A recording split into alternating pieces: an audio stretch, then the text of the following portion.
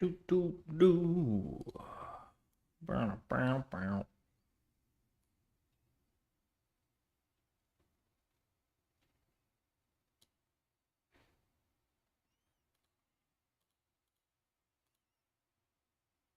Okay.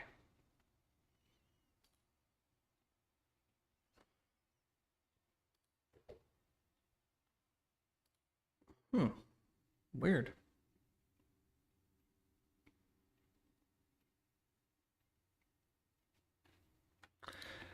Do do do do do.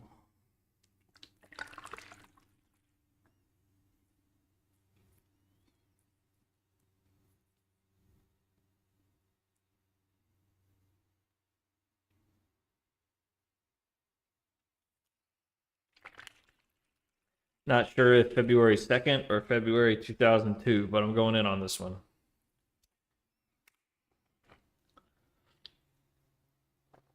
Mm.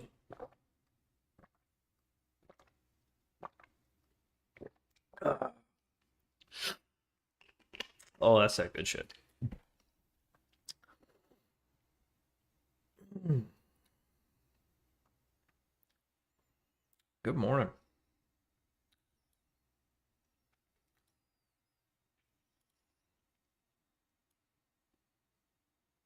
So, I've only streamed on YouTube like 3 times, and I'm already getting all of the scam comments. Like, God, one of them was like, "Hey, I've got like Tether in this wallet, and I know like the secret key. Like, here it is." It's like I don't even want to guess what that scam is. Uh, then some other guy who comments the same copy pasta on every one of my videos is like, "Hey, I would like to speak to you. Please give email."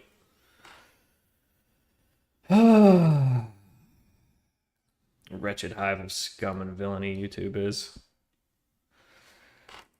All right, let's see here.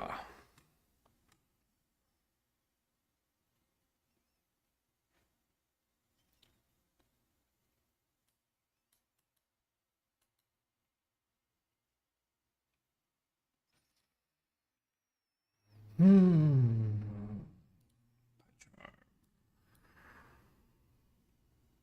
Perp, perp.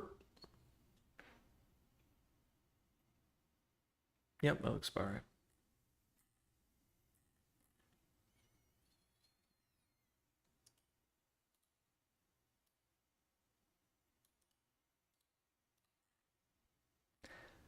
What is Jin AI, man? I mean, when you really think about it, man, like really, man, like for real. On God, man. On God.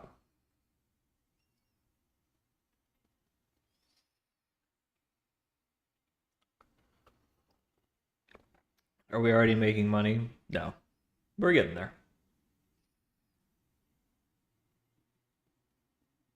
You know, it's a wonderful double-edged sword, right?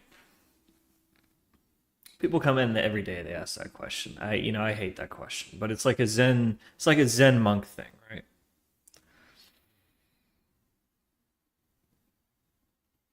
When the answer changes, people are going to begin asking a follow-up question, right? So like every time everyone asks that question, it's like, hey, are you making money yet? It's like, no, not yet, but we'll get there. Let's say I answered yes. Oh yeah, we're making tons of money. We're making tens of thousands of dollars a day. What would be your follow-up question? What would be the second question, right? Food for thought. Do I plan to release it as a commercial product? Hell no. Why would I ever do that? Oh my God. That would just be no. Why? If it works, why would you ever give it away? No, for any amount of money. No, no, no. No, you wrap a hedge fund around it and you charge fees because now you have a monopoly on that thing. Yeah, exactly. Small loan of $1 million, right? Yeah, pretty sure that's what that guy on the YouTube comments wants to ask me. Buy some feed pics. Hey, you know what? We might go into hack 2 mode. What's up, Mario? We might hack 2 of this one. Y'all already getting silly. What's even on our agenda for today? Actually took a day off. That always like gets me 1 foot off the merry-go-round here. Let's see. Late ticks. Pretty sure that was a Wi-Fi hiccup because we haven't seen that again since. We already proved it wasn't uploading to YouTube concurrently. Dashboard. Portfolio manager upgrade. Let's see. Let's take a look at the other board. We got some to optimize. We got some more that we want to start churning out. I usually prefer churning out components to more architecture stuff. And dude, I didn't stream for 1 day. I didn't stream for 1 day, bro. I'm trying a new lighting setup now, so I should be more evenly lit. Remember how I used to have the green screen? No, you don't, because none of you watched me back then. But I used to have a green screen. I still do, but I don't use it because, I mean, when you have this like fabulous apartment, right? You don't need a green screen. But I still had the lights that I use to light the green screen, and they work really, really well. I just, I need to wear my headphones because those things deep in my I can't think with those things deep in my fucking ears. I don't know how people do it for 6 hours a day. I just need some smoother headphones that don't have this gap up there.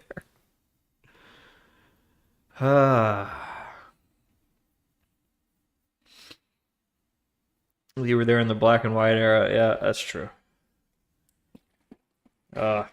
You're there in the dark days, the message bus days. This is me at my lowest as a human. I still look back on those days in shame. So does the platform use some AI to predict trade? Yeah, something like that. Yeah, I got some grapes in the fridge. I need to get back on the bike. That's my goals for 2025. For the first quarter, get back on the cardio routine. But I need to find a balance to it. Doing 20, 25 miles every day was, I don't know who I was trying to impress, but that wasn't making me healthier. It wasn't actually losing me weight either, which was pretty frustrating. So yeah, but I want to get back on the cardio, and I want to get my upper body in some kind of a decent shape and to get that habit established by the end of the first quarter. I want to get online with real money. That would be great. By the end of the first quarter. That'd be fantastic. And if that fails, I'd like to have some kind of a line on an income source. That would be great. Because I think 2025 is pretty much the last year that I want to live without cash flow positivity. Sucks not having money coming in. Anyhow, it's either that or start cowboy trading, which I'll probably do anyway.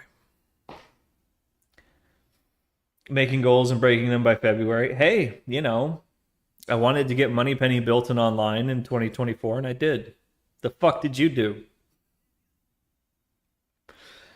Tax fraud? Yeah, I noticed Asmund was giving some wonderful advice this morning on cred maxing.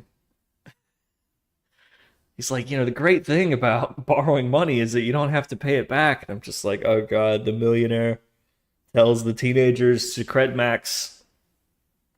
Anyhow, let's see. We wrote the Eye of the Open, but we never tested it. We still got the original Python script here.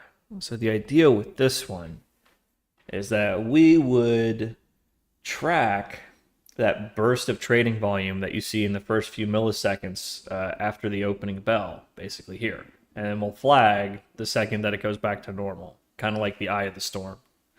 The thinking is like, whatever information needed to get priced in just did. And so this could be an opportunity. but we're not really sure yet. The whole idea is that we can code that up, throw it into the learning algorithm, and it'll figure out some strategies based on that if there is anything to figure out. It'll figure out if there's any information value there. If it allows us to predict the performance of any of our trading tactics, that particular class of anomaly. When you combine it with other regimes, it could get very interesting. Oh yeah, I need to turn on our data lake. Docker, who's got the Docker?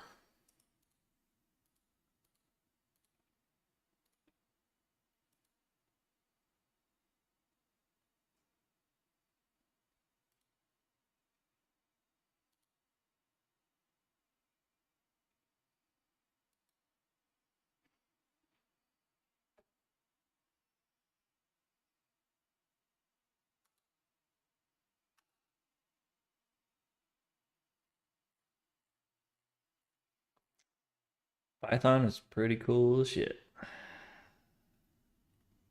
Wait, is that NVIDIA? No, it's DJT. You didn't properly refresh on me.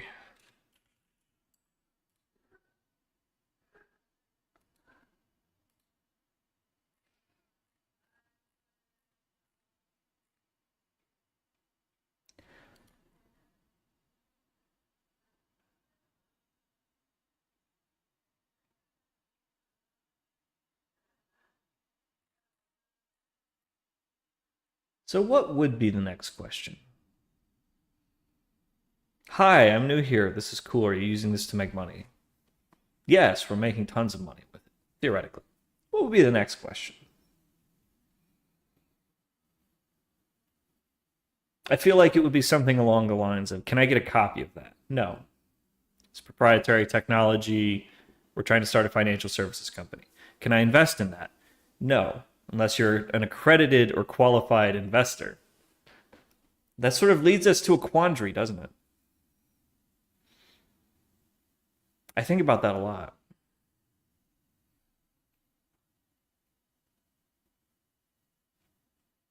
We'll figure it out.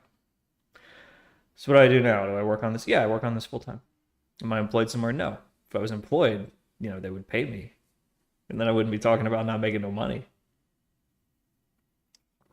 No, this is my blood, sweat, and tears, man. You're new here, but I've been here a long time. Speaking of, how do we test our new component? I figure let's just run it through a week of data and see if it churns out the appropriate number of signals. And we don't even really have to write a unit test to do that. We could really just toss it into discovery. Oh, you know what would be fun? You know what the kids would enjoy? We've got some upgrades that we need to do for our discovery app, like the ability to remove a component from a search space so we don't have to keep fucking creating it over and over again. Yeah, Aristocrat, right? Is that stock still going straight up? I haven't looked in a couple of days. Yeah, I just watched one of those like Las Vegas update videos because I subscribe to all like the local news and events things. And they're like, "Yep, they moved this poker room to make room for even more fucking slot machines." Fuck. Slot machines, dude. The devil. Yeah, it's a good damn start. Yeah. It's gonna be like Australia's #2 company before the bubble pops. before before somebody's like changes the dynamics of the system because there's just too much money going to those damn Aussies. That's Vegas money. I'm actually really shocked to hear, this is a small aside, that the largest slot machine producer, manufacturer, whatever, is in Australia. It's like you'd think the casino conglomerates would have put together some of those billions into like a startup fund to get their own slot machines going. That like all the casinos or even one casino like owns the majority share of, because that seems to be where all the money is right now, is the slots. If you haven't been to Vegas in a long time, ain't no poker rooms out here anymore. They're there, but they're hiding in the back. It's all slot machines now, as far as the eye can see. Just a sea of slot machines. Slot machines with bars in between. Oh, really? I didn't even know they had casinos in Australia. That's interesting. I'm gonna have to dig into that one of these days because we got sucked down the rabbit hole once about like who's making money from all these slot machines, and we found the company and like their stock's going straight up. Anyhow, let's see. How do we test our new toy? Let's see if we can compile it, throw it into a search space, and see if it generates some stuff for us. If it has the appropriate. Oh, we can't see the signals that it generates. Fuck. Yeah, might as well just write a unit test. Okay, so in that case, we can add our test universe as a test dependency, if only temporarily. I think we did the same thing with trading hours. No, we did not. But we did add the data source manager. And we'll probably have to do that again. So let's do that. And our test universe.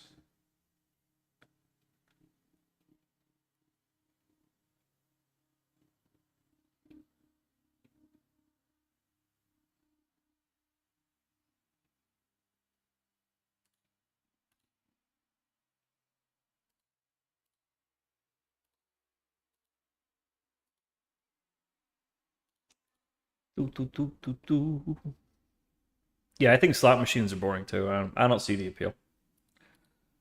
But I tell you, people play them. People stand in line at the ATMs to get more money to shove into those fucking machines. I've never seen anything like it. It makes alcoholism seem like a fun and cost effective way to enjoy your weekend with minimal consequences. It makes heroin seem like a not such a bad idea. At least you won't spend too much money.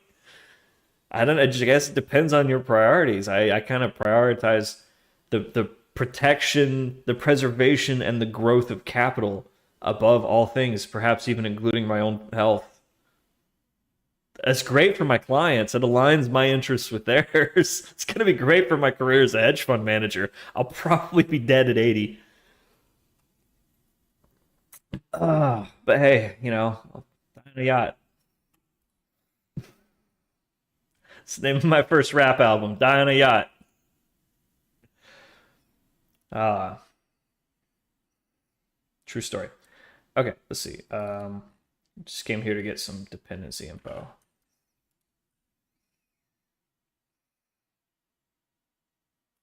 Install that. Come over here. Burp, burp, burp, burp, burp. And bam.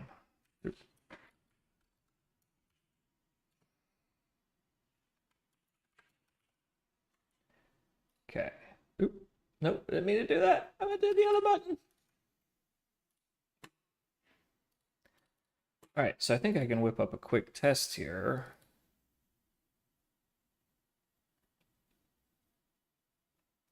Let's see, what's our data lake coverage on this one? I think we've only got June to September for raw tick data. Let's take a peek.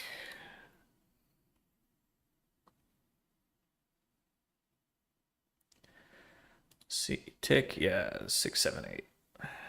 All right.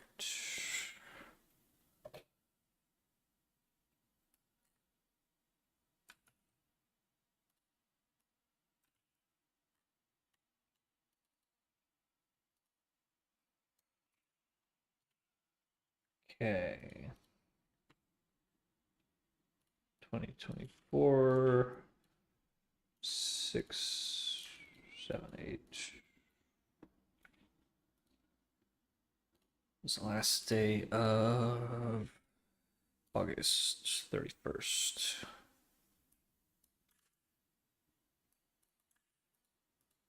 Let's say 30th just to be safe. Boom, boom, boom. That should be interesting.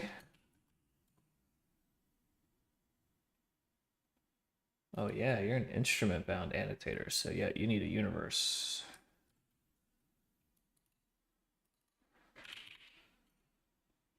As a universe first, yep.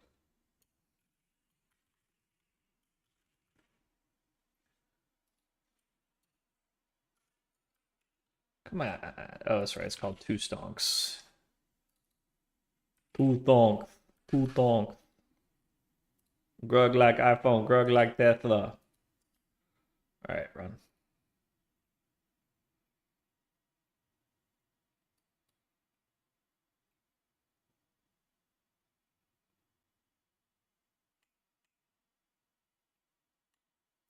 Oh, oops.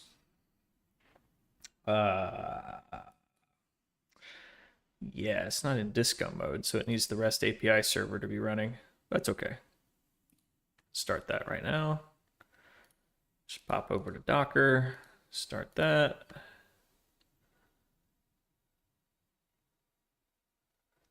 Let it warm up here. We got a lot of rows in there. All right. Okay. Back to Octo. Oh, that's bad.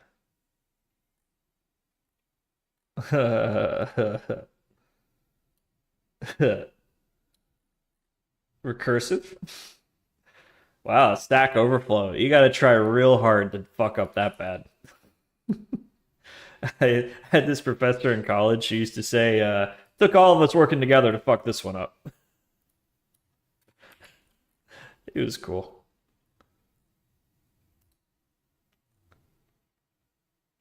Yeah, so cancel subscription would reset, would cancel subscription would reset ad infinitum. Okay.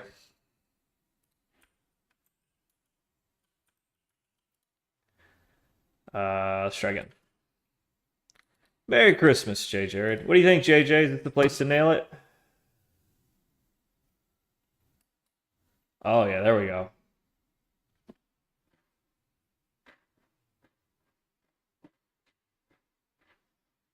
It's going through the REST API that's kind of slowing it down.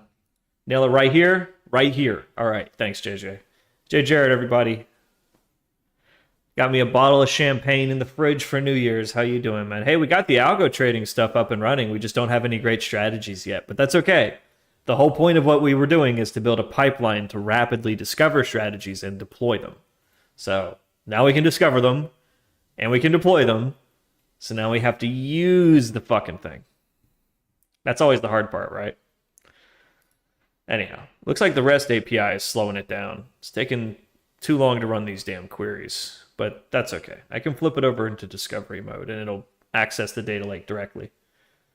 Should speed it up by an order of magnitude. I don't know what's so slow about the damn REST API. I'm gonna work on that. It's been on my agenda for a while.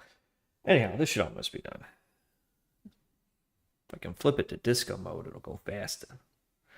Yeah, thanks, man. It means a lot to me. That was kind of my big goal for 2025.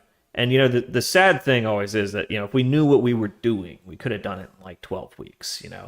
When I think about like actual work that contributed to the bottom line, like lines of code that made it to the final product, it was really the minority of the code that we wrote this year. And that sucks, but that's how it is with any organization. I saw a thing once where Gabe said that the average programmer at Steam or whatever only wrote like 4 or 6 lines a day that made it to production. Something like that. Hey, cutie.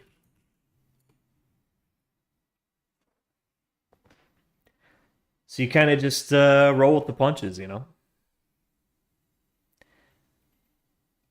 think a big part of it was just ignorance. Like I just didn't know what tools were available to me, and that cost a lot of time. I finally learned enough about myself to know that when I feel like I need to reinvent the wheel, it's because there's something I don't know. It's because I don't know that there's a wheel that already solves this problem. It's usually when I need to stop, drop, and consult a subject matter expert because that's what always gets me out of these pickles. instead of toiling around trying to reinvent the database or something. It's like, oh, what, you mean there's a thing I can just pull off the shelf and solve that problem today? Oh, sweet. Yeah, let's do that. Didn't appreciate that kind of stuff until I wasted my 20s reinventing the wheel over and over again. But hey, that's life.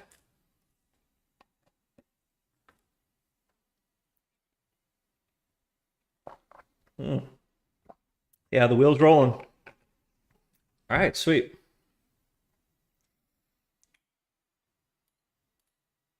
Did it not print any annotations? Kind of feeling like you didn't print any annotations.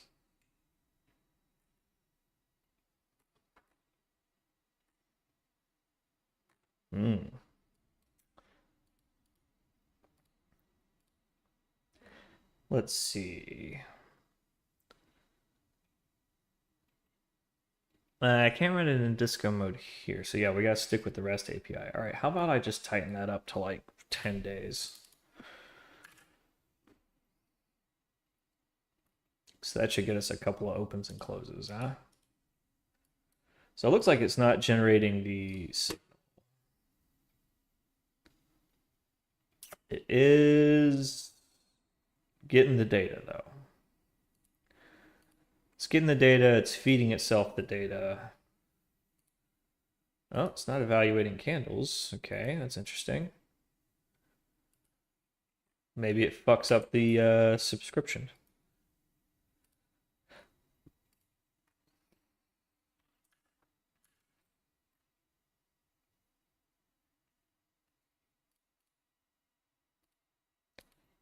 Well, let's step through it, shall we?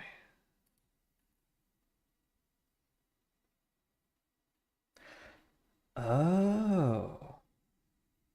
Yeah, I think it only runs once. It's not properly cycling itself.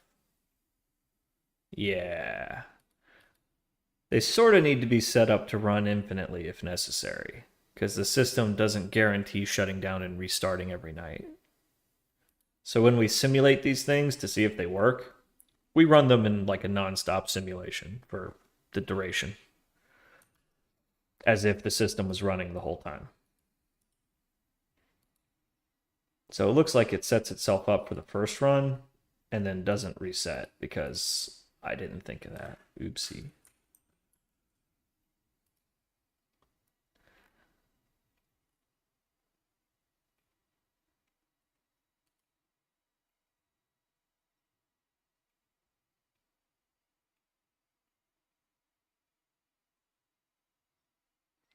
We're getting our data from Polygon. So right now we're running a simulation through our data lake, which has about 500 gigs of data in it, so that we can kind of replay days with ticks and quotes. But for live data, we pull it from Polygon, and they're pretty fast. A couple of alternative data providers would be IQ Feed. They're fast, but I don't recommend them because they're expensive, and they don't really focus on stock data anymore. They try to focus on like agricultural data. I think stock data is like a legacy product that they begrudgingly support. There's Data Bento, but they are, I don't want to call them mid-tier, but that's sort of what they aim to be in terms of price and quality. It's expensive, it's fast, and it's like the last stop before you get like a real deal big boy, like for real direct SIP feed. When I was working at the clearinghouse, we had a consolidated pipe, like a consolidated feed of all trades coming from the New York Stock Exchange and the NASDAQ, respectively. It was really cool. And I saw the bill once. It said like $500 a month, and I was like, that can't be right. Like, no fucking way. Like, do we pay $20,000 a year up front? Or like, because $500 a month seems way too reasonable for like real-time data. I'm paying about that much right now. I think we're paying $200 a month for Polygon. Polygon as in the crypto chain? No, Polygon.io as in the market data provider. Why does everybody always think I'm talking about their crypto? Okay, so does it produce one signal like ever? Because it's looking like no. All right, so we start listening. We get the subscription going. Do we ever receive a candle? No. Why not? Because it looks like the subscriptions are running in the background. Like they're being simulated through the data lake, that's for sure.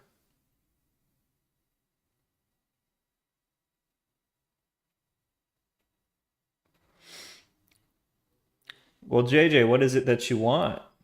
Do you just want to automate what you're doing?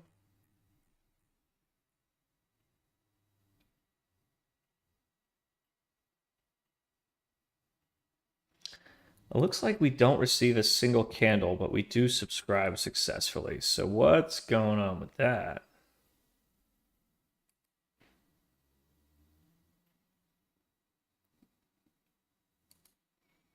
That might be a bug somewhere deeper.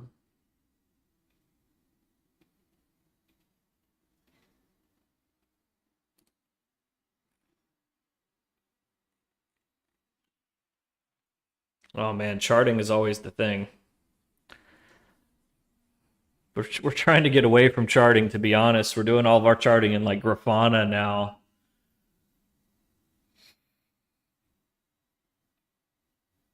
Wall Street does run on old technology. I can attest to that. It's not necessarily their fault. It's just there's a lot of legacy bloat out there, you know? It's a big system. You can't just shut it down for a month and reboot, you know? It evolves slowly. Like we just started doing overnight trading sessions. So now from 8 p.m. Eastern to 3:50 a.m. the next day, there will be overnight trading, which will start Sunday at 8. So markets will close on Friday at 8 and open Sunday at 8 p.m. Like, we basically have 24-hour trading now. It's only going to be closed for 10 minutes. Just long enough to roll over a server.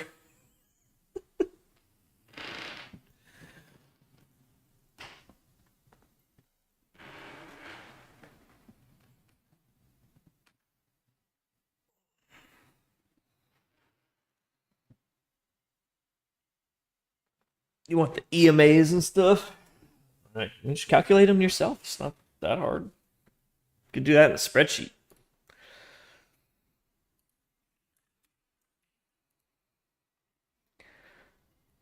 Okay, let's step through this.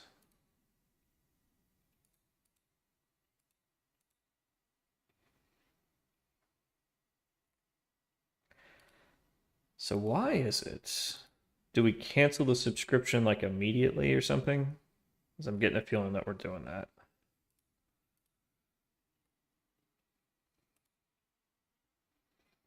All right, keep my finger on this. This. I want to see its step here.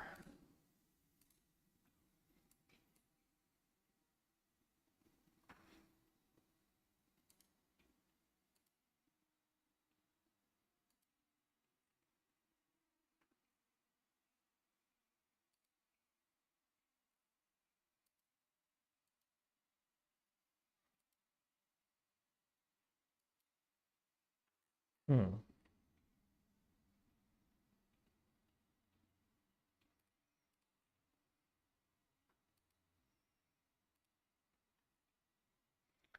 All right, so start listening at 9:29 and 50 seconds. Start signaling at 9:30 and 100 milliseconds, and then at 9:35 shut it all down.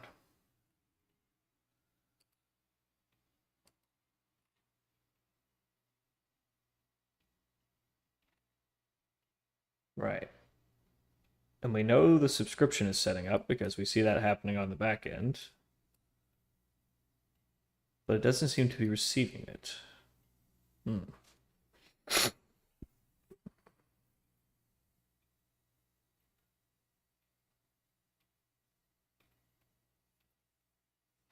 Ah, but you don't want to pay for it. See, that's the thing, you know. I want to marry a movie star, man. You know, and I want Mexico to pay for it. I want her to pay for the wedding. You know what I mean? I want to get Oprah pregnant. Let's do it. Well, she's kind of old now. I want to get Zendaya pregnant. Let's do it. You can do it with automation, but yeah, you either got to code it, in which case you're probably going to have to pay for the data source, or you have to pay someone else to code it, and you're probably going to have to pay for the data source. I've never worked with the TDA API, TOS API. If you can get tick by tick out of that, then you can probably set up your own filtering rules with whatever their internal scripting language is. But yeah, I've never worked with it. I'd take a look at like their scripting languages and just be like, oh, this seems built entirely for technical analysis, and that's just like not what I'm doing. Like I want to be able to listen to 50 different data streams and have access to this database and have access to this other API and like string it all together with this proprietary machine learning and like, you know, TOS and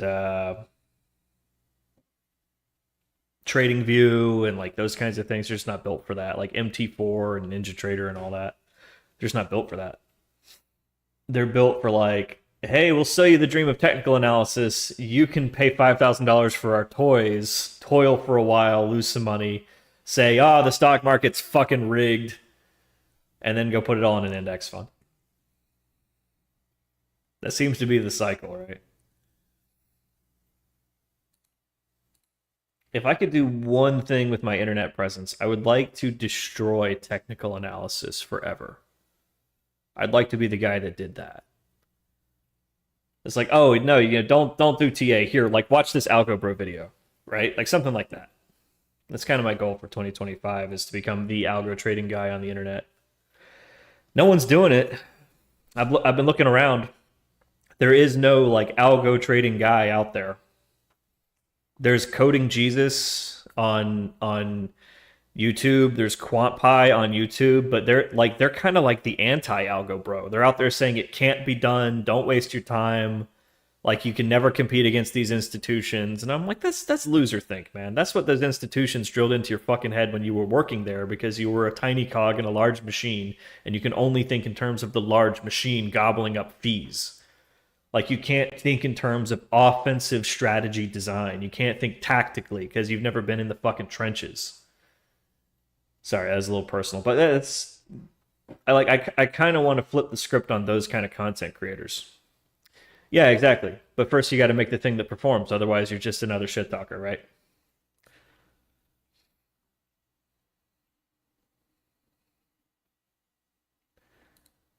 I don't necessarily want to be the guy who's out there saying like, "Yes, you can do it," but I want to be like, "See me out here doing it? It's not impossible." Traders love TA, yeah, because it's simple, it's easy to understand, and it's this cognitive. I don't know the word. It's like a logical fallacy that because like these two things align on the chart, like that this will predict the future. It's almost like fucking like astrology or numerology. It's like I drew the line. These 2 points match, and therefore the future will follow this prediction strictly. And if it doesn't, that's because I misinterpreted the tea leaves.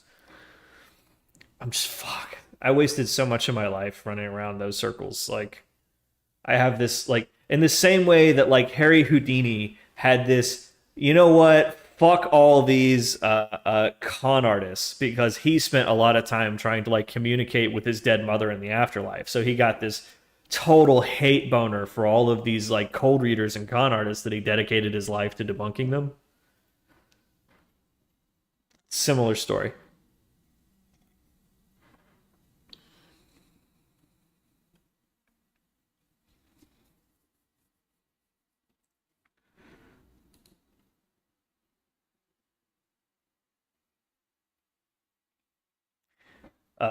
Yeah, no. Well, see, I saw this interview with Ken Griffin once. I have the clip somewhere. I can go dig it up. He runs Citadel, which is one of the largest hedge funds in the world. It's one of the top five now. They're a multi strategy fund, which means that if I ever actually did get something off the ground, they would just come gobble me up. They'd be like, hey, kid, this is cute. We'll give you $1 million a year to sit at this desk, manage five people that you choose, however much you can take, and 15% of the profits. Huh? What? Okay. That's what they do. That's why they're killing it, because they just make it easy for you to sit there and think about trading all day and not have to build a business. And they do all the business and they collect a large chunk of the fees. Anyhow, Ken Griffin did an interview where he said, he started Citadel out of his college dorm room with like $200,000. And these days, it just couldn't be done. Like you would need $200 million to start a similar kind of hedge fund in today's regulatory environment and whatnot. But I think that also is why there's an opportunity there. I think I think it's not natural for the ecosystem to have five hedge funds that manage half the money on the planet.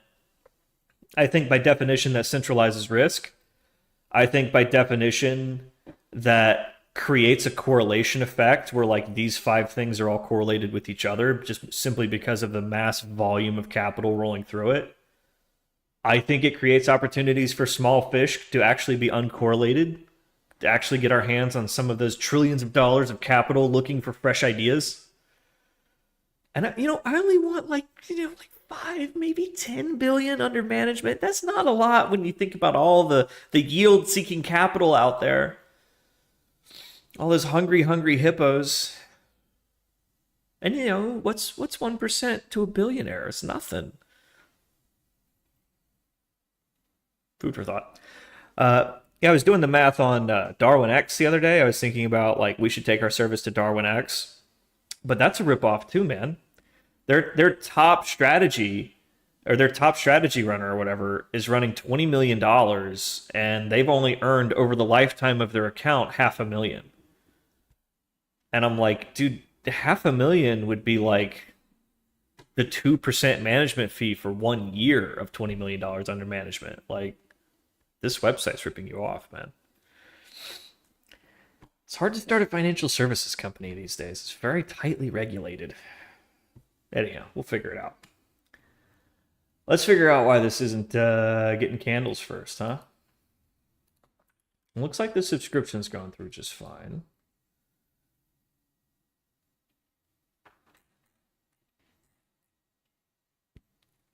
I think it's canceling immediately. So I'll tell you what, let me flip this off. Let's just kill the whole reset. Kill the whole reset. And you just listen and signal, because I want to see you signal at least one time.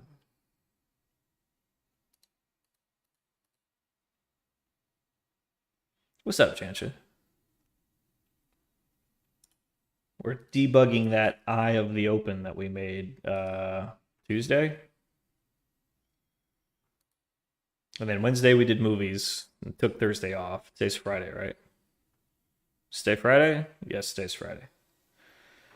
It's all blurring together, man.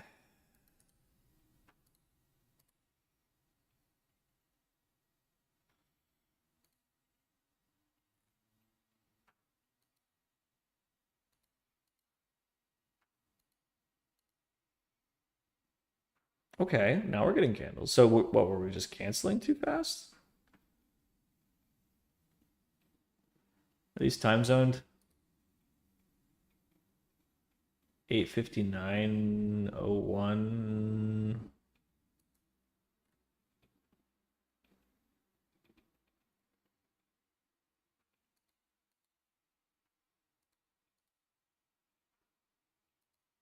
Hmm.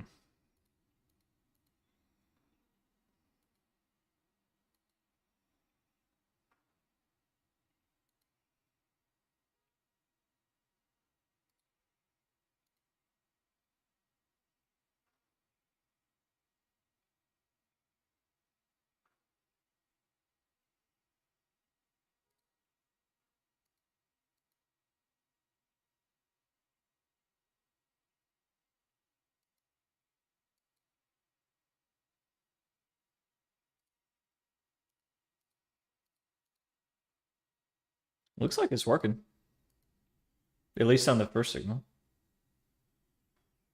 Why does the clock say 9 a.m. and not 9:30 a.m.?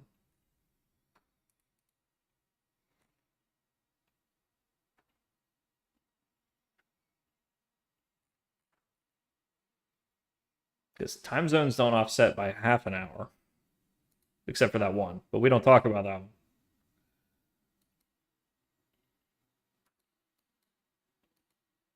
Oh.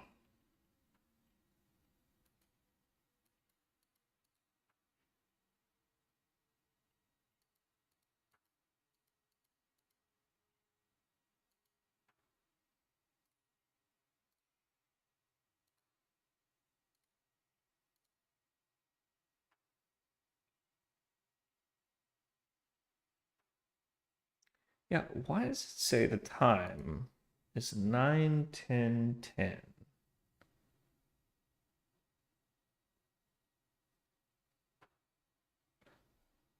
Oh. Ooh.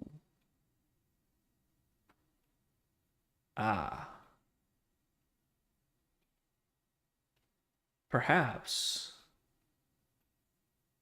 because we started listening on a day that the market wasn't trading. And we didn't stop listening and restart the next day. So we should probably reset our test for the third and not the first. Oopsie. See, you know, I'm smart. I'm not dumb like people say.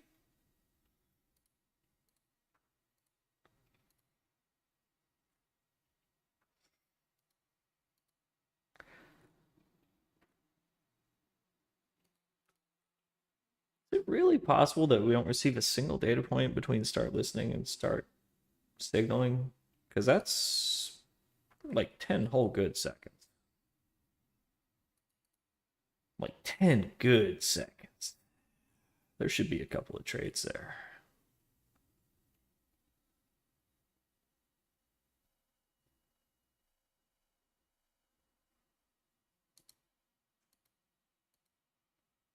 Okay, so these are time stamped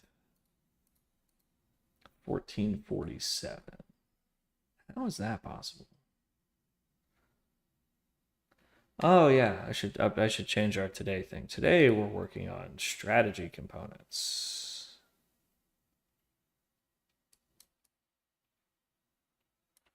Today we're working on new strategy components.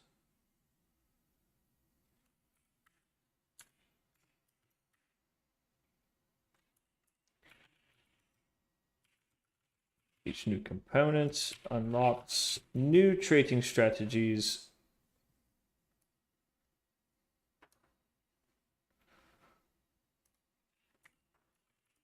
when added to our growing knowledge base of market anomalies and trading tactics. Something like that.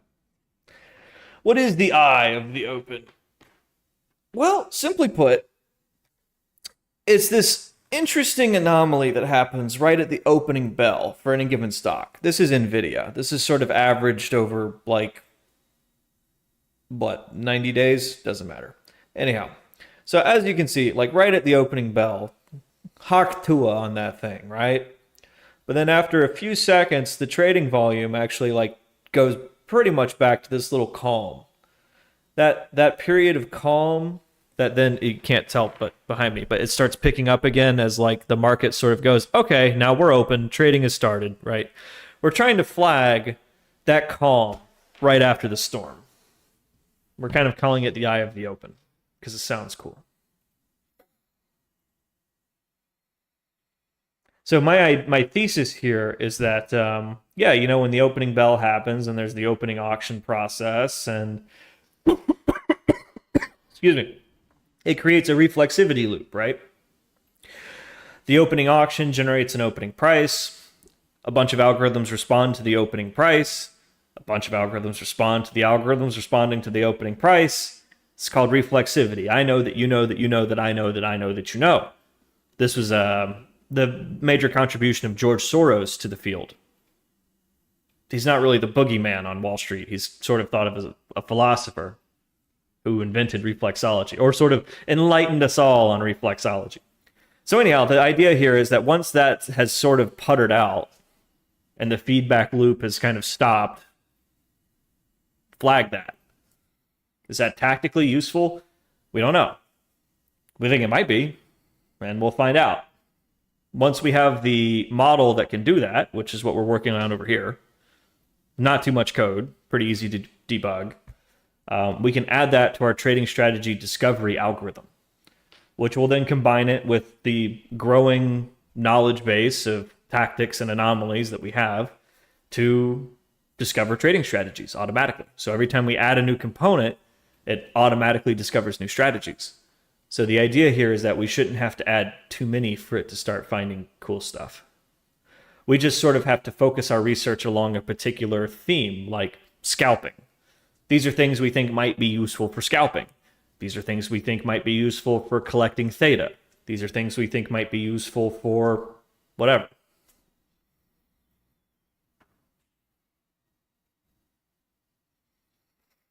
Etc. Etc. Okay, so I'm not sure what's going on with the timestamps here, but the logic does seem to be working. We are getting samples as we would expect to receive them.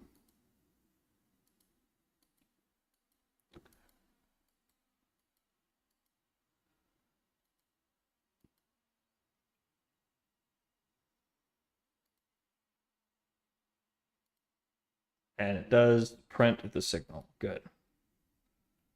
So eye of the open. Calm and trading volume immediately following the chaos at the opening bell. What's the timestamp on that? 14:47:41 in 700 milliseconds. What? 14:47? It's got the Z indicating that it's a zoned, right? Well, no, it's an instant, so the instant wouldn't be zoned. That means it's probably like, what, Z for Zulu? It wouldn't be 9:37, would it? Hold on, let me zone this just for my own sanity.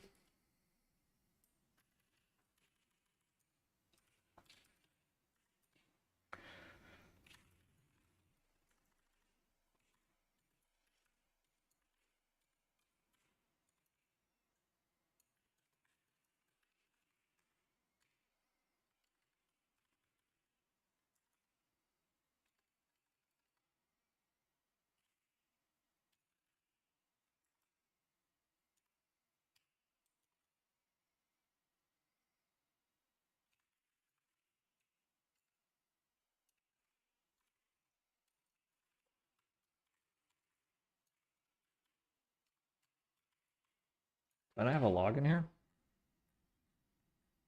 Might have to fix that.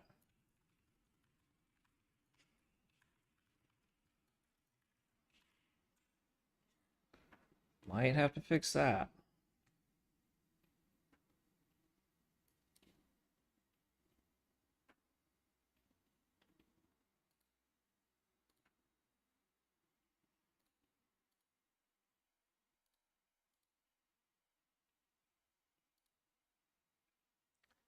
Okay, at 10:21 Eastern time. Yeah, that's a bug.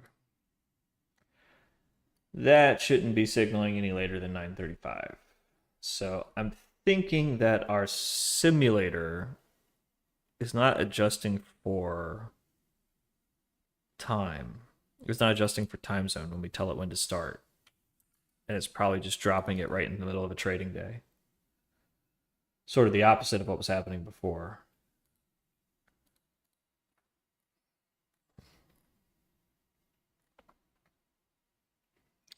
Well, I mean, we zone it correctly and we give it instants for starting and stopping at. So no, it actually should be pretty accurate.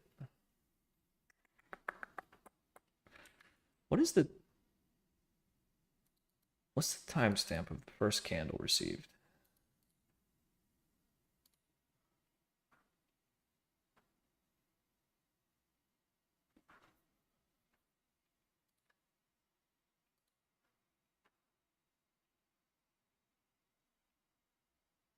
1404. That doesn't make any sense. The plot thickens.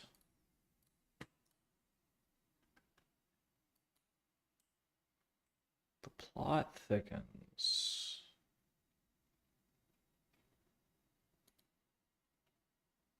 Well, we know our simulator's good. We use it for a bunch of stuff. Warm up my coffee. Think about that. I think we might be chasing like a bad line. I don't want to say a bug, right? It's not like a bug. I think it's like a mundane detail, you know what I mean? Human error.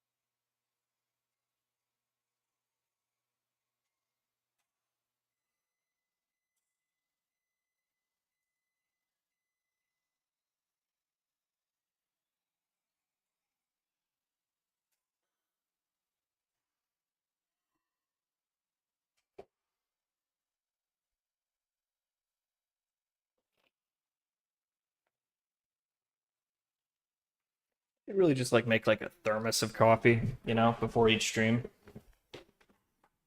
That would be probably a smart thing to do.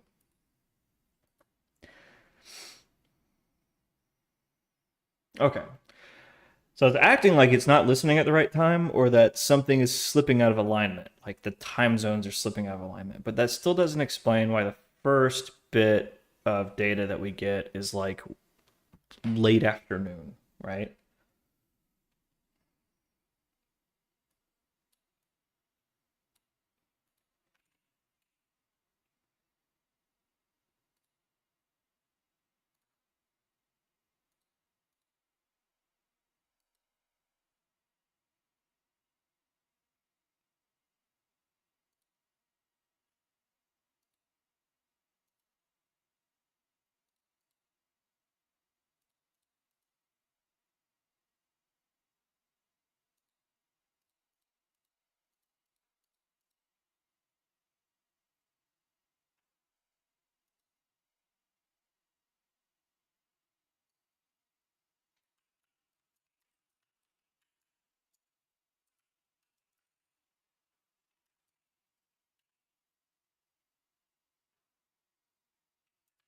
What up, Moody?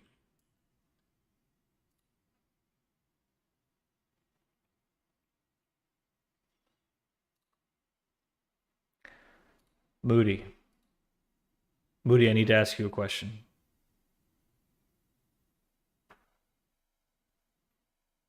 If we were on a fishing trip together and you fell off the boat and you were drowning and I threw you a life vest, would you take it?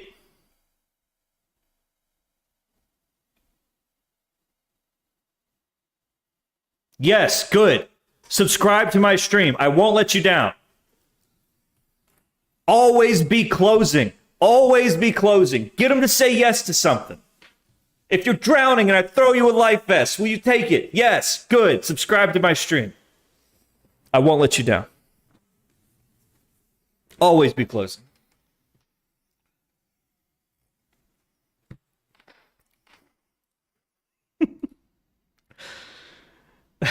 Where did I learn that? Well, that's a combination of the monologues from Glenn Gary, Glenn Ross, and Boiler Room. Thank you.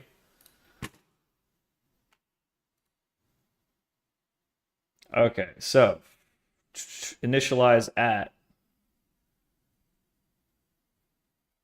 Yeah, okay, yeah. Beginning of the day on the 3rd, right? And we're looking for 1329.50, 1330. Okay. Now, can I schedule a task for instant and zone daytime? Okay, cool. I'm going to do that.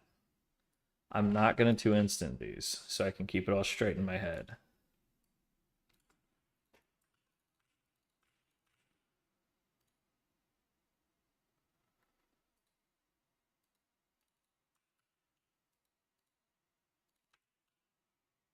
That might even be what's going on. Time zones, man, they'll get you. Look at where I practice that shit in front of the mirror all the time. Coffee is for closers. That's right.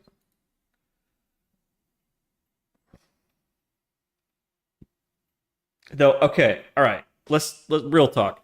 I had never seen Glenn Ross start to finish until this year. On Algo's 2024 look back, I watched Glenn Ross for the first time, and preface, I stan David Mamet. I suck David Mamet's cock. I do David Mamet monologues. I've read just about everything the guy's ever written. I love this guy, but I had never seen Glengarry. I finally saw it. I fucking hated it. I fucking hated it. Boomer trash. Boomer trash. That's all I got to say. All right, I did kind of like it, but I fucking hated it. Al Pacino rocked in that. But fucking everybody else, Al Pacino, man. Kevin Spacey was all right. I don't know. It's infinitely quotable, but I feel like it was Mamet before he really discovered himself. I feel like peak Mamet is probably Heist. If you've never seen that, that's a good one. He had this almost over stylized thing in the early days. I feel like Glengarry really fell into that. I should clip that though. Just me saying boomer trash, that'll get a lot of engagement, you know. Rage bait.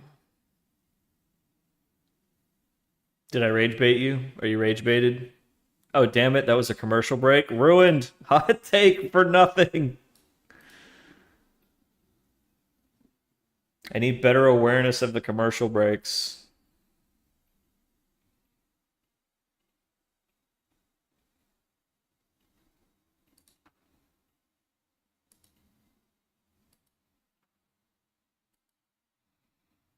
Okay, so those look good. All right.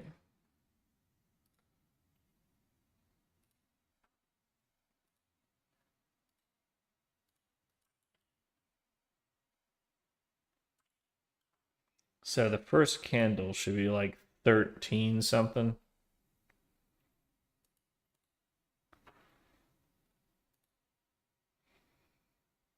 But no, it's 1405.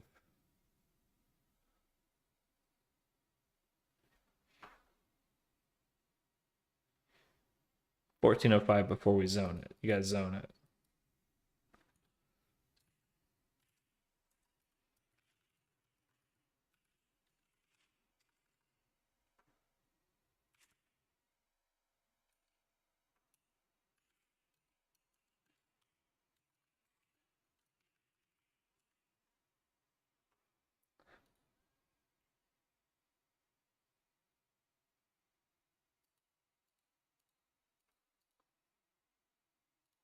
People like to rage. It's like our favorite recreational activity. 10:06. Okay, so we request data in the simulation at 10 seconds to 9:30, and the first data point that we receive in the simulation where we can stop time and pull the data and plug it into the tape. Is it 10? Is it 10 a.m.? What? That's an interesting thing.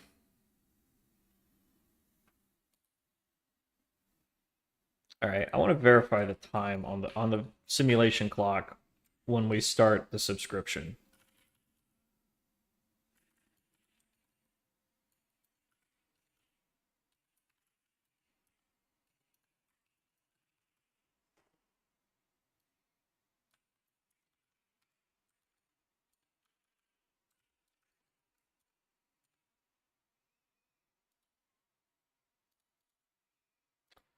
I'm not really sure what's going wrong here.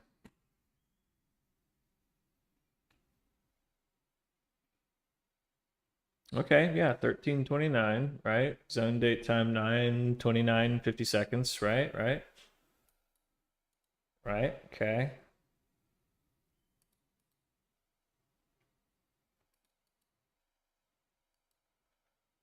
And remember, time is stopped. Time is stopped in the simulation for us to create this subscription and for it to go over to the data lake and fetch the data and bring it back and feed it into like a tape reel, like an old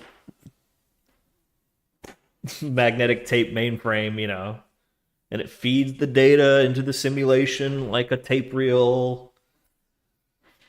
That way you can, pull a chunk of it, bring it in, feed it in, pull another chunk, attach the sticky ends, feed it in.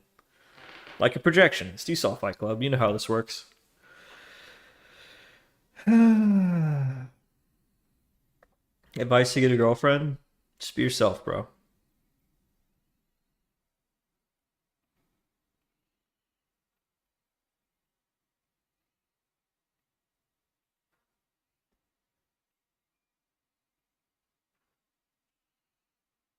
I don't know. I've not had a lot of luck with the ladies lately.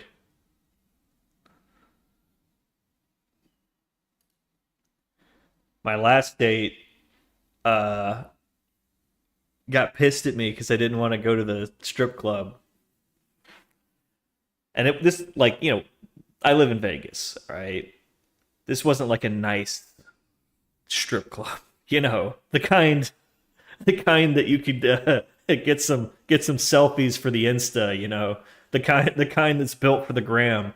No, this was like a seedy truck stop strip club, the kind you get like stabbed at. And I was like, nah, it's late.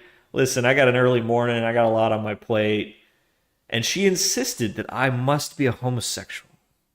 Now, I love cock. I do, deep down in my heart. Thank you, Pickles. I love you too, Pickles.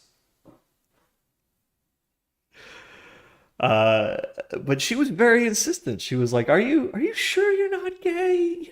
Because I'm just getting this gay vibe from you all of a sudden." That was my last date. She was so pissed at me. She hasn't called me since. What can I say, man? I want to go to the nice strip club. Thanks, Pickles. I've never been to a strip club. Chad, have you ever been to a strip club? What's that even like, man? Yeah, it was our third date. I took her to my favorite nerd bar and she got bored and she wanted to go to her favorite strip club.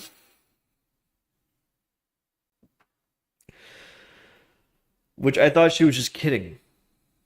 I thought she was kidding. I thought we were going to go to like a tiki bar or something.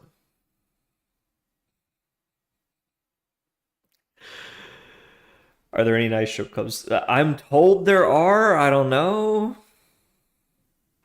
Oh, Jay, you'd love this. Our second date, she showed up too drunk to walk straight. So I had to like park her down. I had to like sit her down in my apartment and feed her pizza till she could like drive home. Um, and she told me later that, oh, she was only smashed drunk because she declared bankruptcy that morning. And I was like, hey, you know what? As a finance guy, I'll give you a pass on this one. So our third date, she showed up like really excited and peppy. And I'm like, oh, okay, this might actually go well. So she's like, well, let's go somewhere you want to go. I'm like, okay, we'll go to my favorite little nerd bar. It's a 15-minute drive. 10 minutes there, she starts like swerving and slurring, and in the middle of a red light, she's like, hold on, I need to call my ex-husband. I got something to tell him.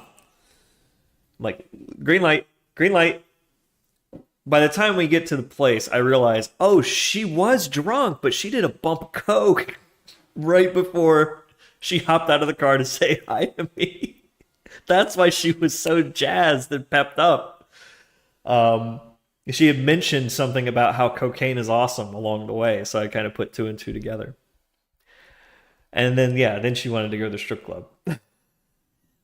Good God, it was not having a lot of luck, guys. So now I got a stripper who doxed me, reverse doxed me. I kind of casually mentioned I'm a streamer. Now she watches the stream. Hey Jay, hope you're having a good day at work, hon. So yeah, we've been talking. She's a sweetheart. actually seems really nice. You just gotta, something about this town and the adult entertainment industry. I tell you, it's a moneymaker up here.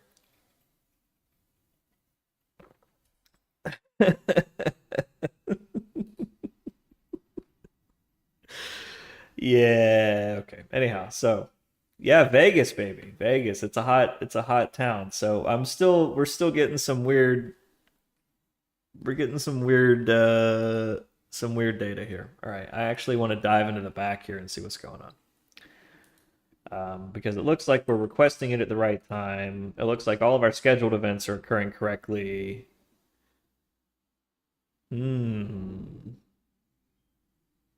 But then the first piece of data that we get is like really, really, really, really late. And it sounds like there's a time zone error happening in the background somewhere.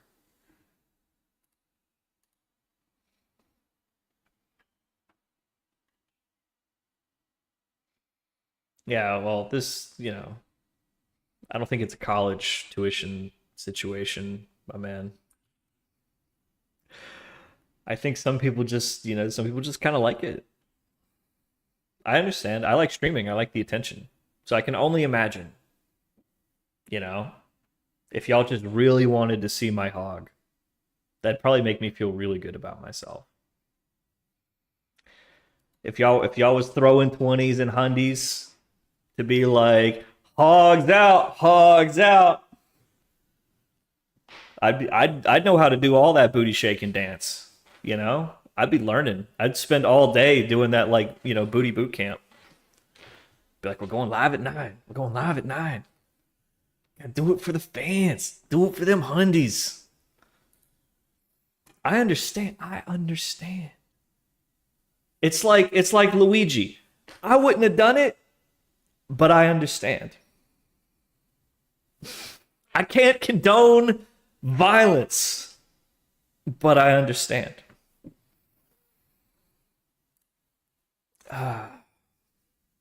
Did anyone notice that he was dressed exactly like Oswald? Exactly like Oz.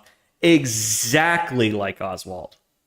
Did anyone notice? That couldn't have been a coincidence. Just saying. He's trying to tell us something.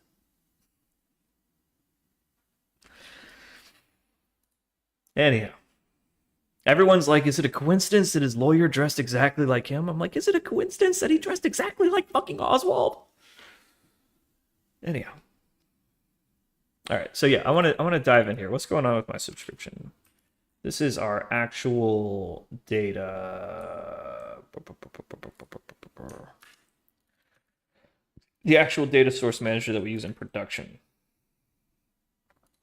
So let me dig this up. Idea projects. MP data source manager. There we go. And okay. Oh, yes, this would be our simulator. Simulator. Wait, is that what we're doing wrong? Ooh, it might be.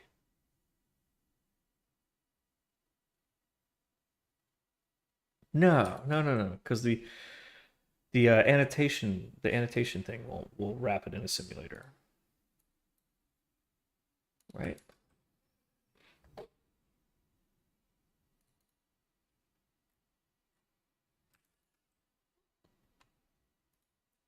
Did I overlook that? No, here it is. Simulated data source manager, right?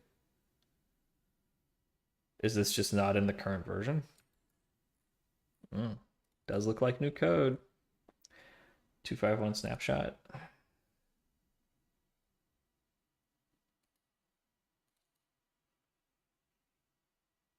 Yeah, we're at 251 snapshot over here in the test environment. Let's just refresh anyway. Run it again, just to be sure.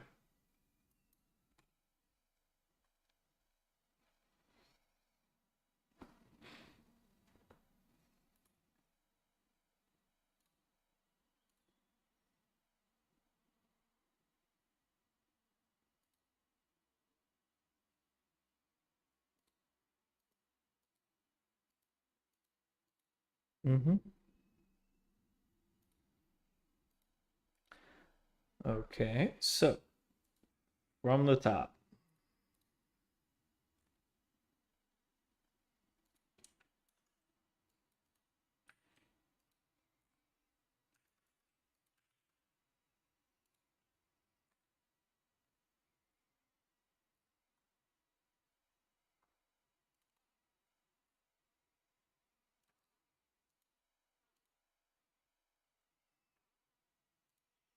Yep, there's the wrapper. Yep.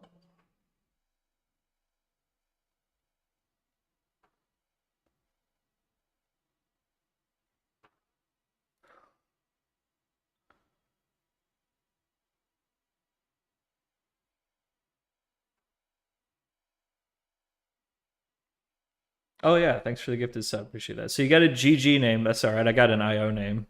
I'm still not doing anything with it. I need to.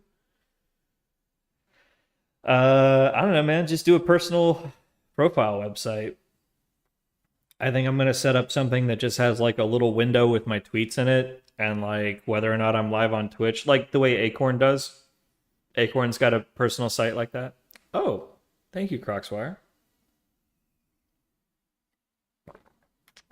Happy New Year, brother. Do I have to? Is this? Is this for the hogging? Listen, man. Listen, not here, dude. Not here, dude. That's on the other. That's on the other one. The other one. That's on the battle pass. That's on the battle pass. That's later. Got an exclamation point link in the chat for all my socials, y'all. 30% off. It's running a New Year's special. You know, I only have one fan in this room. It's my only fan, but I got a really great deal on it. 30% off. I mean, we have the link for you to get the same deal. Great deal. I mean, if you're only gonna have one fan, that only fan, you should get a good deal on it.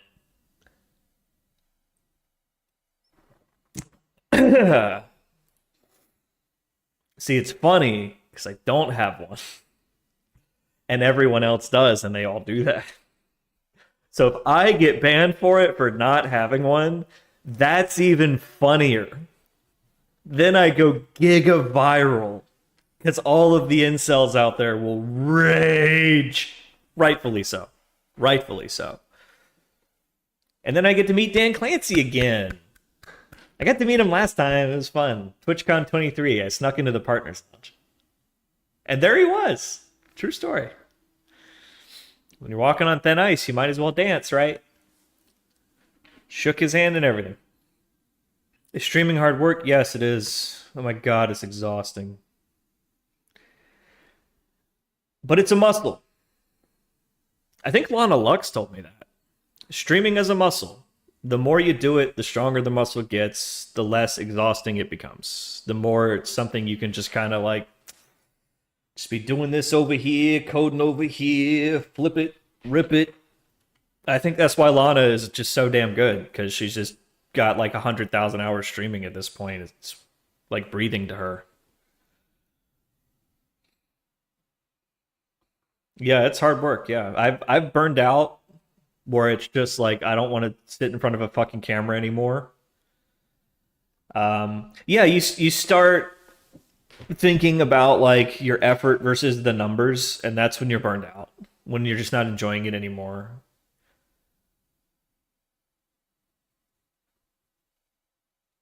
I have no delusions. Stock Jock is probably the upper bound for addressable market. I can maybe have 500 concurrent viewers if I'm algo trading in here every day. If the market heats up, if there's another GameStop situation, maybe I can crank that to like 1,200 or 1,500 for a week or two, you know, and then it fades away. Like the stock guy, same thing. His numbers go up and down in direct correlation with the VIX. It's a finance joke. J. Jared got it. He's laughing.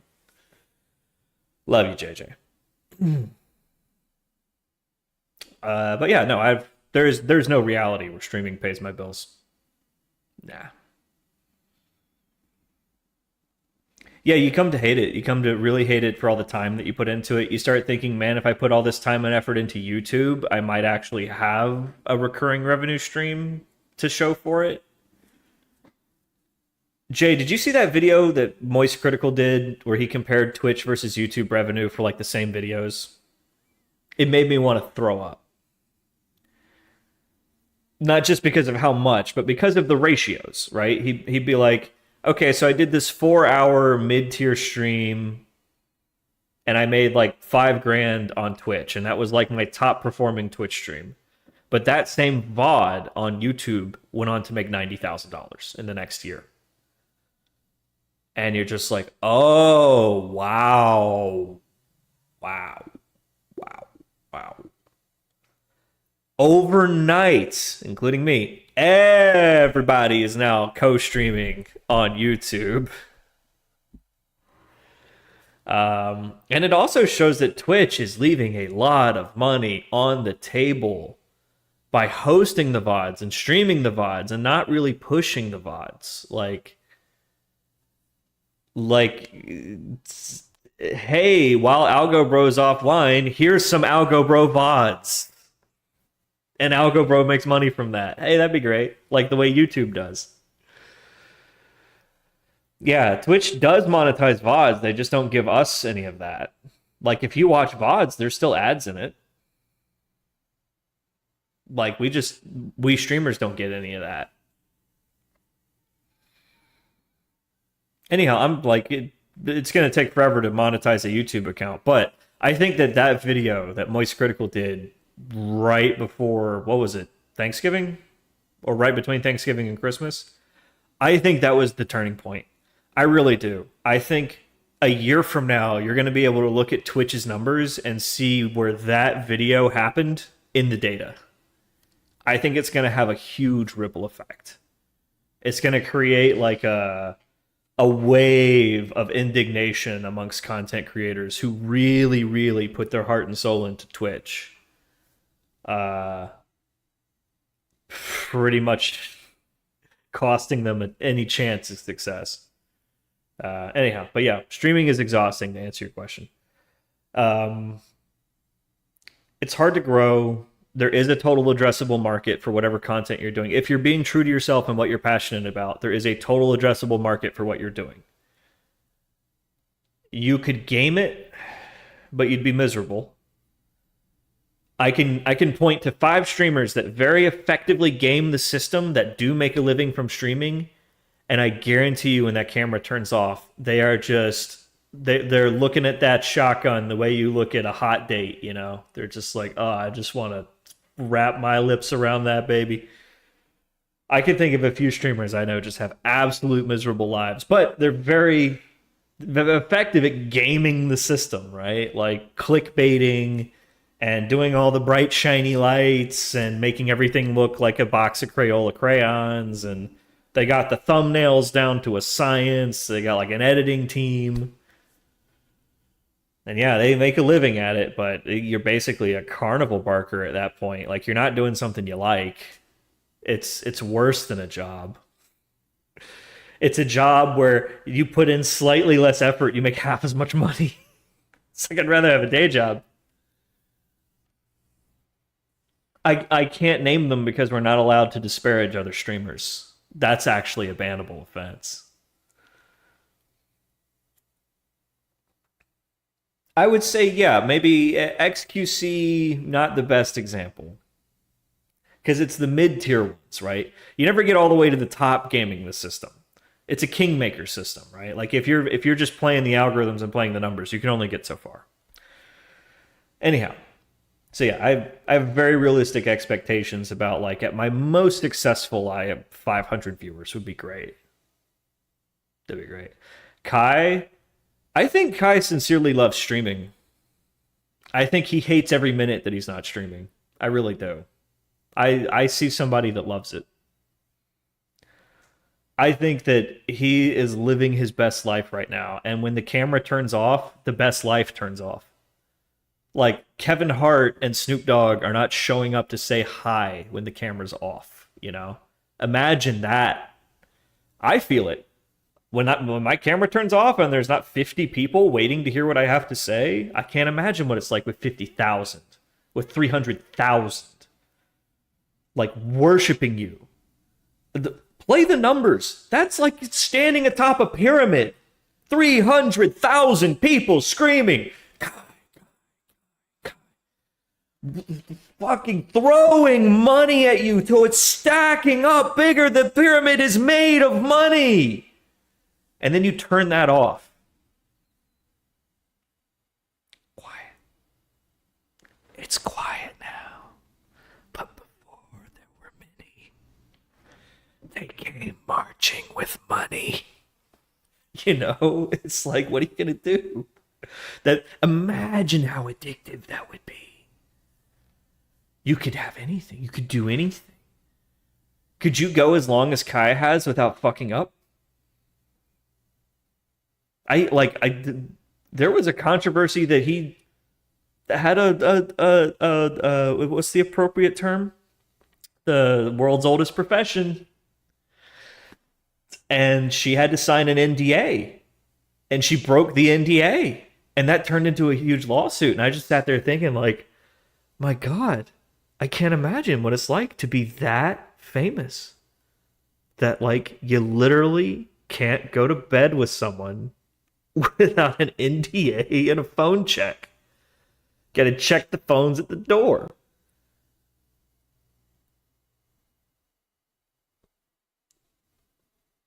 I'd go crazy. I couldn't handle it. But yeah, streaming is a thing. All right. Speaking of handling, this I can handle. Let me actually debug this code. I'm pretty sure this code is good because I wrote it. You know, and that's kind of how I do things. If I write it, it's good.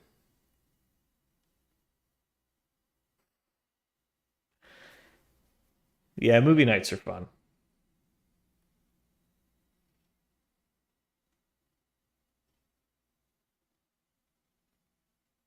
All right, so subscribe to candles should subscribe to ticks, right? Oh no, we use our super query. That's right. We're using our super query now. So, all right, let's make sure that these time spans should match up, which should be in the log. Preparing to simulate candles for, yep. So that looks right. Gosh, maybe it's our super query. Maybe the candles are coming back horrendously deformed. Nah, no way.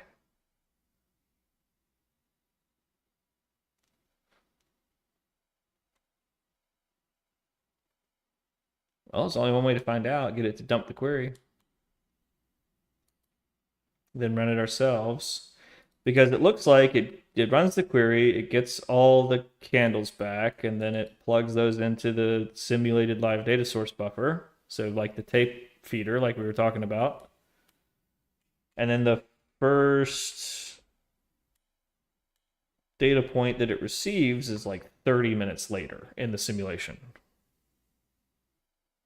But it should be basically instant. Like it's Monday morning, June 3rd, 2024. 9:29 and 50 seconds a.m. Eastern Time. The market was open on June 3rd, right? Hold on. 2024 market holidays. Pretty sure it was.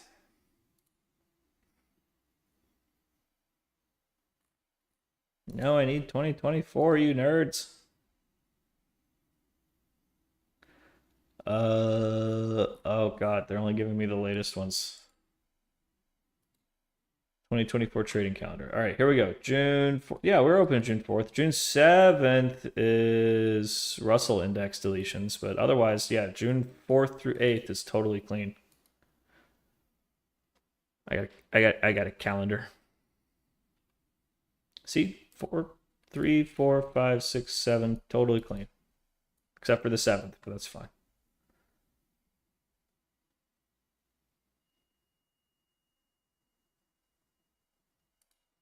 Okay. All right. Just keep digging. Keep digging. We'll figure this out. All right. I say we dump the query and run the query manually on the data lake. That's kind of where I'm at right now.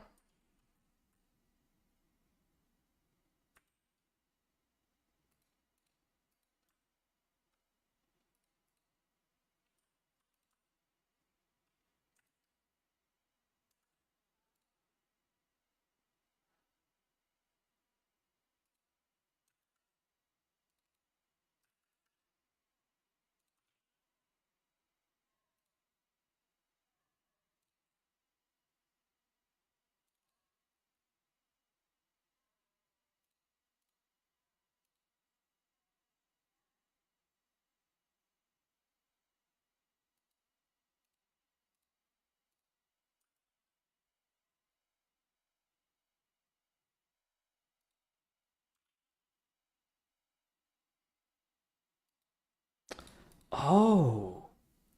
Oh, this is, I think we've never run it outside of disco mode before. That's probably it. Yeah, up until now, whenever we've been doing this, it's been running with disco mode.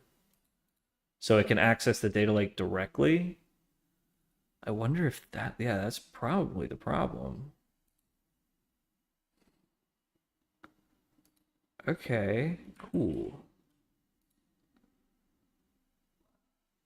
Let me reach into that library and catch that.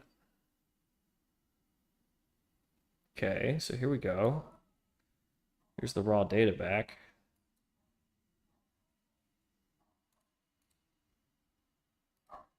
We got the query and we got the response. Yeah, okay, so it looks like that's how it starts coming back in the data. So I'm guessing our super query fucks it up somewhere.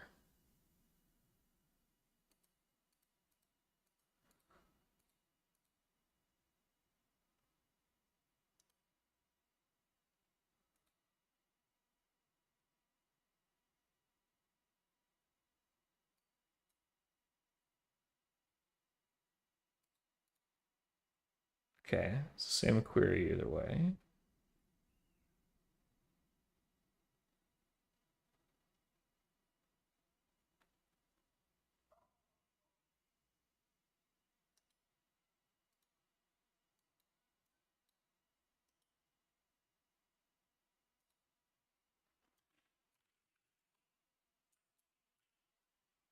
All right, got the query.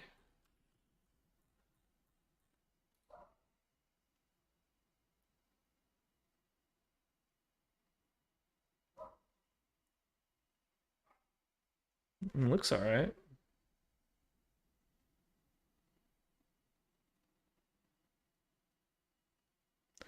The only room for error I see is the timestamps. Those could possibly be busted. All right, let's see if that's converting correctly.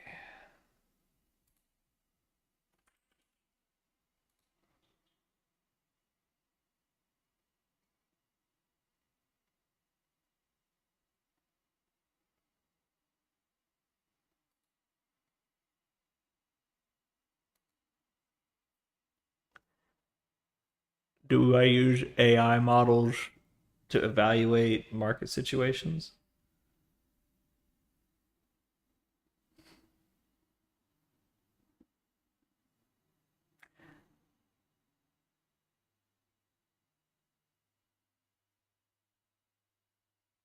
We use AI to discover trading strategies, but once they're discovered, they're like rules, you know? It's like the DNA is written. So we don't need real time machine learning. Real time, it has like a brain and it knows what to look for. And it knows when we see X, these are our tactical options. This is the smartest thing to do, if anything. That kind of stuff. But it's getting more and more sophisticated. Like right now, we're going to be running one portfolio of many strategies, and each strategy can have many positions. But we're already starting to run into thought experiments about, well, what if two strategies want to trade the same stock in opposite directions? Now we have to have this accounting layer and blah, blah, blah, blah, blah. At a certain point, it's easier just to run multiple accounts like you would at a multi strategy hedge fund. So we're kind of quickly turning into a miniaturized multi strategy fund. That's kind of how I see it. And right now we're working on our first trading desk, which is stock scalping. And then as soon as that's sort of established, we're going to move on to theta farming, and then probably some crypto stuff. But crypto in futures, I'm not really interested in getting into shitcoins. But I am interested in getting a little exposure. I like diversifying asset classes. It makes me happy. So maybe the start at and end at nano time is wrong. Okay, well, let's take the nano time and go translate it back.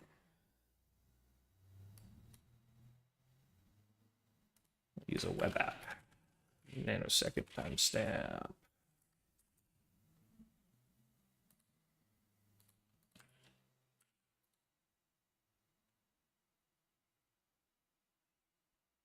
Yeah, that's wrong. No, that's right. My time zone is wrong. But yeah, no, that's right. That's June 3rd, 2024 at 9:29:50 a.m. Yeah. Okay, so the timestamps are right. So the query is good. Is our data bad?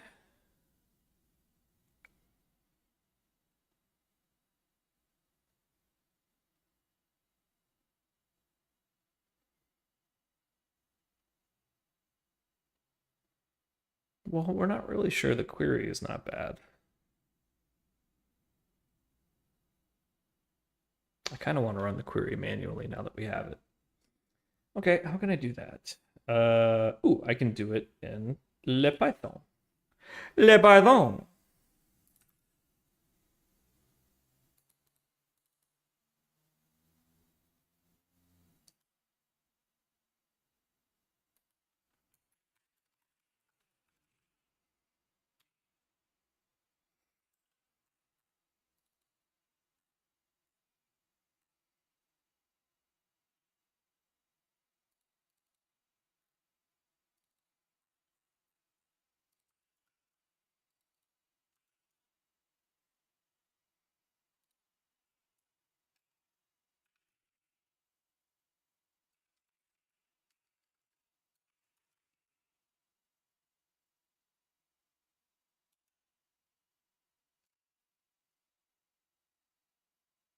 Damn, I forget how to run raw SQL.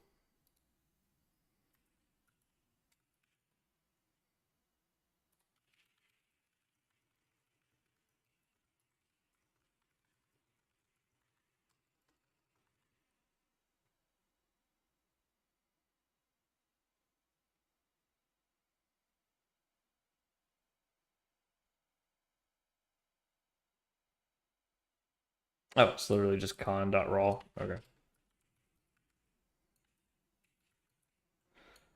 Uh, okay.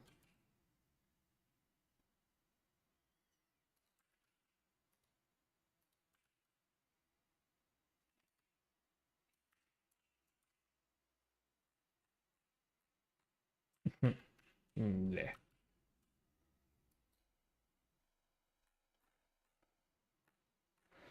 Yeah. There we go.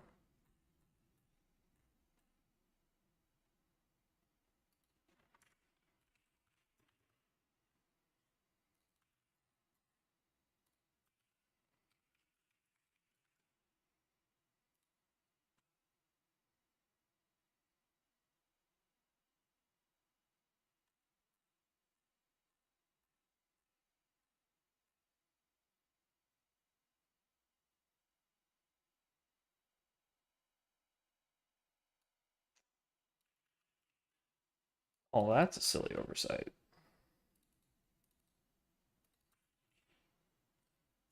Oopsie.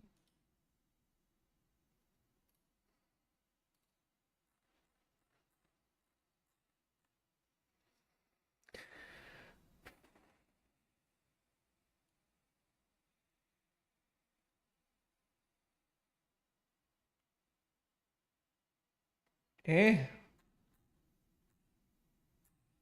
What?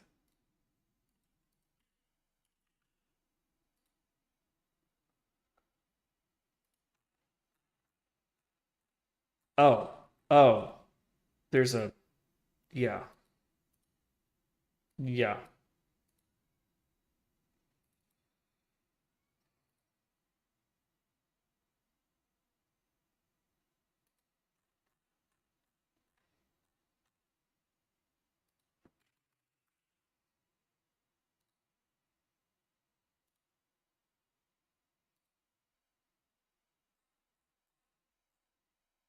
Yeah, there we go. Okay, yeah, that's exactly how the data looks when it comes back to us. So it looks like my code don't crack now. What's up with my query? Yeah, because that's bad. That's not good. That's wrong. That's incorrect.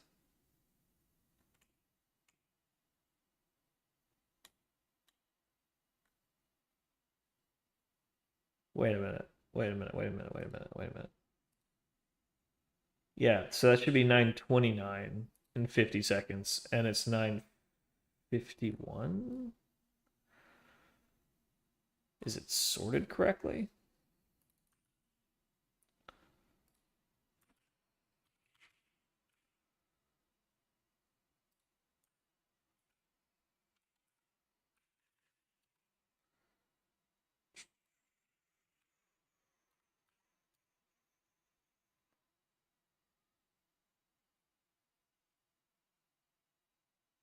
Okay, so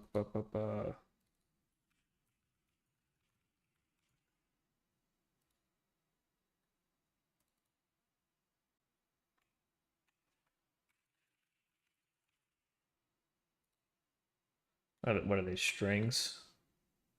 Oh, tell me we're breaking the sort. Um, Gosh, maybe we should iterate them. I mean, they seem sorted.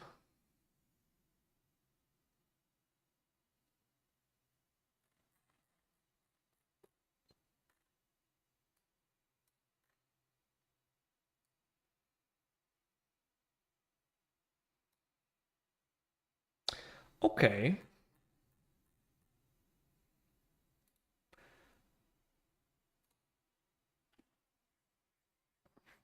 Is this a problem with our candle aggregator?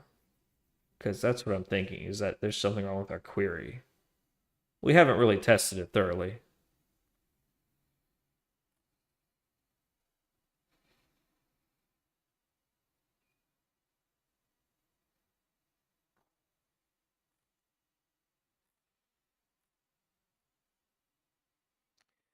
Okay, let's pull up the raw tick data for the same time period, right?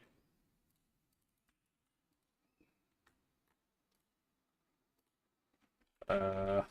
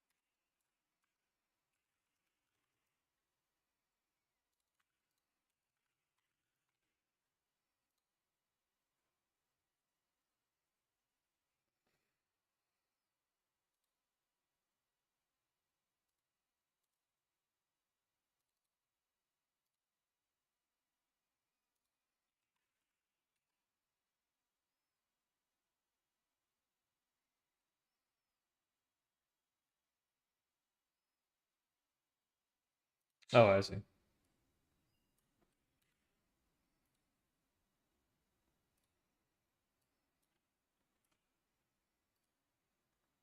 we go.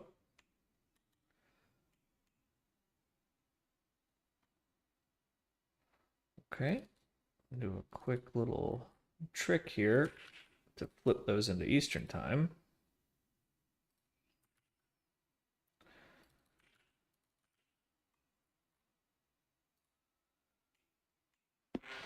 Okay, so the database actually does have tick data where we would expect it to, and we're not getting that.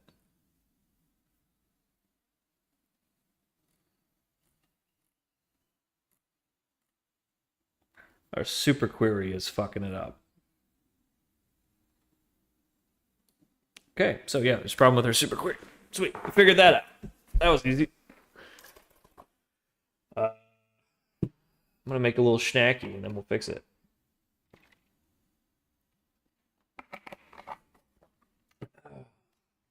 How you doing, chat? How's your day going? Snacky, snacky.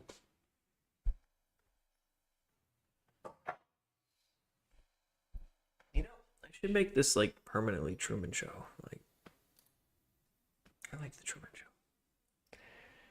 It's a good show.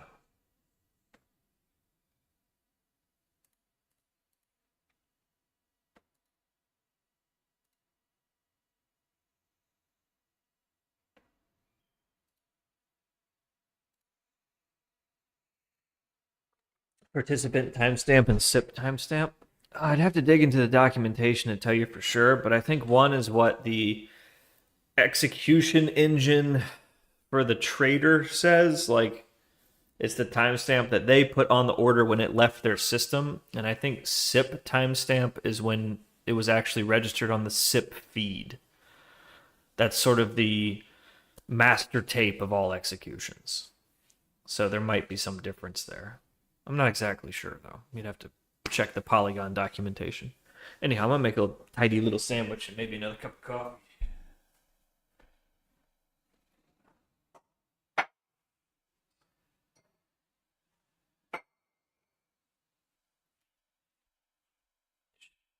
Put a thing on the screen that's like, hey, I'm doing a thing. Go fuck yourself.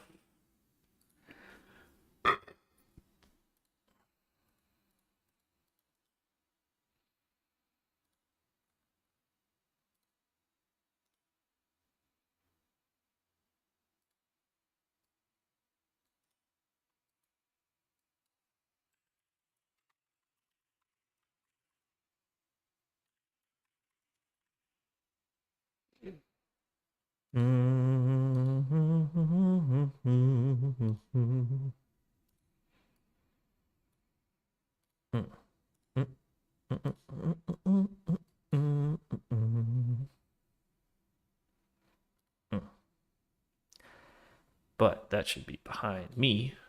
Right. Sweet. Okay.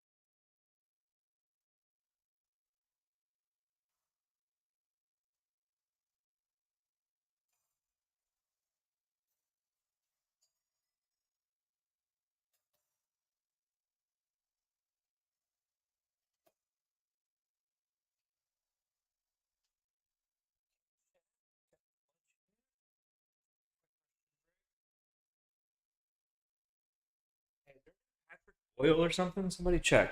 Here, I'll check. Bring the old tablet right now.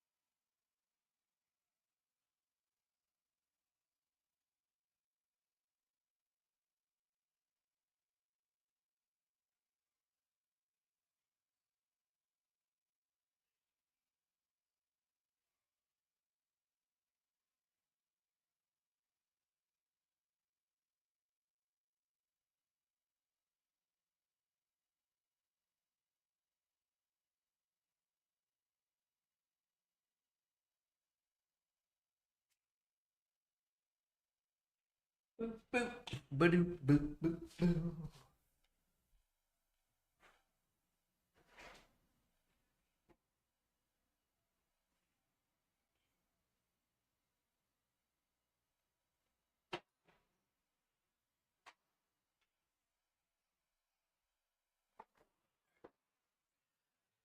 All right. Yay, food. So what's up? What's up, nerds? So let's take a look at the candle aggregation query.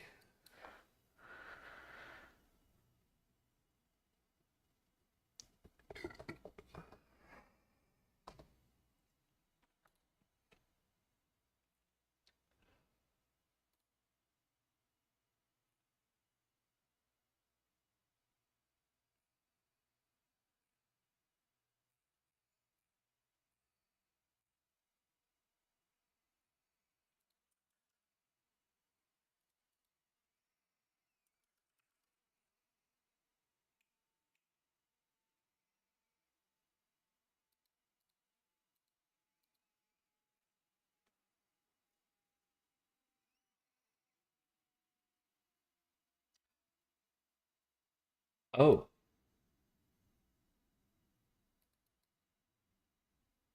no. we have 2 layers of aggregation.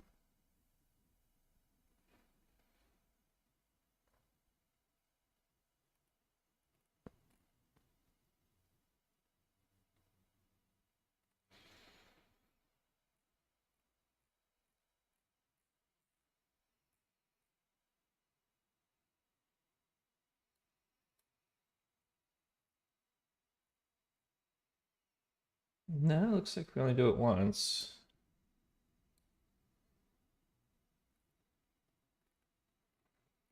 Nope, we do it twice. Okay. All right. Okay.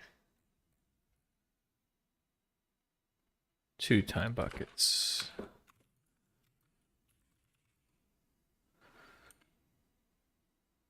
Well, I'm looking at the query, and it looks like we time bucket appropriately in both cases. Yeah, that's not it. Oh no. Yeah, thermal paste can be a bit of a nightmare.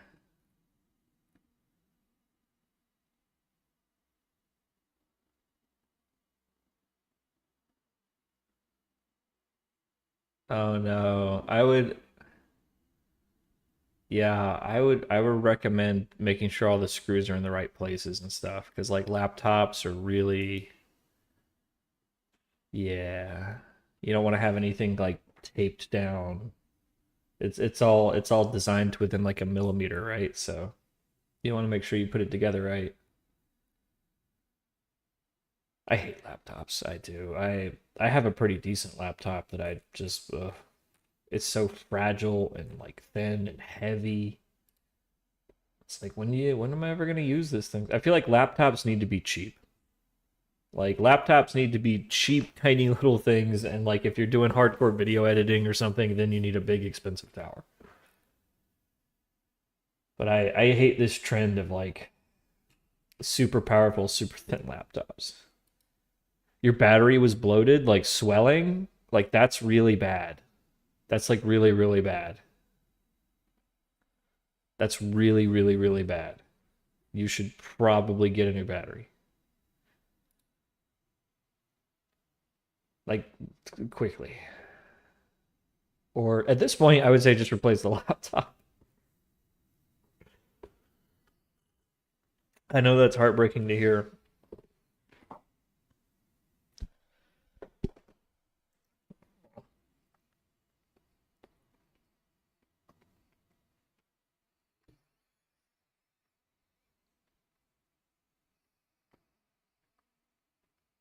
Well, I wouldn't leave it plugged in at night. Just start there. I would kind of treat it like a fire hazard. But I treat everything like a fire hazard. I think I was like 4 or 5 years old. No, I must have been 5 or 6 when my a fire broke out in the apartment I was in, and I was like alone in the apartment, and like a fire broke out. So I'm like alone in the room, like with a fire breaking out, like at a very young age. Uh, Now thankfully, my dad wasn't too far away, and he came swooping in with the fire extinguisher when I started screaming. But yeah, that definitely traumatized me for life. So ever since, I'm sort of just like constantly aware of all possible fire hazards in my vicinity. It is scary how fast that can happen.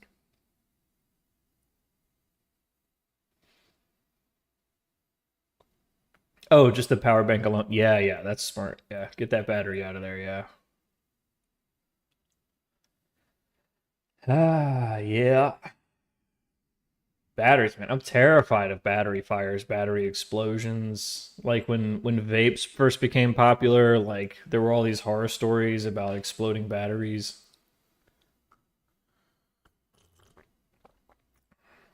Okay, well, I'm not super sure what I'm doing wrong here because this looks pretty tidy. So all we're really doing is changing out the date range. Okay. So how come when we execute the query,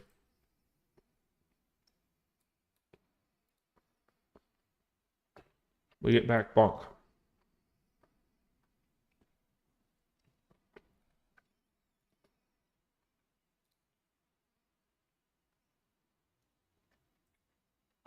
Well, that's even worse. What the hell? I think it might be a sorting problem. It's starting to look a little inconsistent. Okay. Okay. We're fine. That's fine. What the fuck? I mean, you're fucking in the face already. Fuck.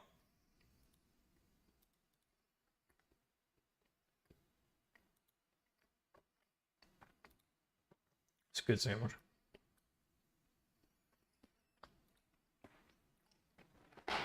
Wow, my lighting really does look a lot better. Yeah, we're gonna do this from now on.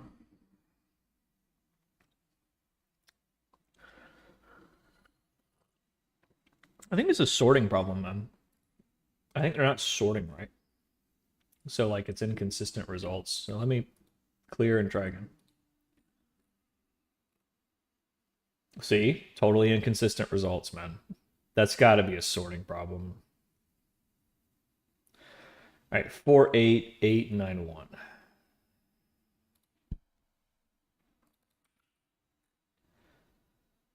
Well, they're supposed to be ordered by candle time ascending. Yeah.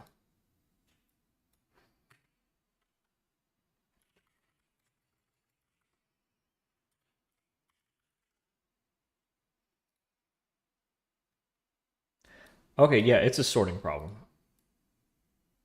The query's working just fine.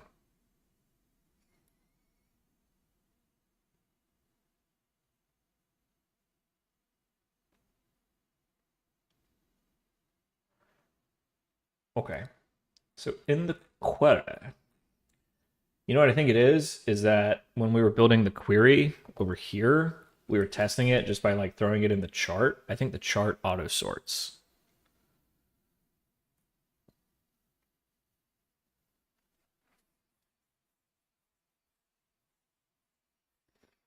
Yeah.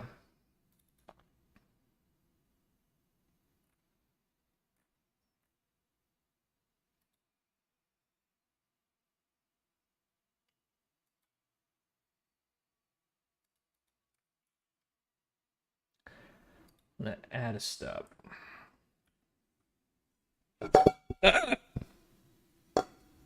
Sandwich is down. Sandwich lunch into stress. There's not enough room on this desk. Hold on. Ah. Okay.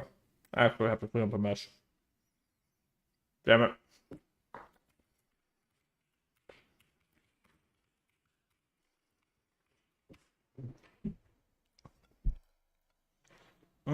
Well, floppy bits.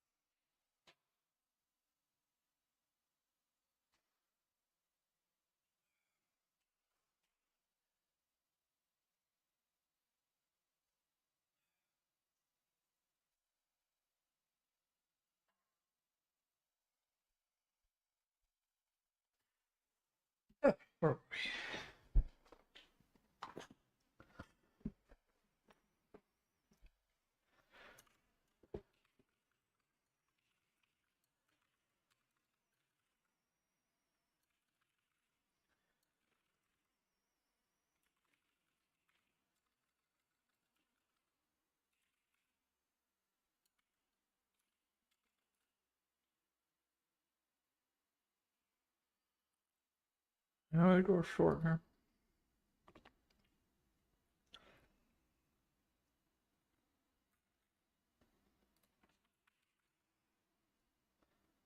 No, not sort keys. Sort.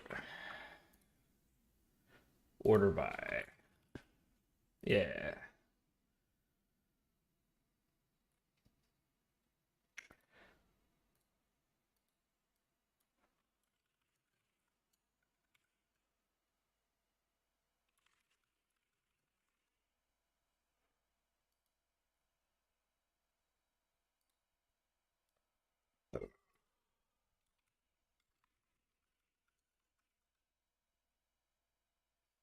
No, it'd be ascending.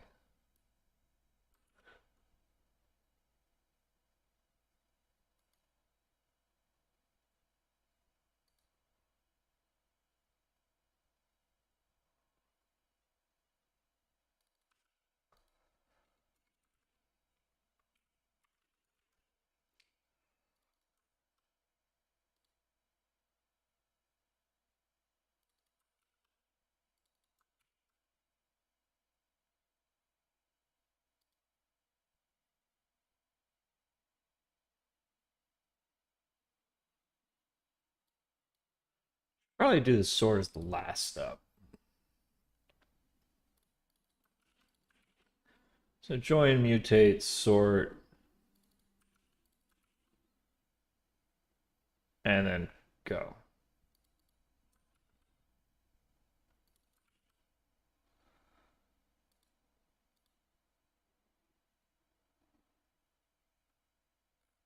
Okay, I think. Well, yeah. I think that fixes it.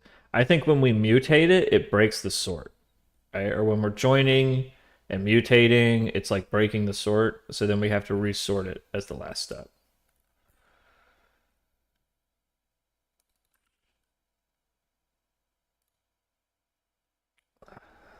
All right.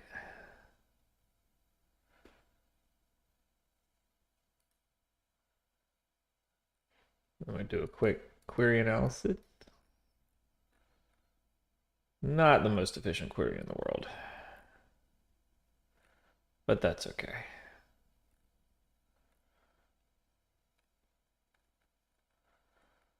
And yep, bam, bam, bam. Hey, at least the order by doesn't add much. Okay, looks like we're good there. I just gotta tie this back in, and we should be good. Let me go like give this a dry fire with the parameters that we were using.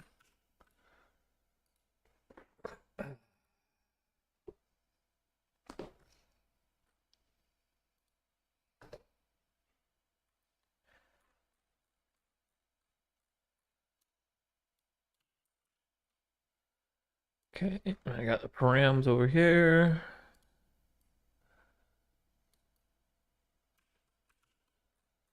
Bop, bop, bop, bop, bop. Okay, and 60 is going to be 100. And 60 is going to be 100. And I think that's it.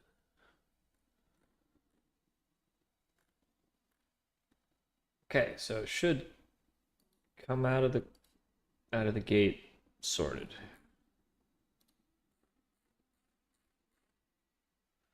Yep. Yep, we're good. Okay, that fixed it.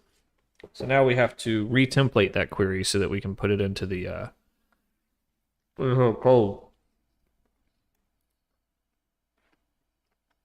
Wow. It's really embarrassing. You know, we should have caught that a long time ago.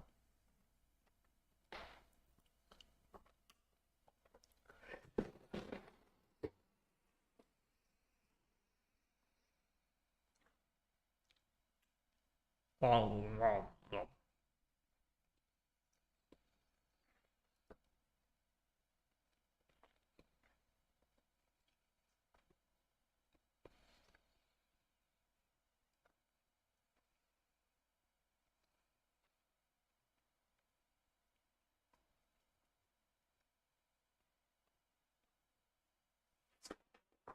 Okay.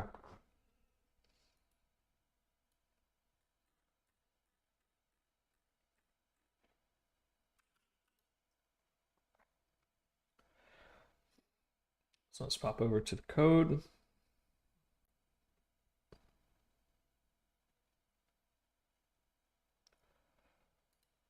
That's going to be in our data source manager. No, it's going to be in like our, no, yeah, data source manager.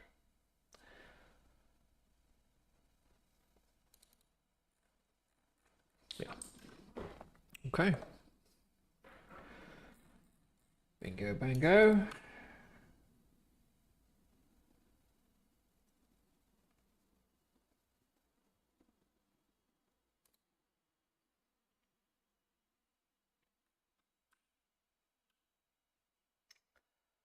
So let's see. D for milliseconds.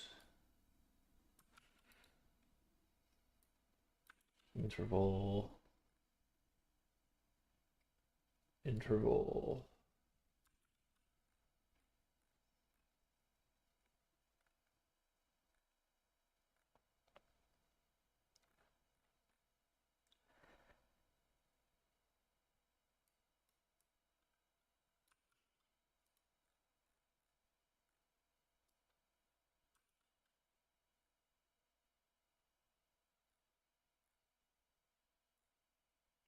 I think that's it. Okay. Bam. All right, new query. New query coming in.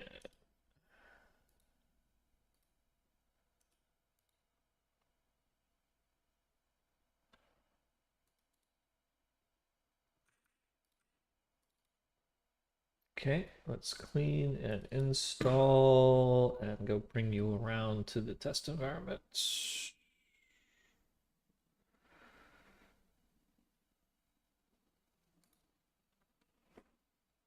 Okay. Oh, broke it. You broke it.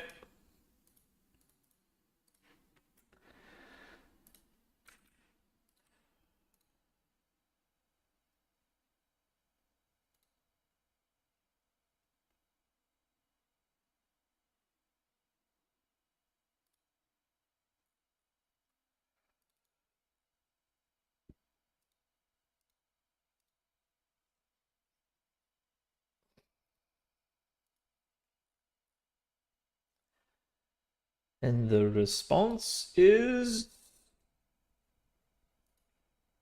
sorted.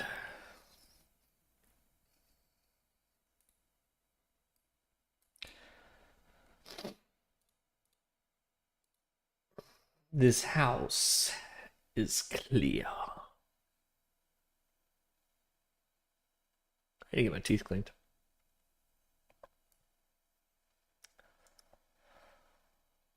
All right. Just double check there.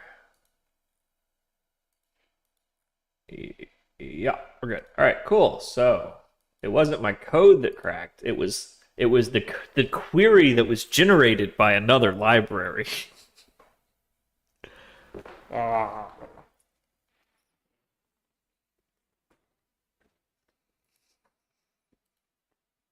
Food, food, good.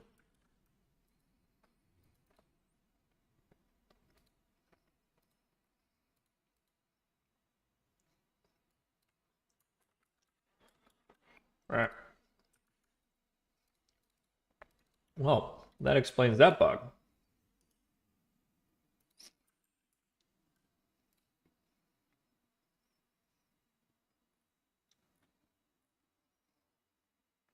One bug now.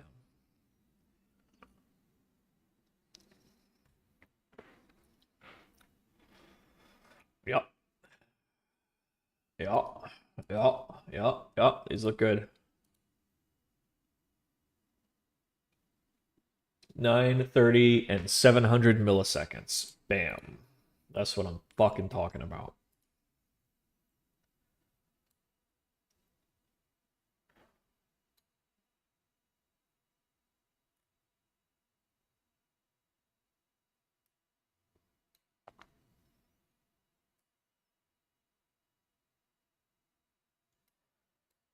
Nine thirty and 700 milliseconds.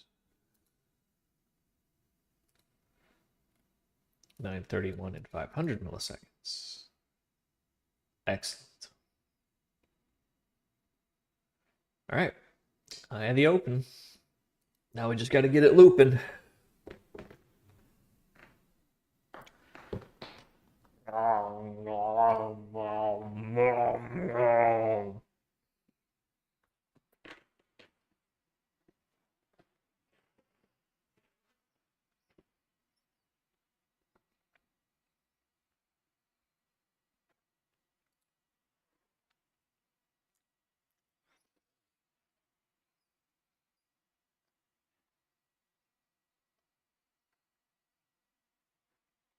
What's up, nerds?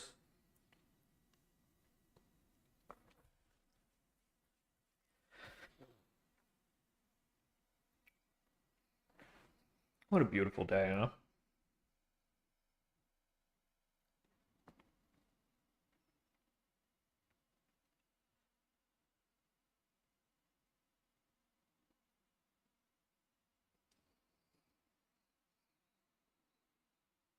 My stepdad got me a $100 Uber gift card for Christmas for like the third year in a row. And you know what? That is an excellent gift. Because I'm gonna use that shit. I love Ubering. That's my dirty expenditure, my one indulgence in life. I fucking hate driving. I used to love it, but now I hate it. So I Uber everywhere, man. And it's a good town to Uber in here, Vegas. You know, you can Uber to and from the spot for 10 to 20 bucks each way, which is usually less than parking in most places.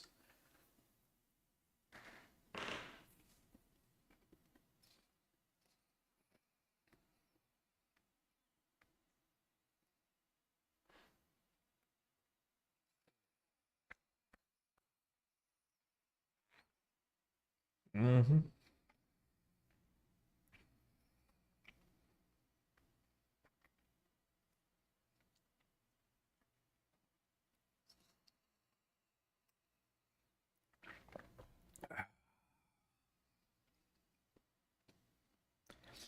Just enjoying the view. Got a window open over here. It's beauty outside. Just scanning the horizon for them drones, huh? Whatever happened to that? I heard that there was like a string of really cloudy nights in New Jersey and the drone reports just kind of stopped. Maybe they found that dirty bomb.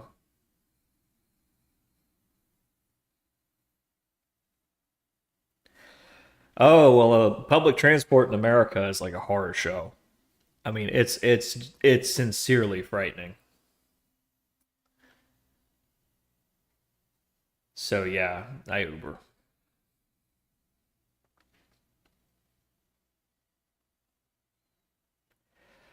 But it's pretty great. I recommend it. If you hate driving as much as I do. And I fucking hate driving. I want to get to the point where I don't even need to own a car anymore. Like, that'd be great. But I tell you, I want one of those self-driving taxis, man. I want one of those Tesla taxis, and I want it with a really gaudy wrap, so it looks like a gold brick when you look at it from above. Just the most obnoxious glitter gulch chic. Yeah, CoffeeZilla did a 30-minute call out on Valve or whatever. I watched it yesterday. It was pretty brutal. And it makes a good point. They could stop it if they want to, and I've been saying that for years. They could stop it if they want to. They don't want to. They're making 10% of each transaction, dude. So like the no matter how much money laundering or underage gambling or whatever is going on their network, they don't care. No one's regulating them. No one's complaining. There's no advocacy group out there calling for them to shut it down. So they would just be shooting themselves in the dick to cut off that revenue stream. I think they're pissed that they can't just make it legit and have 100% of the proceeds. As someone who lives in Las Vegas, I'm starting to recognize that, like, yeah, loot boxes are slot machines. Fucking so is TikTok, so is every shorts platform. These are all slot machines. Everything is turning into gambling. Everything is turning into gambling. You're gambling with your attention, you're gambling with your time, but you're gambling. And they're making money pushing you ads.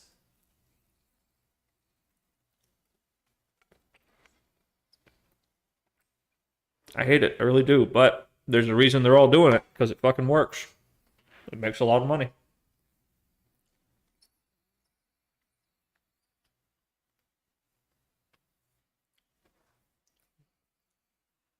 We kind of have to evolve. Like these corporations are predators. They're predators that are trying to get our money and attention, and we as the prey have to evolve to be more resilient to the techniques that they use to hunt us. Now, I'm not saying like I don't want that rhetoric taken to the extreme of like Luigi, right? Or yeah, we have to defend ourselves against predators. And this is still nature. The rules of nature. Survival of the fittest, and we got the fucking gun. Sorry. This is from a movie that I like.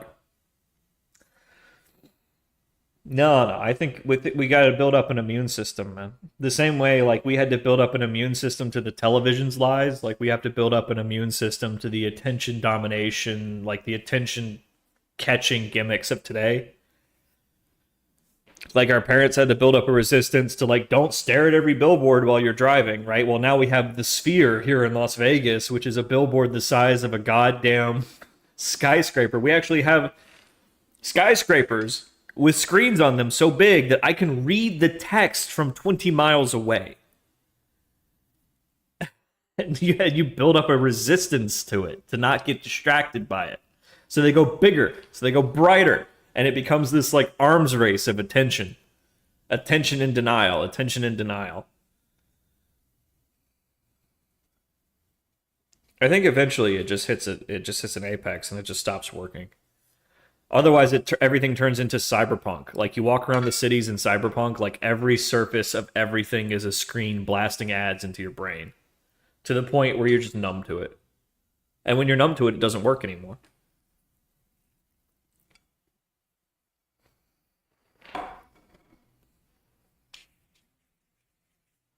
Hmm.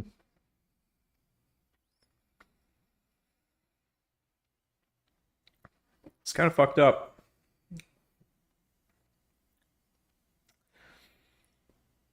But I wouldn't call it late stage capitalism. I hate that word. I hate when my Uber driver is complaining about late stage capitalism. I'm like, buddy, if this is late stage capitalism, you wouldn't be desperate for dollars like this. We'd all be fat and happy in abundance, and there would be very, very few things left to mine. Because even eventually, inequality itself is something that can be mined for profit. Like, and okay, well, now everybody's equal. Fuck. Now we need a new revenue stream. Now we have to create new inequalities so we can monetize that.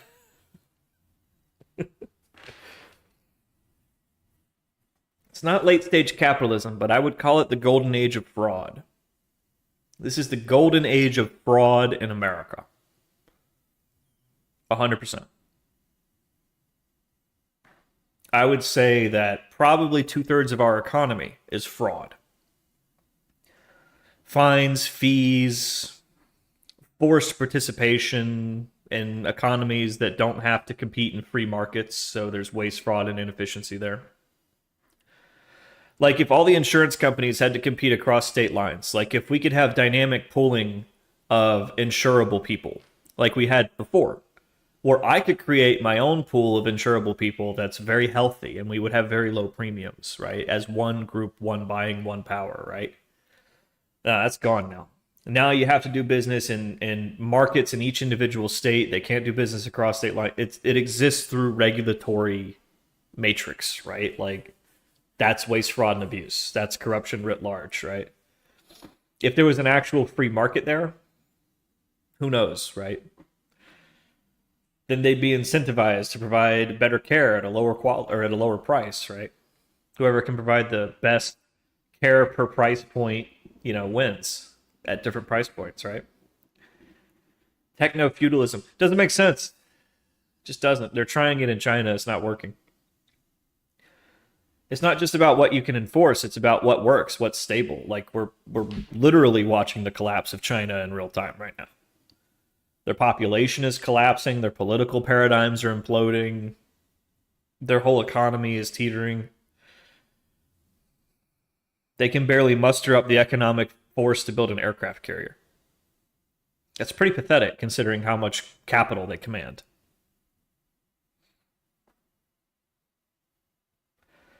Just makes you wonder.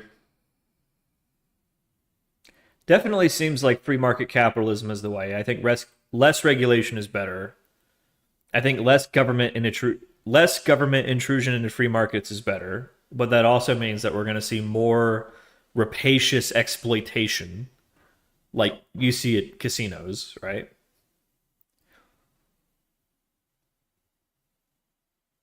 I don't know. It's a very interesting time to be alive, isn't it? Because you don't really know what the hell's going to happen.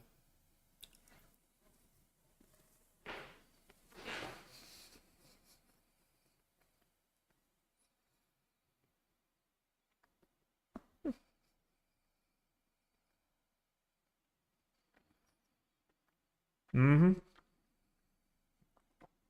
What a time to be alive.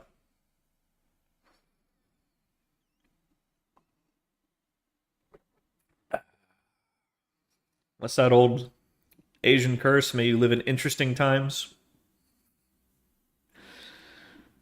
Hey, fuck you, buddy. I hope you live in very interesting times.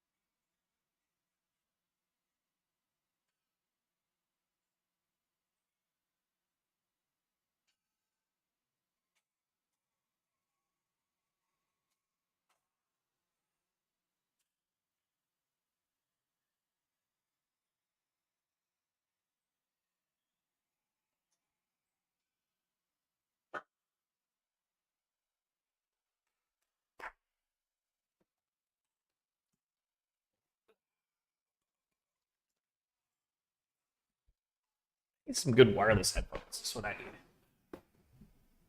Okay, back to work. Okay, so we got that sorted. Now we got to make this puppy loop.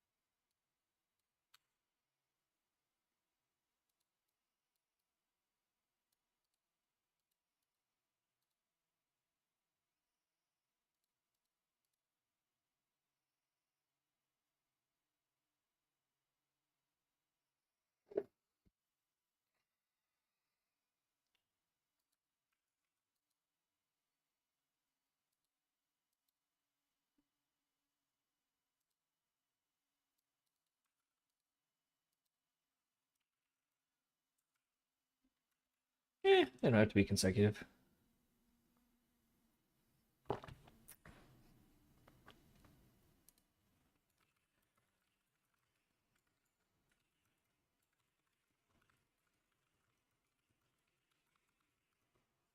Misspoke consecutive.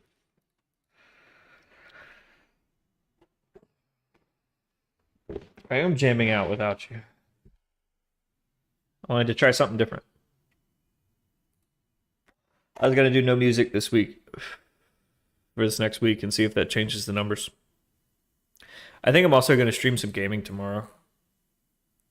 I gotta catch up with Acorn. She's making us all look bad, man. You don't understand. Me and the other streamers, we went to go play Path of Exile on Saturday with Acorn, and she's so crazy overpowered.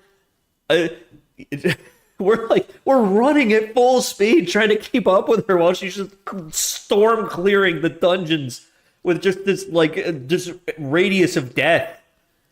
You don't even get to see anything die. You just follow the trail of corpses to catch up with Acorn before she finishes the level. Like, her clear time is insane.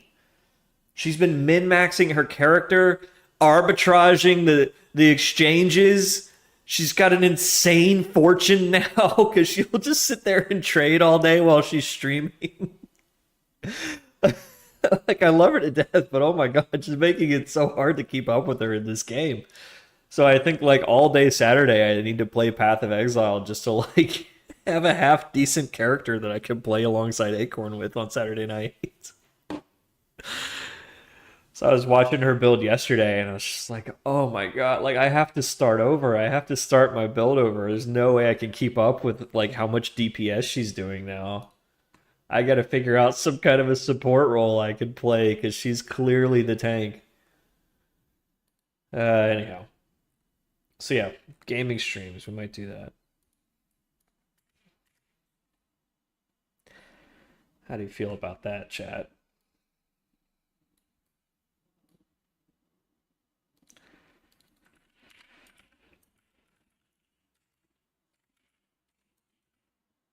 Ugh.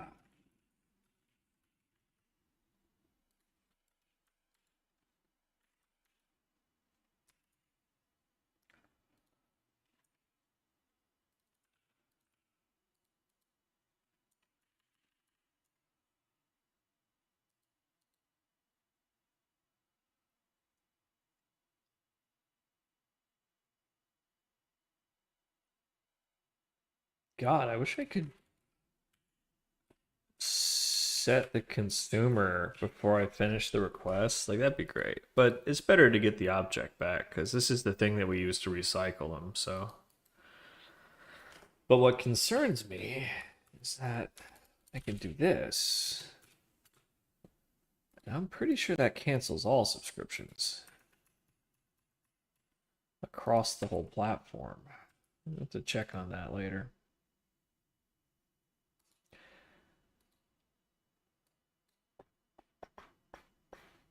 Okay, let's get it looping. So this works fine. So once it resets, signaling enabled, false. So redundant switch, redundant flip. Watermark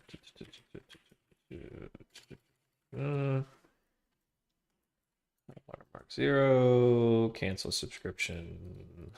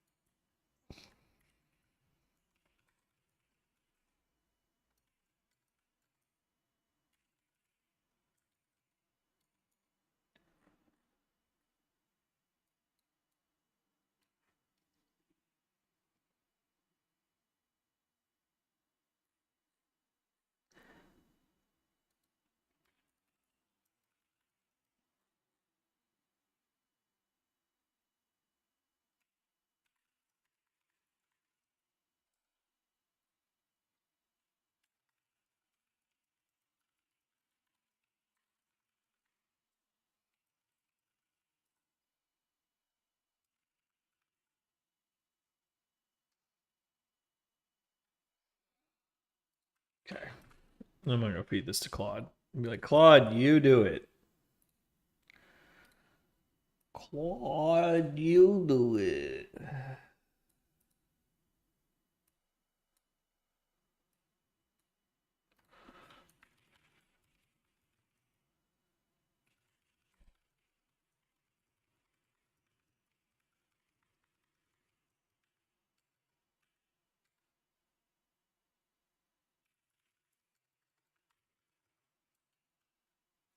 All right, Claude's on the case.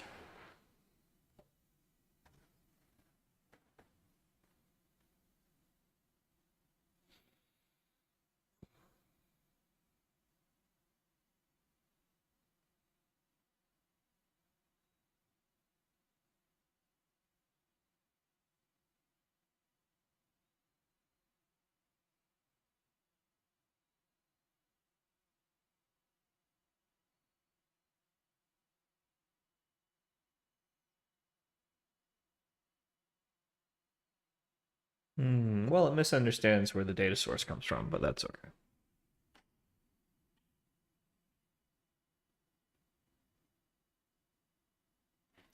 Well, you can have your own music. I just want to try something different, Argo, you know. I was wondering if having music is sort of holding back my viewership numbers because maybe I could have another 20 or another 30 people who are like, Algo, I dig your stuff, but like I want my own music. Because sometimes I'm like that, you know.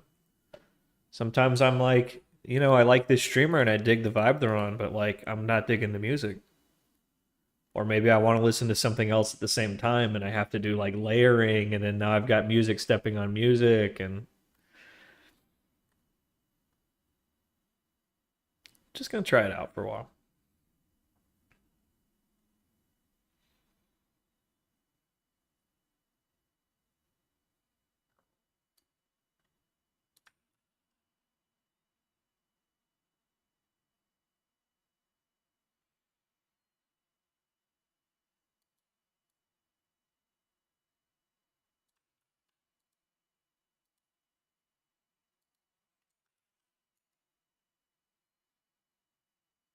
Apple only allows one audio source on your phone.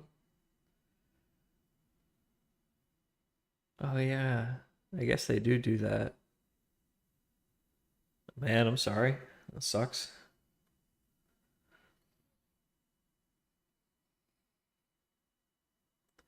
What do you just have me on your phone at work or something?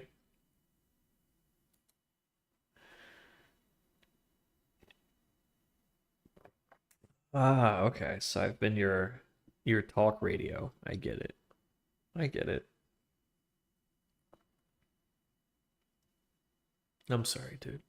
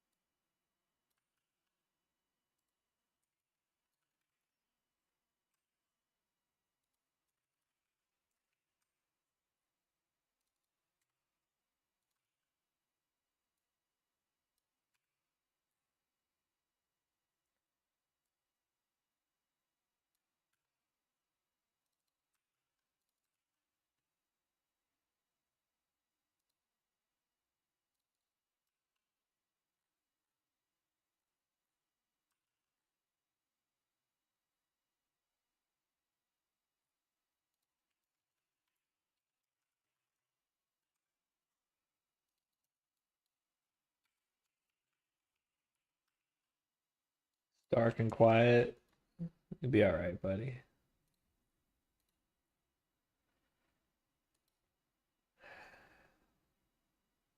I had a dream last night that I was in a diner or something,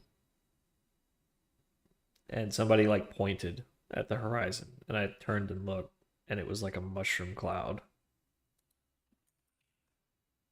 and it was just like everybody get down, here it comes, and that's when I woke up. So fucking like actually, like I woke up like it's like you're okay, you're okay. It's just a dream. Like there's not a shockwave coming. You're okay. But man, oh dude, it scared the shit out of me.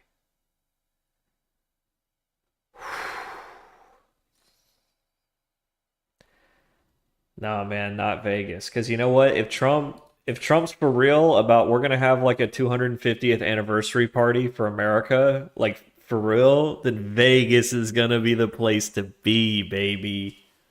We gonna be going hard. It's gonna go hard.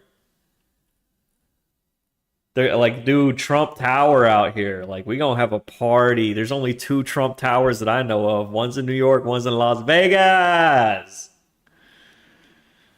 It's so gaudy too. It's just gold. Just a big gold box. He really needs to update it. I mean, compared to the competition, it looks really trashy.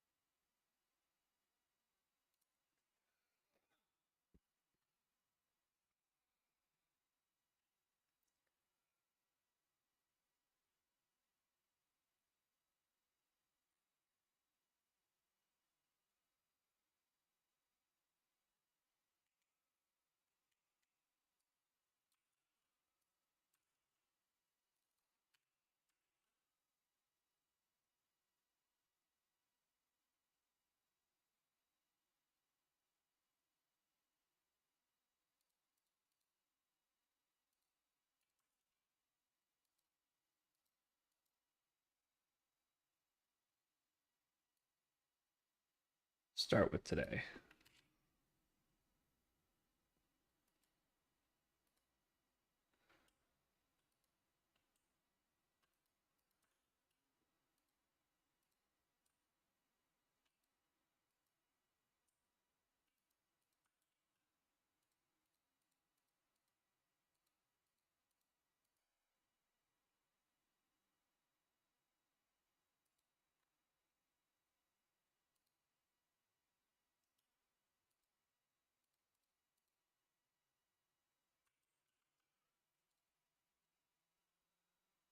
There are Trump Towers in Florida, Illinois, Nevada, and Hawaii. Oh, I did not know that. I knew there was Mar-a-Lago in Florida. I didn't know he had a Trump Tower. Is it bad that I want like an Algo bro tower in 5 major cities across the planet? But you see, I couldn't justify that. No matter how big we got as a hedge fund, I couldn't justify one skyscraper. I'd be like, we could charge less. We could just make less money. And our clients would love us because that's less of their profits that we're taking from them to have some tower. Look what Mark Benioff did at Salesforce Tower. What a tremendous waste of money. What a tremendous waste of money. I'd literally rather have a WeWork, and just be like, all right, for like the 3 days a month that we need to get everybody in a room together to get really fucked up on drugs and brainstorm, we'll just get a WeWork. I mean, if we're going to trash the place, fuck it, rent it. We'll rent some suite in a Las Vegas hotel for $300 a night, right? With a great view and pool table and just bottle service. We'll get Toa from the flow up. And then we don't need it tomorrow, I think about that, JJ. Like, if you're Citadel, how do you justify that? What's the overhead on this building? And how much, of course, all of that's coming from fees. So if you didn't have the building, you could pay all of your employees more, or you could charge less and pay everybody the same, or both. So now your employees love you, and your clients love you, and everybody will work from home.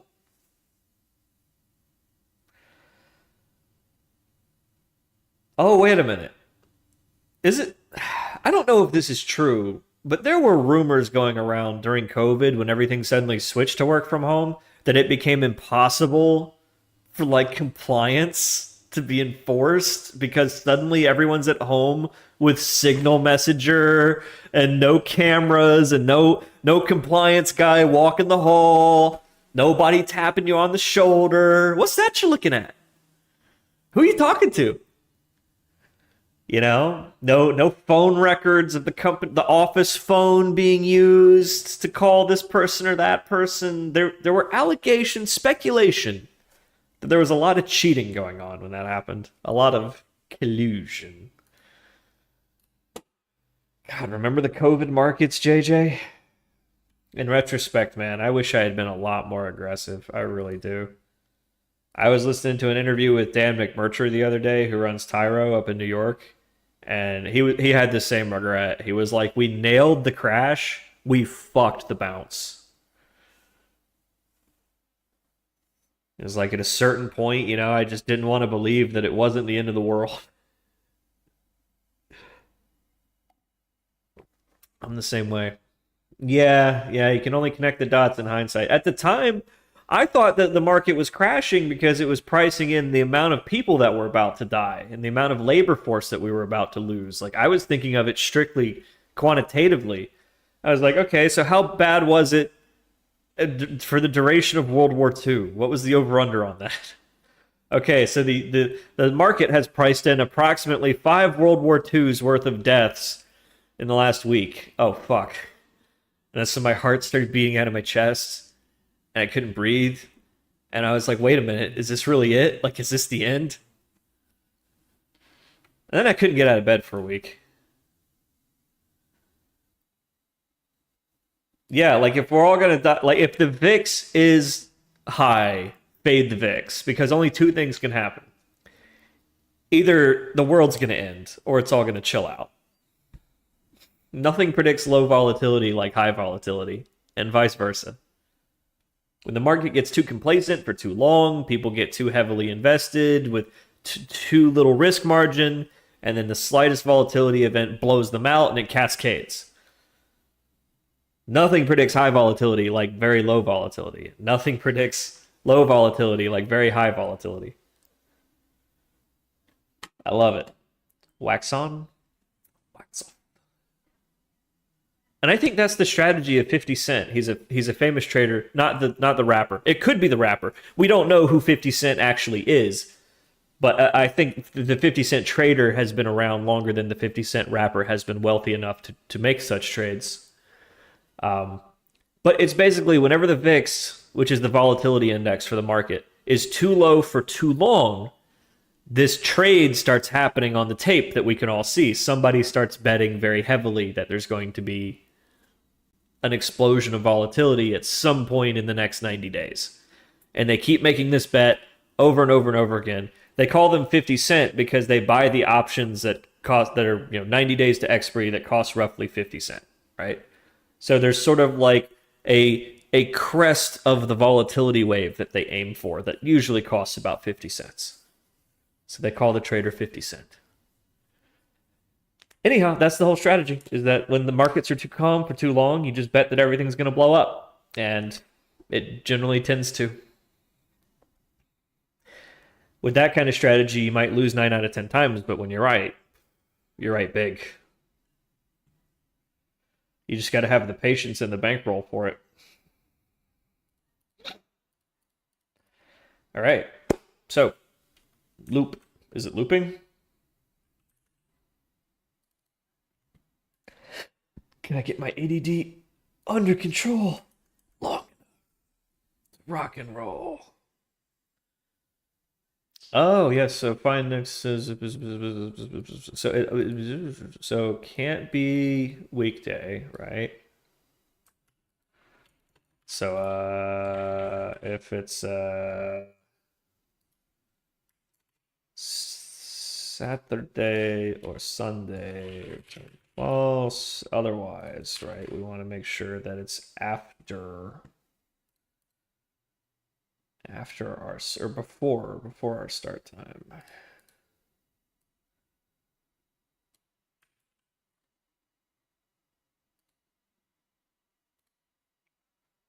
Yeah, no, it's got to be like a zoned date time.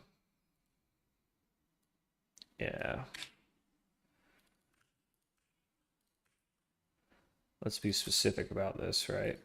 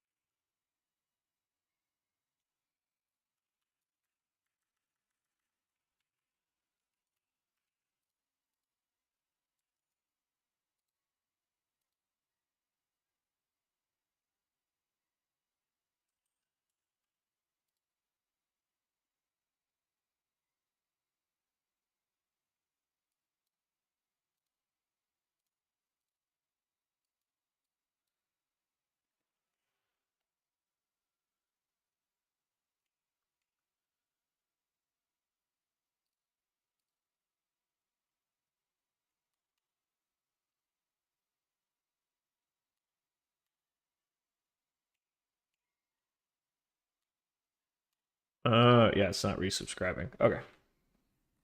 Sup, long?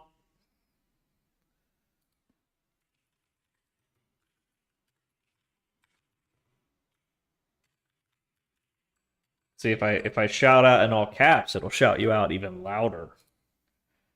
How fair is the trading? Well, let's see. We got strategy discovery up and running, and we got live trading up and running, so we can deploy the strategies that we discover. But we have not discovered any good strategies yet. So now we have sort of like searching for intelligent life in the universe, right? We don't really know the odds. We just got to keep pulling balls out of the hat, right? And hopefully we get a green ball instead of a red ball. And after we do a couple of thousand balls, we'll see what the probabilities are, you know? It's like, oh, okay, so out of the 50,000 strategies that we've generated, maybe 5 were good or 100 were good, you know? That'll kind of let us get a better idea. But for now, the odds are unknowable, so I don't know how long it's going to take. We're going to focus on building high quality strategy components like we're doing now that will allow our strategy discovery algorithm to discover hopefully high quality strategies. Thanks, JJ. And, if we find something good, then that means that we're on to something. And if a month or two goes by and we come up with a couple dozen strategy components and no good strategies fall out, then we might want to reevaluate our strategy discovery method. Now, the big boys, the big pros right now, they're designing data generating processes that create synthetic market data that's indistinguishable from the environment they want to trade in. And then they design their strategies for those simulators. So that way they're not overfitting to like the handful of real world examples that they might have in their historical data. And then they just detect when real world conditions reflect the simulator and they deploy their strategies accordingly. That'll probably be what we try next if this doesn't work out. If this does work out, we can do that too, because every strategy that we discover will be like a kit for using that technique to improve it. Like, okay, now we've discovered something and we have all these historical examples of it. So let's create a data generating process for that based on the observed parameter space, right? And then we can create an optimized version of the strategy for that simulator and then start deploying that instead of the one that we discovered, right? If we really wanted to squeeze that last bit. So I can think of my discovery algorithm as like a search algorithm that lets us try a very large number of strategies very quickly, very efficiently. And if we do find something good, we have the modern techniques for improving it without overfitting. And all this is going to be in an article on X that I'm writing, which I'll hopefully be publishing Monday. It's just a pile of notes right now, but I figure I can always edit it after I publish it. So let's just get the idea out there and sort of take some questions and refine it and take some questions and refine it. But sort of the two schools of thought, discovery and design, and of course a hybrid approach that I hope to employ in the future. But we're focusing on discovery. The big boys focus on design because, we're offense and they're defense. And that's going to be another article I'm working on about sort of the nature of trading strategy and how you're either offense or defense.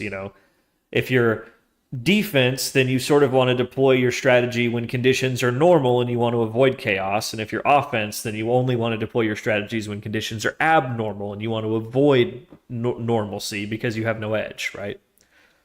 That's sort of the predator-prey dynamic of market liquidity. And I want to do a write-up on that because it sounds cool and it's fun to think about and makes me look good on LinkedIn. Wow, this guy writes essays about like predator-prey dynamics and market liquidity. He's smart. Let's hire him. Volatility is a ladder. Yeah, I like that. That's good. And it is, because we as the little people, like we want to find volatility that we can capture to generate alpha. And if you're big people and you have deep pockets, then you can't chase the little things. So you want to sit there and earn rebates, providing liquidity and market making and taking advantage of your very deep pockets, right? two different schools of thought, right? Little fish, big fish. And I like it. It's fun to think about. And I think it helps people think about the market as like agent-based dynamics. Like it is a collection of players playing a game against and with each other, right? It's not a chart, it's a market. If I could summarize all of my philosophy that I want to express in the next year into one sentence, is that it is a market, not a chart. It is a market, not a chart. The chart is not the market. The map is not the terrain. The chart is the history of the market. It's the tape on the floor. Like it's the shapes in the clouds. It's a reflection of which way the wind was blowing yesterday. It is not which way the wind is blowing now.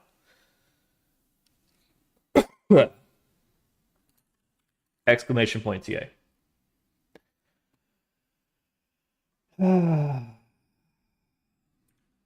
It's the empty space between the trades.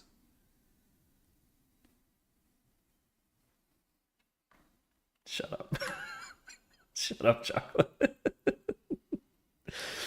Yeah. It's and the empty space between the trades is a thing to think about that like really breaks the brains of a lot of like chartists. It's like, okay, what if there hasn't been a trade for 45 minutes? What's the price?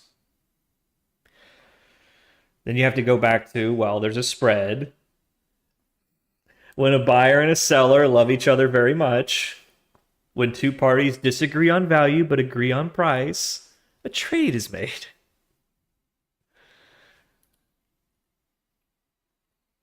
Okay, is this cycling right? I wasn't even paying attention. Let's put our finger on the dike here.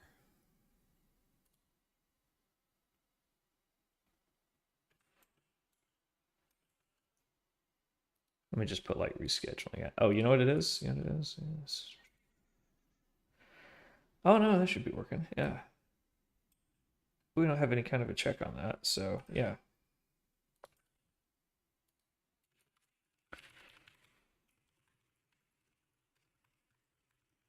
So if you're just joining us and you don't know what we're working on, hold on.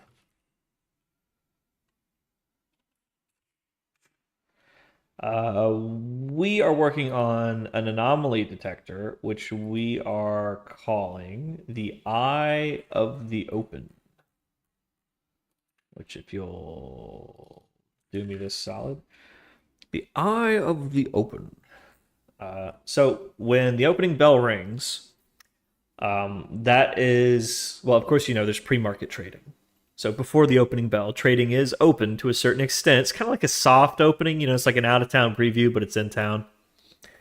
Anyhow, when the market actually opens, the larger institutional players who have their hands tied by more regulations than you and I could ever read in a lifetime, well, now they can start trading. Mutual funds and ETFs and that sort of thing, which are just too goddamn big to trade in the pre-market. It would be bad. They're contractually prevented from doing so because it would be such a stupid, boneheaded fucking move to do. So anyhow, when the opening bell rings, now all the big boys can come in and participate. So there's this thing called the opening auction. So at the open, there are strategies and people and players who participate in the opening auction. Let's say if you've got a lot of volume to move very quickly based on what's changed overnight and whatever your valuation models are, that's when it's going to happen. So everybody puts in their at the open orders. It goes into an auction system, a sort of an order matching system, which determines what the optimum open price will be to execute the most buys and sells, right? Not that hard to plot in your head if you're a programmer. Then this sort of cascade effects takes place. So there's the opening auction. Boom. And then it prints the official opening price, what we call the opening cross of the day, where the bid and the ask scissor as they do. That data point gets published. Then a whole nother set of orders that are set up specifically to execute at the publishing of the opening price, then they execute. And then all of the algorithms that are watching this, then they execute. And then finally, the cascade, after like 20 milliseconds, 30 milliseconds here. After that, the cascade chills out and trading sort of hits this bottom, and then volume starts to pick up steadily for the next couple hundred milliseconds, leading into normal trading volume for the opening few minutes. So that quiet, that calm, after the bang, before the storm, I'm calling that the eye of the open. And we have built a model to detect it in real time within 100 milliseconds. Cool, right? Anyhow, we're working on that right now. So how does that help us tactically? Well, we don't know. But I have a theory that that might be useful for certain scalping strategies, certain other strategies. So it goes into our knowledge base, and our trading strategy discovery algorithm can use that anomaly detector as a possible trading signal to discover new trading strategies. So every time we add something to the knowledge base, new strategies are automatically discovered anyway. So, any idea that you can think of, pull it out, put it into the system. So eventually we'll be kidnapping and renditioning subject matter experts across the world, holding them in a dank, filthy dungeon, and forcing them at gunpoint to put everything they know into the computer before we send them off to a farm up north to roam free forever. Yeah, that's basically the master plan. That's how we're going to take over the world. Yeah. I'm going to call myself Dr. Arliss Lovelace. It's going to be great. We're going to call it Loveless Capital. I often get my life confused with the plot of Wild Wild West, but it's okay. It's all going to work out. All right, so sweet. Back to work. Y'all are distracting me from my quest to take over the world.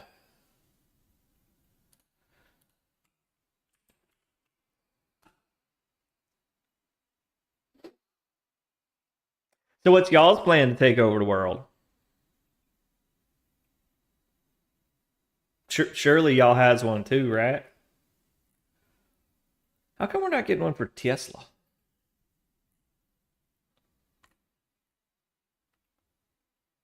Okay, looks like that's the initial.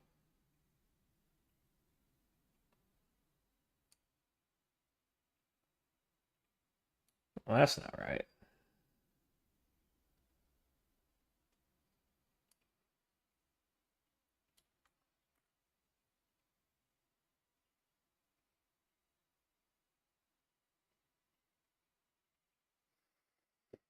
It's basically just the Chia Earth episode of Pinky and the Brain. Yeah, that's a good one.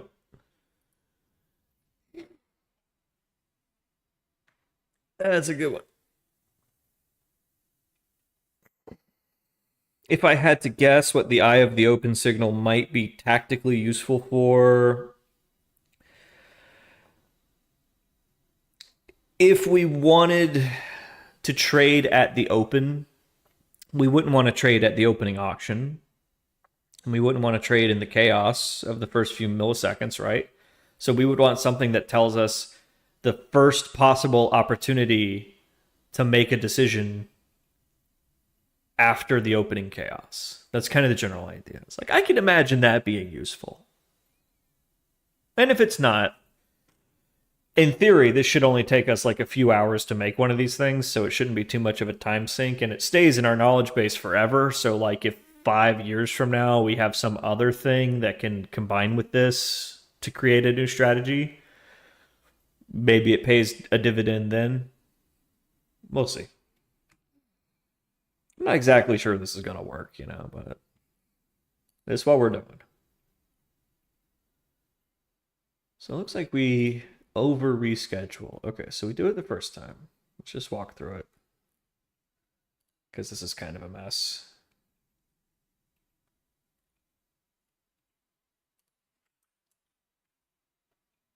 I think, yeah, we shouldn't call reset there. We should let it die. I think we're over resetting.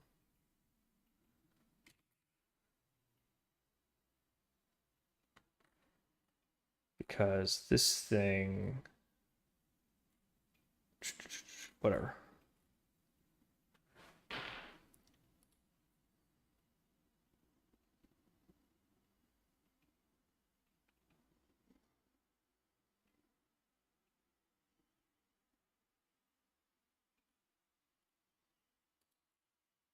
So yeah, stop listening should be the only time we ever call reset. I think that was the bug.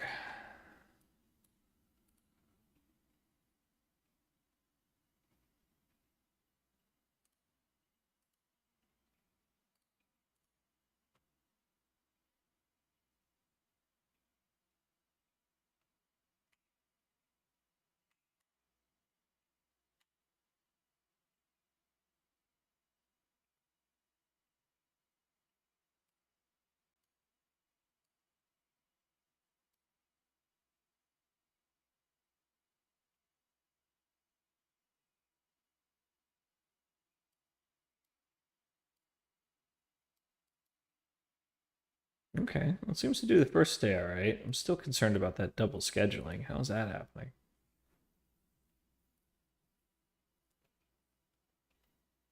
Oh, that's because there's one for Apple and one for Tesla. So yeah, let me put that in there.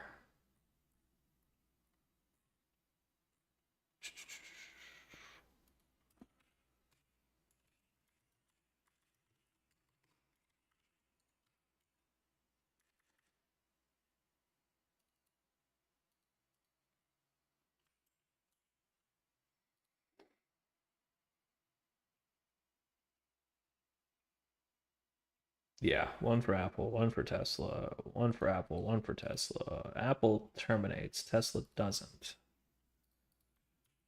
What's that about?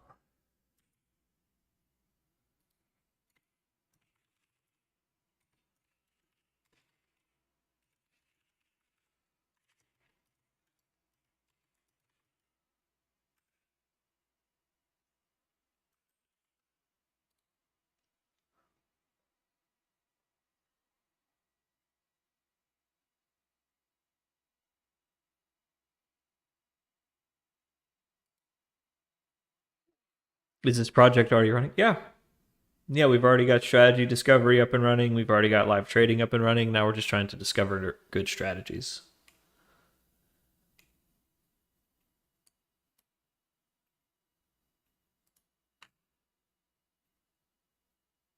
Okay, how come Tesla's not resetting?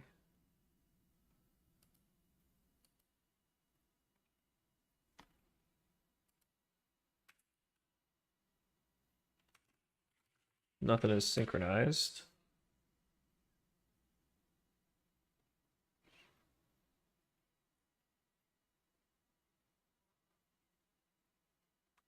It's not like the simulation's running off the cliff. It's like it's stuck on something. It is stuck on something.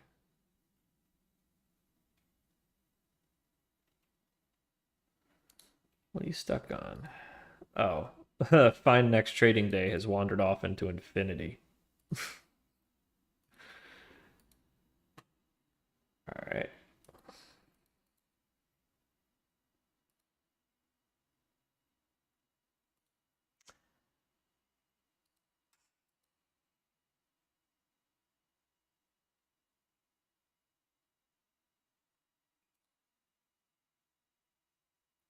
I see. So yeah, this gets confused when it's after firing time. So it goes to find the next thing where it is a valid trading day.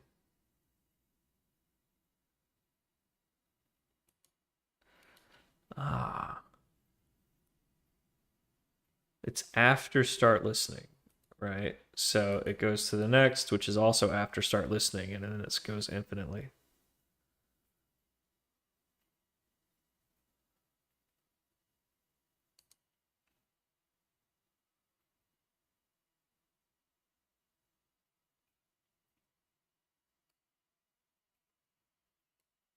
Okay.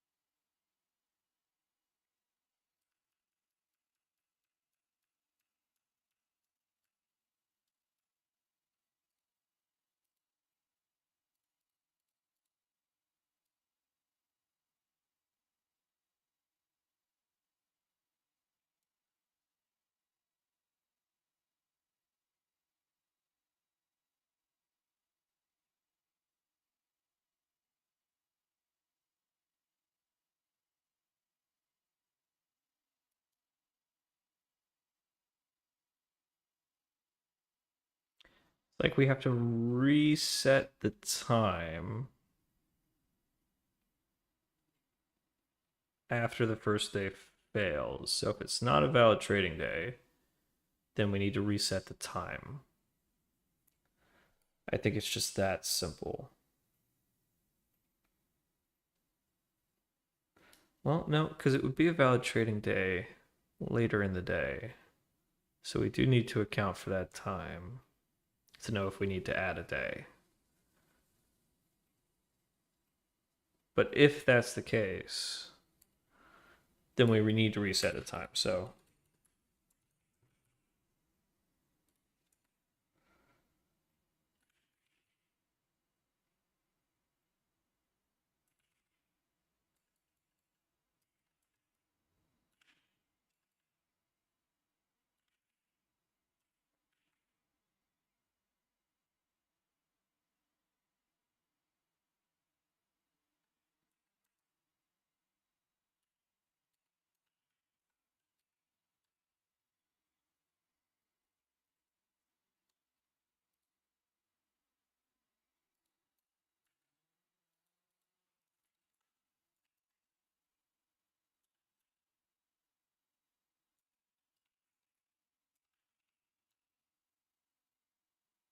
oh yeah, it's not gonna do like that's not a pointer, is it?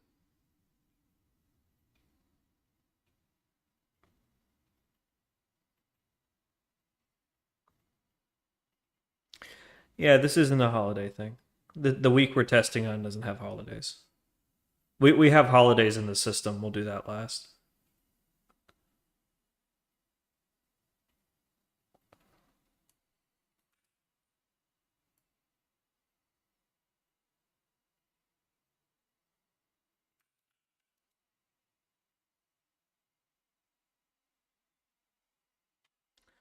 Let's see. My brain's just not engaging with this. I'm ADDing too bad. I need this logic.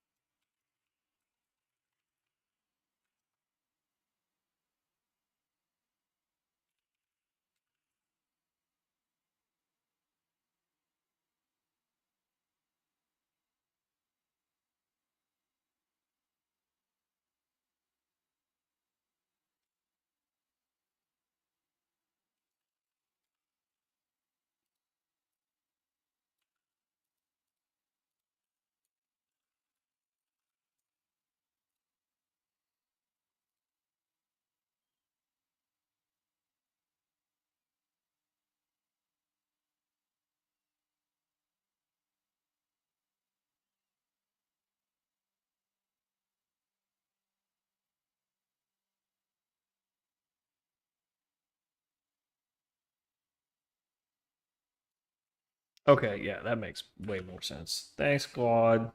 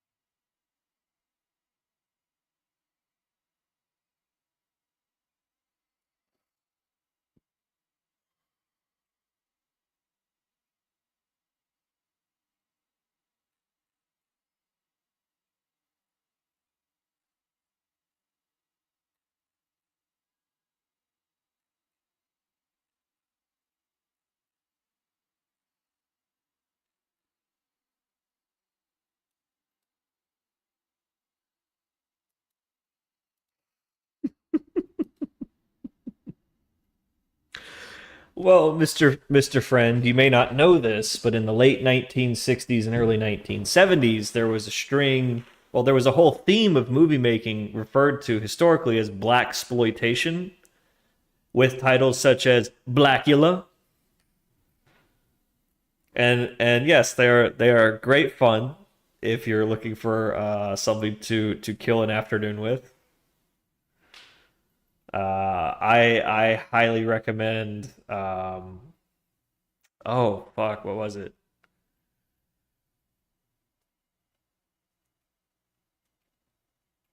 Was it Superfly? Yeah, Pam Grier, Superfly.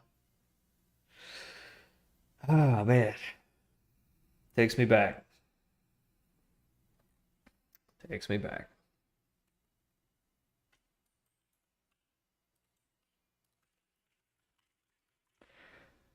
So let's see. Apple Tesla. So then at 9:35 the next day. So that's 3, 4, 5.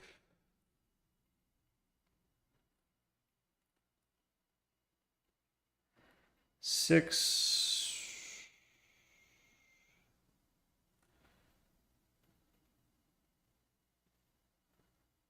Huh. I mean, it seems to be working. Savion. Savion. And did we not get a signal on the Savion? Seven's a valid trading day, right? 6, 7. Yeah, that Friday. That Friday was open. Oh, so yeah, that's rescheduling for the next day. So that means it fired on the 7th. So 400 milliseconds after the open, 800 milliseconds after the open for Tesla and Apple, respectively. And on the 6th, it was 500 milliseconds after the open for Apple, 1.4 seconds after the open for Tesla.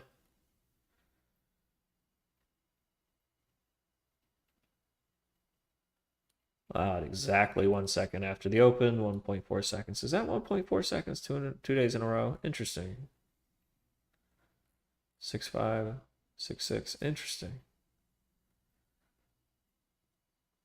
And 700 milliseconds, respectively. Okay, so our signal goes about 150 to 200 milliseconds after trading calms down. That's sort of the tolerance that we give it. We want everything calm for about 1 to 2 tenths of a second, and then we fire. So in most case, I would say in almost every case, this signal should fire before the second or third ring of the opening bell. So ding, fire, ding, ding, ding, ding, something like that. Because it's what? 20 times. What's the frequency of the opening bell? I actually want to calculate this.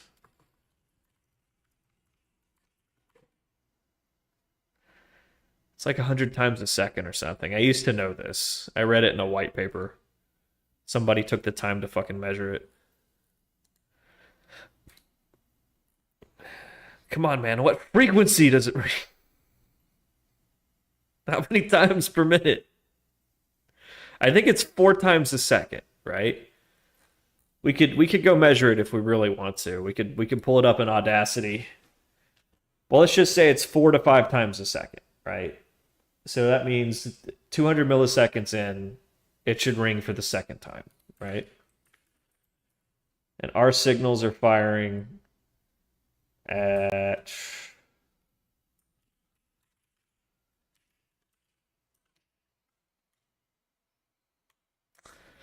700 milliseconds in like 1.5 seconds. Okay, so there'll be a couple rings.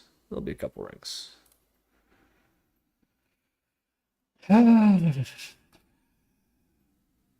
Well, I mean, there's been plenty of white exploitation movies. I mean, my God, man, you seen the Hunger Games?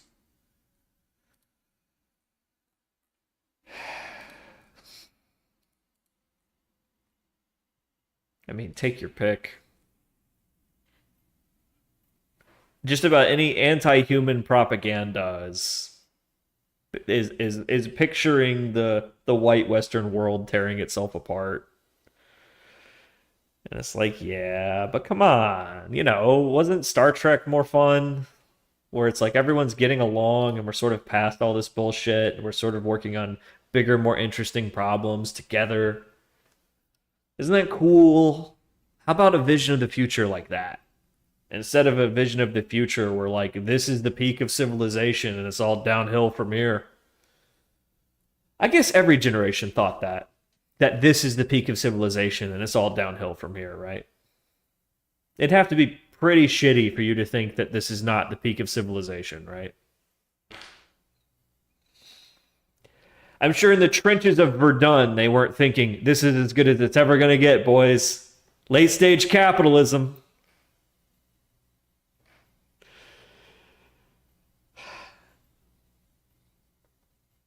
But maybe at Woodstock they were pretty convinced that this is it. This is the peak. This is as good as it's ever going to get, right? I don't know.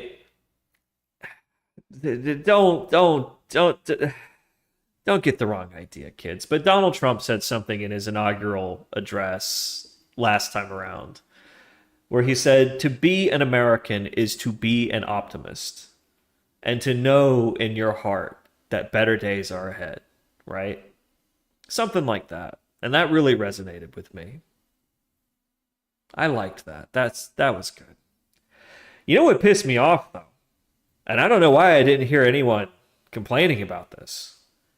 Disneyland, they do like the Hall of Presidents, right? And every time the president turns over, the last president to speak at the Hall of Presidents is the current sitting president. And when it was Trump, he had this like 2-minute long like snippet from his inaugural address that was just some really good rousing rhetoric. And I'm just like weeping, and I'm like, oh, it's actually Hillary Clinton's face. There's some fun trivia there. They thought she was going to win. They had to turn Hillary into Trump at the last minute. Anyhow, but when Biden's term came around, and they did Biden in the Hall of Presidents, he doesn't have a speech.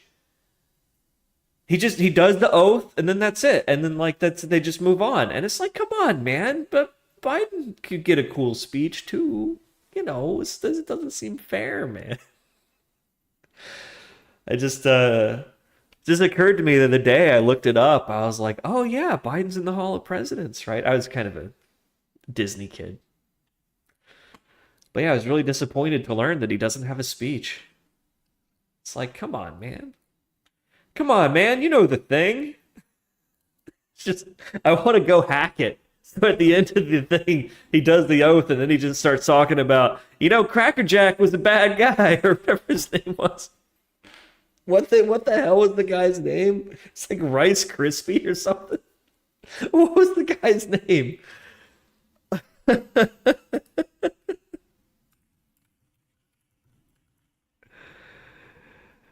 What was the guy? Corn Pop. Corn Pop.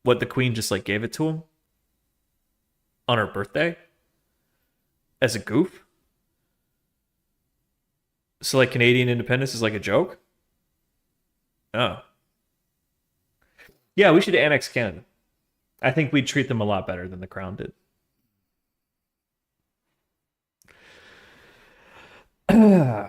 You know what? I think Canadians would like Second Amendment rights. I think Canada would go nuts for guns. They'd be like, "Wait, we can just have guns now?" Be like, "Yeah, you can just have guns now. You can buy any kind of gun you want." Can I buy a big gun? Yeah. How big? How big you want it? You can make your own bullets as big as you want them. I think Canadians would go for that. But I think it's just rhetoric. Canada's in deep shit right now. Trudeau should have resigned like 6 weeks ago.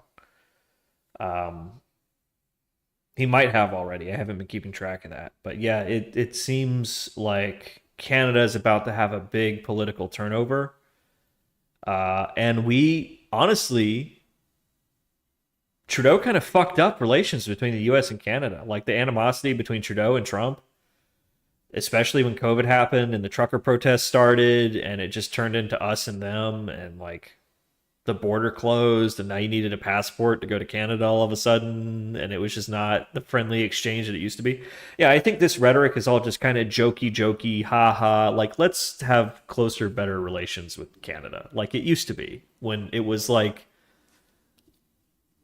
God damn it, I never thought I'd say this. One North American trade union, you know? Like NAFTA, like Alex Jones said, where they're going to build the superhighway from Mexico to Canada. And I was like, yes, what a fucking wonderful idea. Put trains on it too. Fuck yeah. I grew up going to Mexico. Fuck, I love it down there. I miss it, man. I haven't been able to go since I was like 12 because it's gotten bad down there. Fuck, but whenever it chills out, I'm going to go retire in Mexico, man.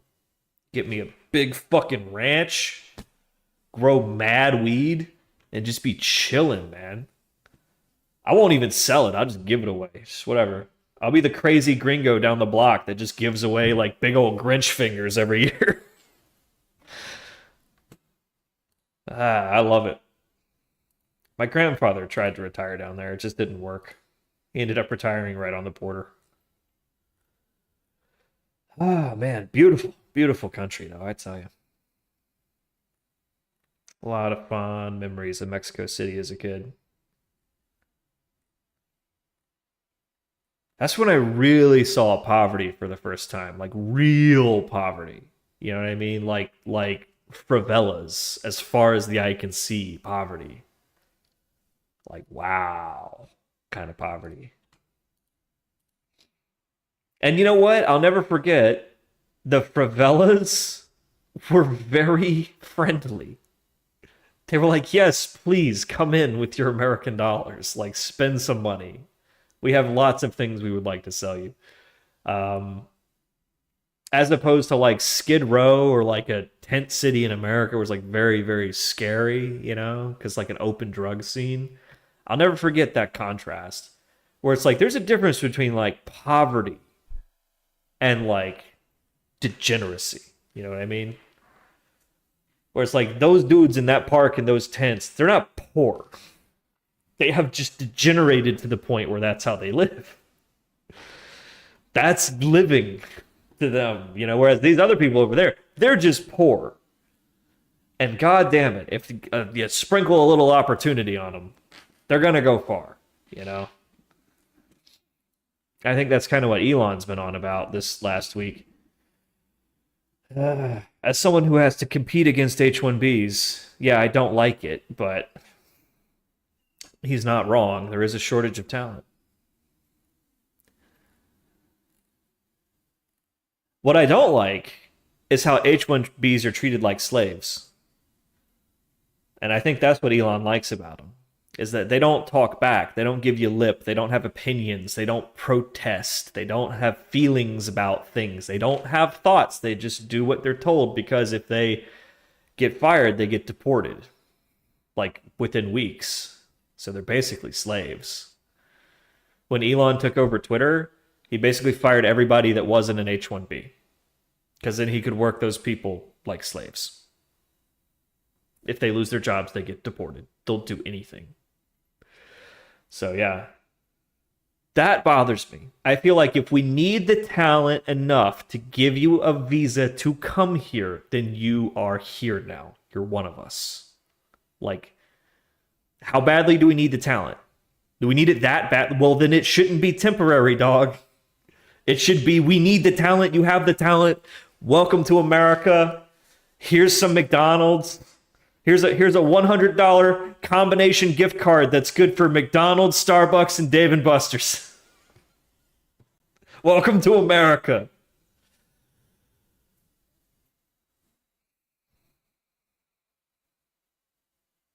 Yeah, the Einstein visas are like rarefied atmosphere, stay as long as you want.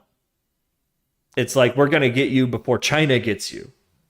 But H-1Bs are just like, gosh, we've had this help wanted up for a C# developer for 6 months, and we just can't find one that's willing to work for peanuts. Can we please import one, Mr. Government Man? And it's like, yes, you may import 5 this year. And it's all based on bribery and lottery, and it's a gross way to do it. It really is. And you see them get horribly, horribly mistreated. So yeah, I don't know. I don't know. What's up, Goated? We're done here. I don't know. I'm just chilling. Just making a few tidy improvements. Holiday logic. We have holidays in the database, right?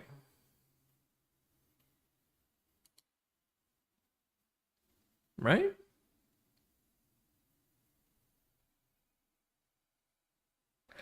Oh, no, we were scrubbing them out previously. Yeah. We kind of logically deduced the presence of holidays. Urgh. How long till we're making money? Well, we got strategy discovery up and we got live trading up, so now we just gotta make some good strategies. So that's what we're working on now. How long will that take? I don't know. How long until we discover intelligent life in the cosmos? We know it's possible. We've seen it. We're just gonna have to keep trying until we find one, and then we'll have some idea what the odds are until we can find the third one. My thinking is I'm going to pour myself into strategy component research and development for the next 3 months. And we should be able to churn out dozens and dozens of components in that time. And that should hopefully be enough to come up with some good strategies. And if we don't, after 3 months, then I'm going to seriously reassess this paradigm. And we have a backup plan. But, we're trying something new and unique here. And if it works out, then we have a pretty nifty advantage over the competition, in that we can explore vast swaths of possible strategies without overfitting, and very effective sort of a very effective use of the man hour, right? We've got this man hour multiplier that we can use very effectively. That'd be great. A backup plan like that? No, my backup plan is just to go get a day job, man. I figure if we are not in a very, very, very promising or already profitable position by the end of the first quarter, then I really need to focus all my attention on getting a job, because I got maybe 1 year left in the bank before it starts getting scary. So this is kind of it. The next 90 days are kind of it. This is the end of the runway. So this is either going to work out, or, or I'm going to be going back to the day job world for a couple of months to figure out what we're going to try next. So This is what I'm here to do with my life. It's just a matter of how much runway do we have. All right, so good.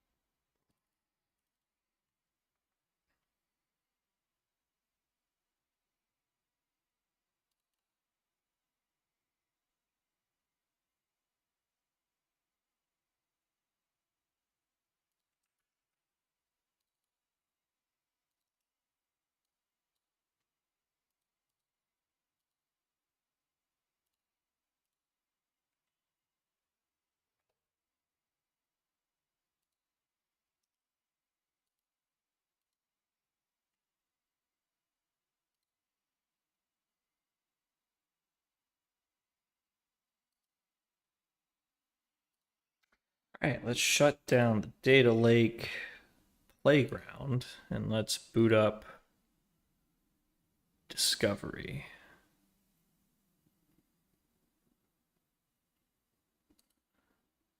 I'm going to have to inject our new component here.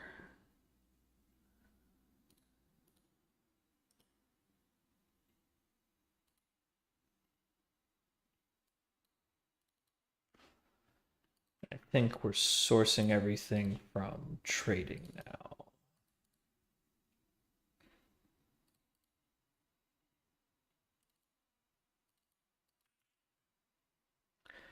Okay.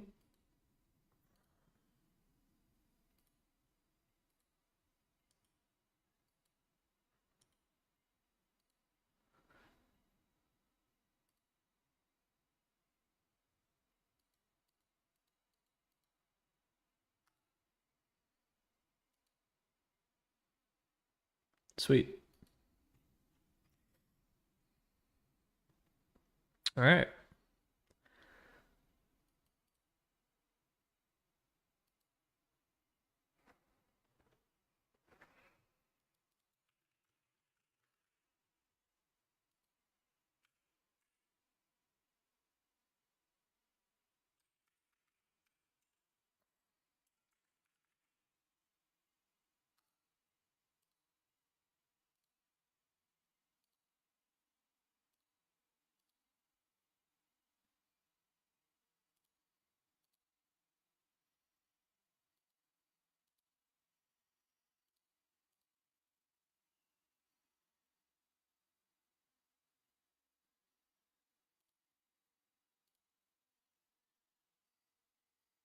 Looks like it's working.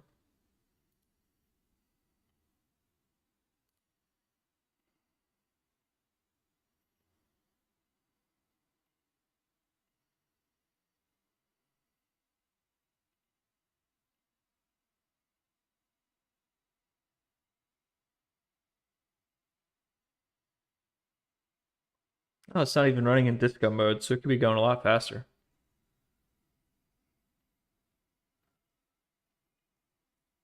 We should probably have it cache this SQL files because there's only like 4 of them. Might as well just keep them in memory.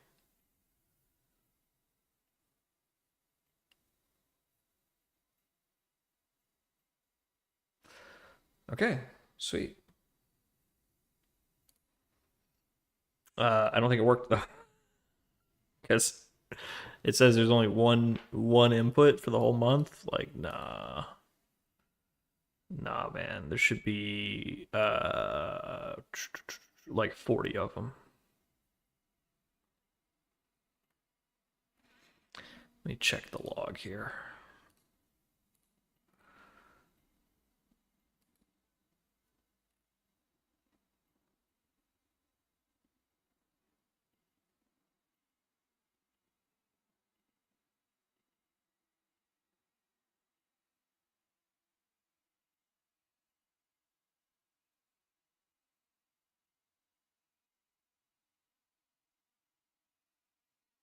Everything seems to be running behind the scenes,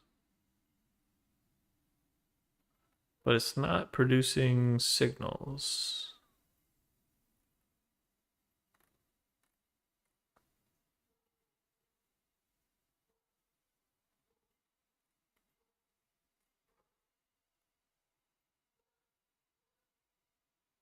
Huh.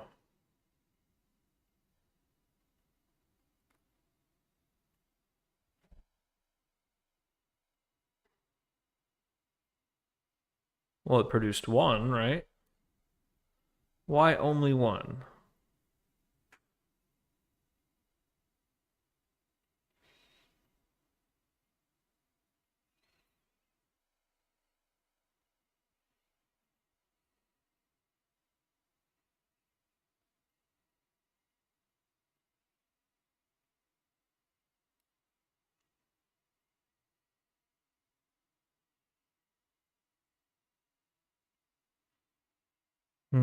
I suspect it is generating it, but it's just not getting captured for some reason.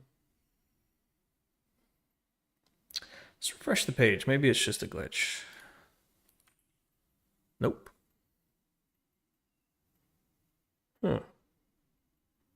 Add it again.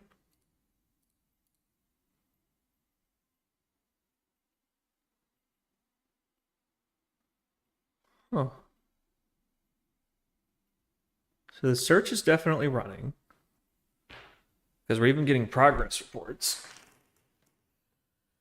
But only seems to produce one signal. Hmm.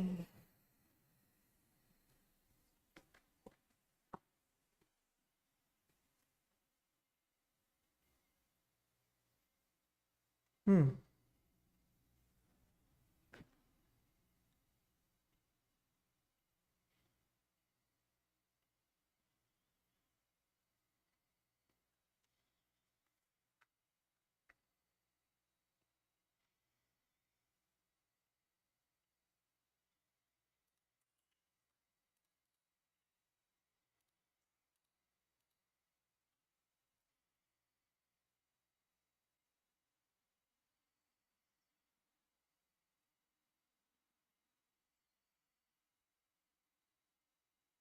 I don't know. But this is kind of the routine from now on. Is we pull an idea off the board, we model it, we throw it into our search space for a particular family of strategies: scalping stocks, farming option theta, currency arbitrage between currency or between crypto exchanges. Take your pick. We build the components, we build them small, we build them tight, we build them tidy, we build them as well as we can because we don't have to worry about overfitting a component. It's an anomaly detector. It can't be overfit. It can only be accurate, right? So, yep. Then the combinations let us discover strategies. First, we got to debug the components. And we're still kind of figuring out the standard pipeline for debugging components, right? Because we've only made a handful so far. So we're kind of figuring out, like, oh, yeah, well, when we want to debug this class of component, we normally need like this and something like that. And so we're kind of starting to come up with our standardized tests as we go. It's kind of tricky because they're all bespoke. So a standardized test for a bespoke thing, well, we can test the interface.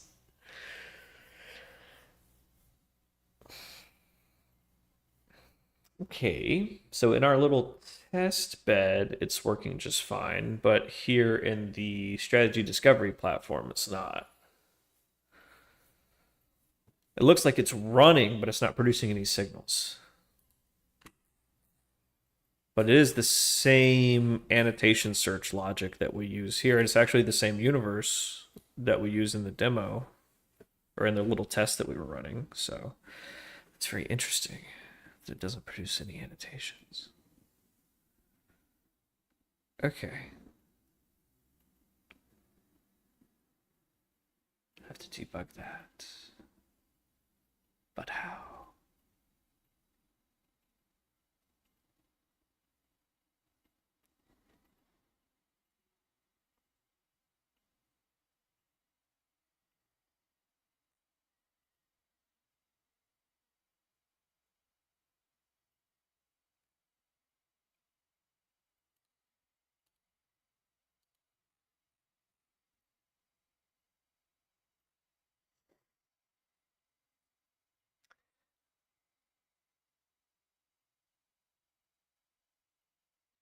Oh yeah, to signal a test signal, well then you'd need either a synthetic data set that you know contains the thing that you're looking for, or you'd have to have the real data set that you know contains the thing that you're looking for.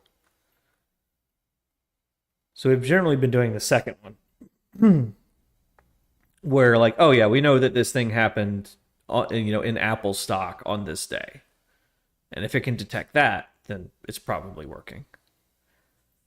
Ideally speaking, you'd like to have a synthetic data generator that can create an unlimited number of examples of the thing that you're trying to detect, so you can really gauge the accuracy. But like, then these things wouldn't be so quick and easy to develop.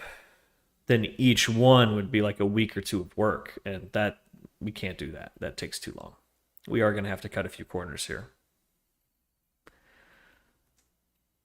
I need to be able to realistically, by myself, churn out 200 strategy components a year. So, like half of one a day at least, like, or 2/3 of one a day at least.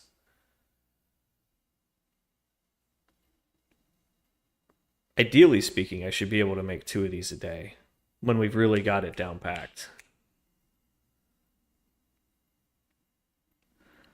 But I figure, yeah, for the first few, we're going to keep smashing our head into the wall of this bug or that bug as we get the thing kind of hammered out and up and running properly with custom new components coming in, as opposed to like the handful that we built for systems integration testing, right?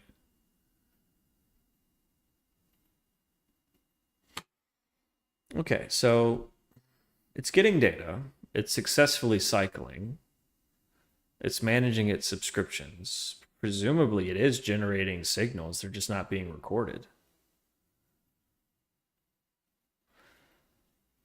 Let's tweak the code a little bit so that it gives us a comment when it publishes a signal.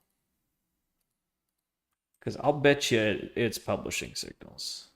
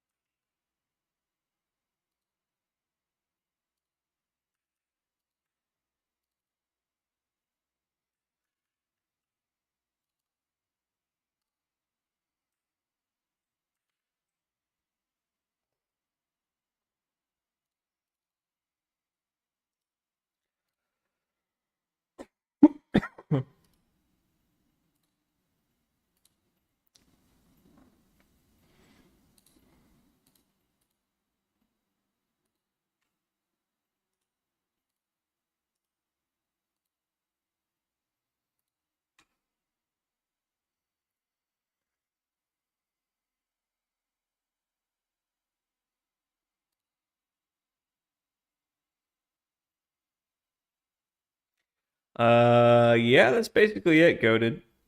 We're doing feature importance analysis on the context that we have, like the regime labels that we have, to see if any regime or combination of regimes um, adds predictive power, or rather predicts the good performance of a particular tactic on a particular anomaly. So take our anomaly, right, that we just coded for the eye of the open. Try every tactic that we have on it, right? And then for each resultant set of trades, run feature importance analysis with every regime label that we have. And that should tell you, oh, this regime label, like pre-market activity, or the bad example, this particular label for within 5% of all-time highs, right, adds predictive power to this bullish tactic on that signal, right? Or doesn't. And the whole idea is just to get something that's better than a coin flip, right? Because we don't need it to be great. We don't need it to be perfect. We don't need the one God strategy that's always right. We need like 10 or 20 strategies that are profitable. That's it. You give me 10 quarters that have a 51-49 edge, and I can make my bets across those quarters in such a way that the profits just cleanly accumulate with minimum volatility. We don't need 80% wins, 70% wins. We just need some edge. Just a little. A lot of a little. And we can diversify all of our strategies. Like we can diversify our risk across our strategies. That's the idea. Or generally profitable in the long run, not always profitable, just generally. One of them has a bad year, or two of them, or five of them have a bad year, there should be 10 or 15 more to cover for it. So you can always cycle out the ones that are declining in performance with new ones that you're discovering as you go. And we're never finished. Like, it's never finished. It's never like, oh, we've found the God strategy, we're done. No, markets will always evolve. The dynamics will always evolve. Overnight leads to 24 hours. Penny increments are now giving way to half-cent increments. Like, the whole dynamics of the market are just constantly changing and evolving. Otherwise, all the big guys would have fired all their eggheads a long time ago. Like, hey, we solved the market. We don't need any of you assholes anymore. Now we just sit and count our money. I wish. It's kind of like becoming a dentist or a doctor. It's like, yeah, you make great money, but you still have to wake up at 5 a.m. You still got to wake up at 5 a.m. You still got to pay your fucking malpractice insurance. Your wife still cheats on you, man. But hey, you're making good money. So yeah, I'm working on an article for Twitter. I've got like 5 or 6 of them that I started this weekend or yesterday on my day off. And the whole idea is like, yeah, okay, imagine I have like one quarter, one coin. I'm going to flip the coin. I want to place my bet on that coin flip. So what's my risk of ruin if I bet my whole $100 on one coin flip, right? My risk of ruin is 50%. It's a 50% chance I'm going to lose, right? But if I make two $50 bets on two coin flips at the same time, right? My risk of ruin is now only 25% instead of 50%, right? Add a third coin, a fourth coin, a fifth coin. Equally divide the bets across them, right? Your risk of ruin goes down, goes down, goes down, goes down. And the volatility of your returns goes down, goes down, goes down. It gets tighter and tighter and tighter. And it just approaches the overall correlated probability of the coin of 50-50, right? So you should have basically a nice smooth break even if you get enough coins. Now, if those coins have a 51-49 edge, and you have enough of them, it'll just go up and to the right with minimum volatility. That's what we're doing here. That's what we're trying to do. We're not looking for the one coin that always lands on heads. We're looking for 10 or 20 coins with like a 51-49 edge. All right. I'll put some water on my face, and then we're going to keep testing out this new tactic that we made. Or this new signal, this anomaly signal that we made. I think it's annotating just fine, but for whatever reason, they're not collecting right. So I added a comment for it to tell us when it publishes an annotation. And we'll see if it's actually doing that. In a minute.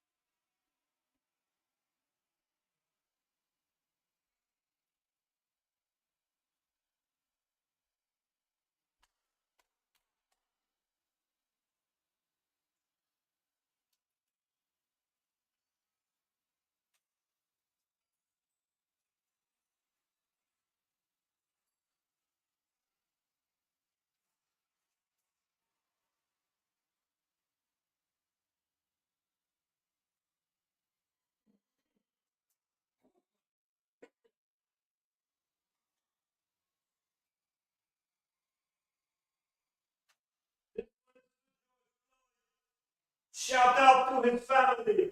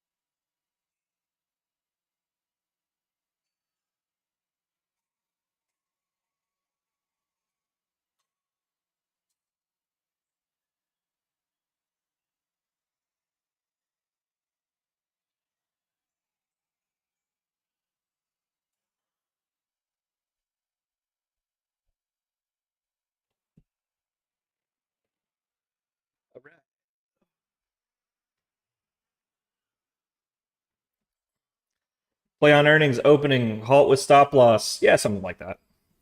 You're getting it. Perfect example. All right. Let's say you see a spike in trading volume.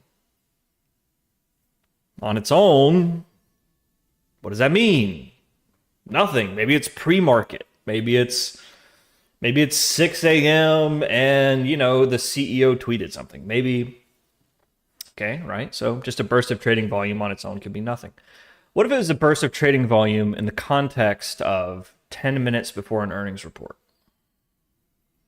So we're in the space of 10 minutes before an earnings report is expected to come out, and there's a burst of trading volume all of a sudden. Now, what's the first thing that comes to mind? Gosh, maybe the number leaked. So the presence of that thing happening there, that information of this burst of trading activity in the context of awaiting this new information to release, suddenly that means something that it doesn't mean in isolation, right? And that's kind of the idea. So, okay, every time we see this spike in trading volume and a corresponding bullish move in the stock, we're going to deploy this bullish trading tactic, right? Okay, naively, probably not going to do that well. But if we only do that in the context of when that happens 10 minutes before an earnings report is supposed to come out, or in that 10-minute window, gosh, that might have a lot of edge. Might not happen a lot, but I'll bet that outperforms just doing it naively every time a volume spike happens. So that's kind of the general idea. It can learn based on what we teach it. What we teach it can apply to the historical data and discover strategies within the data. Now, that is in-sample performance, but there's no feedback loop for overfitting. So it should be a reasonable expectation with some Monte Carlo simulations of expected performance. Hopefully, we don't know. This is all very theoretical. We're sort of paving some new ground here.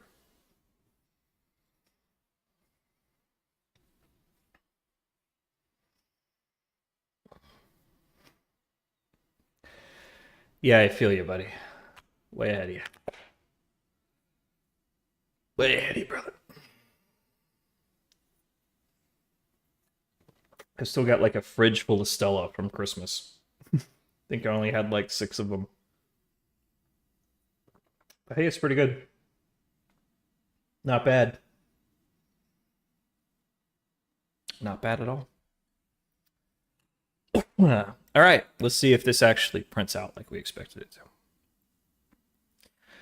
And then maybe we can work on some upgrades to the discovery app so that I can like right click on one of these and hit remove, and I don't have to create a new search space every time I want to run an experiment. I could just even say refresh component. That would be great. I have a nice little wish list of like features that I want to add to this app that we use for strategy discovery, because right now it's very, very primitive.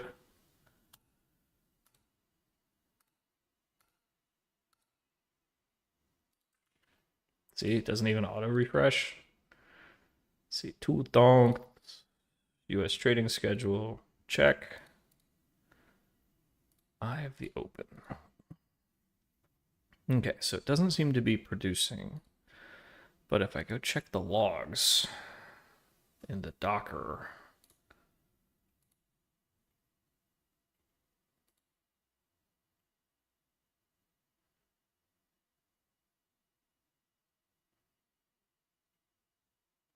no, it doesn't seem to be signaling.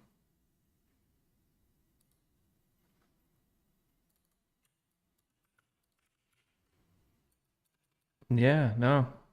Okay, interesting. Yeah, we got some more debugging to do.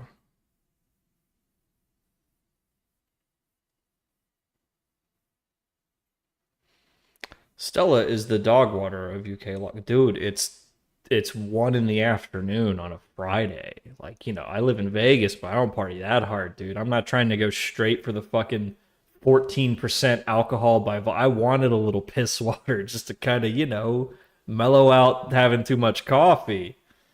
I think you Euros are a little elitist about your alcoholism if you want to know the truth. You know what we drink in America when we want to get drunk? Jack Daniels. Grain alcohol. You ever been at a grain alcohol party? Oof. Headache doesn't even begin to cover it. Americans know how to drink, but we just, it's a spectrum. Drunk is a spectrum over here. It's not a binary switch.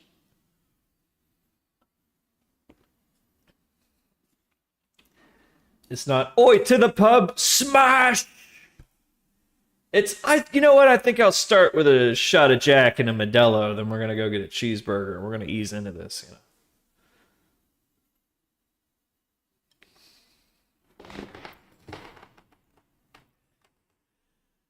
Yeah, I had a buddy, God bless his heart, he never had a drink in his life. And then he went to college, and within 3 months of his first day of college, he was in hospital with the DTs. He went from zero to screaming alcoholic in days. Days. It's that frat culture. I blame the frat culture. Yeah. Okay, this didn't produce any signals. That's very disappointing. Let's shut that down. Let me come over here. And is the REST API up? Yeah. Let me rerun the tests here. Because this was working fine.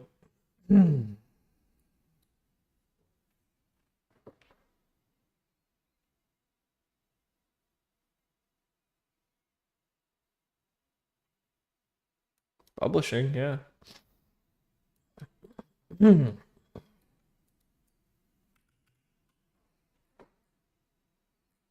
Okay, so it's working fine in our little test environment. Excuse me.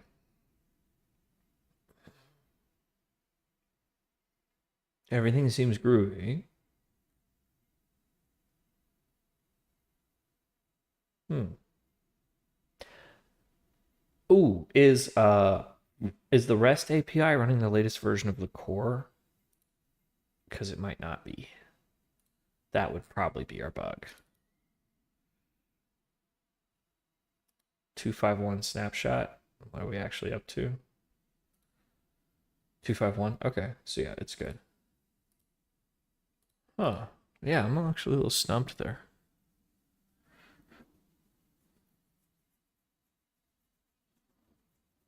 I mean, it's literally the same code executing. It's just executing in two different environments. They have access to the same data, and it's not based on any data that's different between the two environments. I think it is running in disco mode.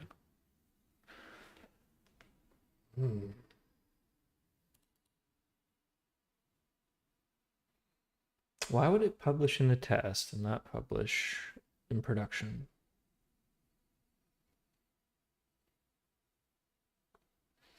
Especially when production covers the exact same date range that we were using in testing.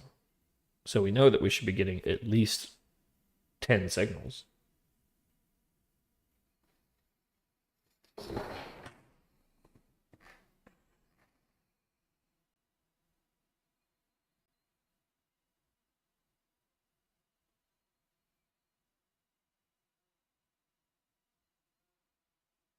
So what do y'all got going on this weekend?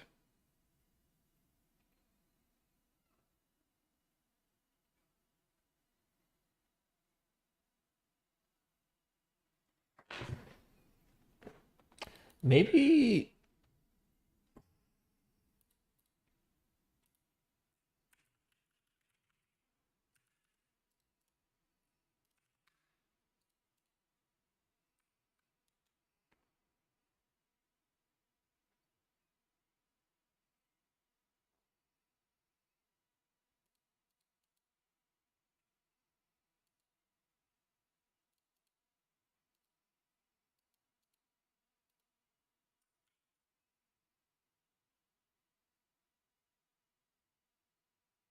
Hmm.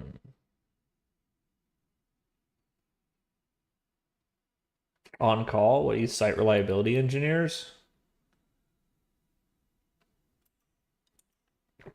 Oh, it's the new year. Everything's gonna fucking break. Yeah. Well, I guess New Year's Day is Wednesday. I don't know if I want to go downtown, dog. They're saying 400,000 people are going to be in downtown Las Vegas for New Year's. For half a fucking million. They're shutting down all the streets, all of downtown, the whole strip, all the roads are closed. It's just going to be total civilians. Dense, thick. Dude. I'm like, fuck that. That's way too many people. You know how bad the Uber surge prices are going to be? It's like you can't Uber and you can't park. Fuck it. I was thinking maybe look into public transportation. Maybe I could catch a bus there.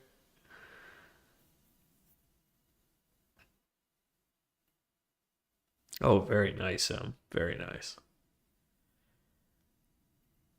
Lead of software, DevOps, cybersec. No, I feel you. When I was the risk tech lead, I was also the head site reliability engineer for risk. It's like, God forbid we hire more than one person per department, especially the risk department. Redundancy in the risk department? Nah, Algo can handle it. What do you mean he wants to take a day off? What do you mean he needs a surgery? That can wait. Tell him to wait. And they fired me the day before bonuses for reporting harassment. God, I fucking hated that company.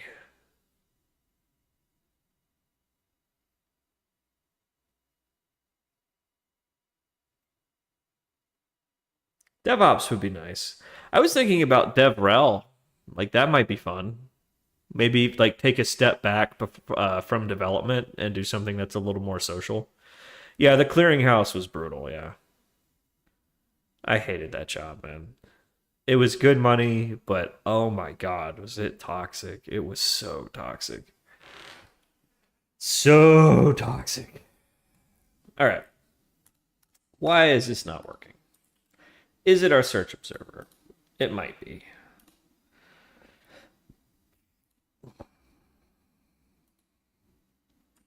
But no, we added a thing to our new component so that it would just arbitrarily log when it's signaling, and it didn't. So that tells me that it's not actually signaling. Because we see it in the test here, but we don't see it in the Docker.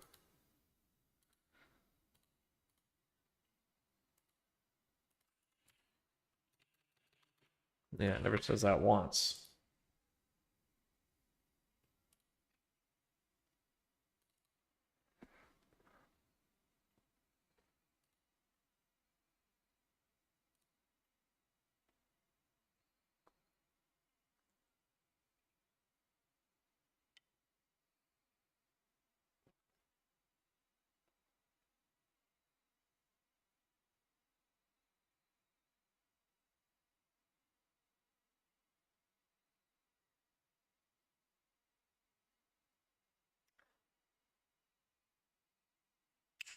It's the data source.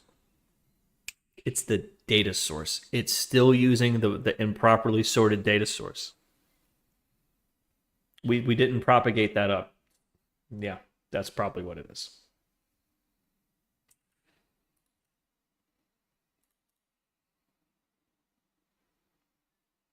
Okay, so you're good. You're good. If you're just joining us, we're taking advantage, or we're building a trading signal model to flag the moment of calm right after the burst of trading volume that we see at the opening bell of a given stock. Apple, Tesla, GameStop, DJT, Michael Saylor's latest fraud scheme. What's it called? MicroStrategy. Yeah, whichever. You know, for regulatory reasons and compliance reasons, some institutional players can only trade at the open or the first couple minutes and the last couple minutes, whatever. So you see that big burst of activity. There's a little bit of a cascade effect, a little bit of a feedback loop, a little reflexivity of reacting to that and reacting to the reaction and reacting to the reaction of the reaction of the reaction. And then after about 200 milliseconds or whatever, it chills out. And we want to flag that. So we built the flagging thing, and we're testing it. And it seems to work when it's standing alone all by itself, but when we throw it into the system to actually like run it in production, it's not producing the signal, which is interesting. We're trying to figure that out. And I think it's because along the way, we found a bug in the data source manager that we use in production, where we have a little shortcut thing that we're using to use our archive instead of our actual data provider for stuff that we already have. And there was a little error in there. So let's go make sure that propagates up. And we should be groovy. So that was in MP Data Source Manager. So we just got to make sure that that gets reinstalled in our local Maven. Bingo, bingo. Okay, and then I go over to...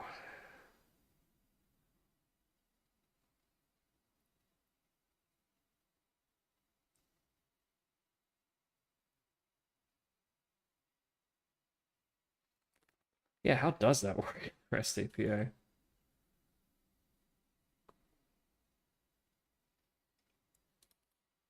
think we've just hard coded it.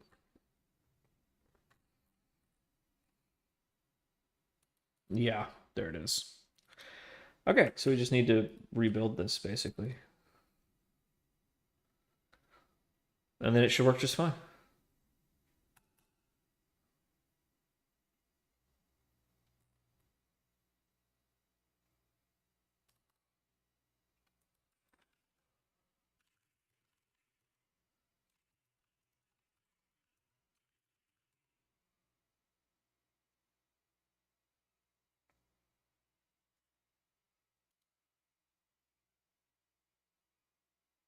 All right, looks like we're coming online.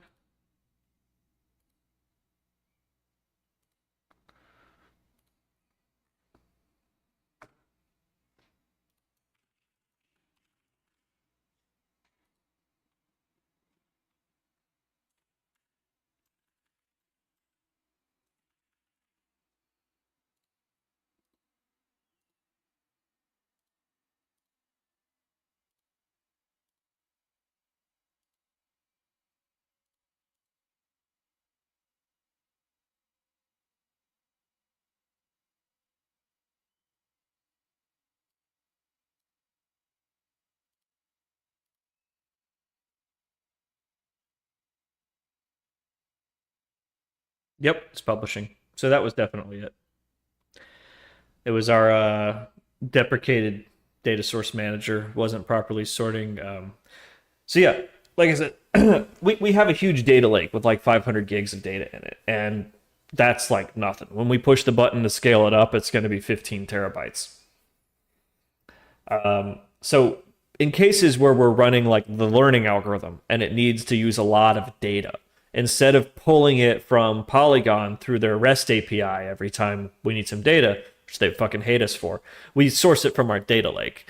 And in order to do that, we use a little query that generates the candles for us based on our raw tick data with all the same rules that Polygon uses to generate candles. Like it's right in line with their documentation, right? So yeah, we found a bug where the candles that it was generating were not sorted. So you were getting them out of order.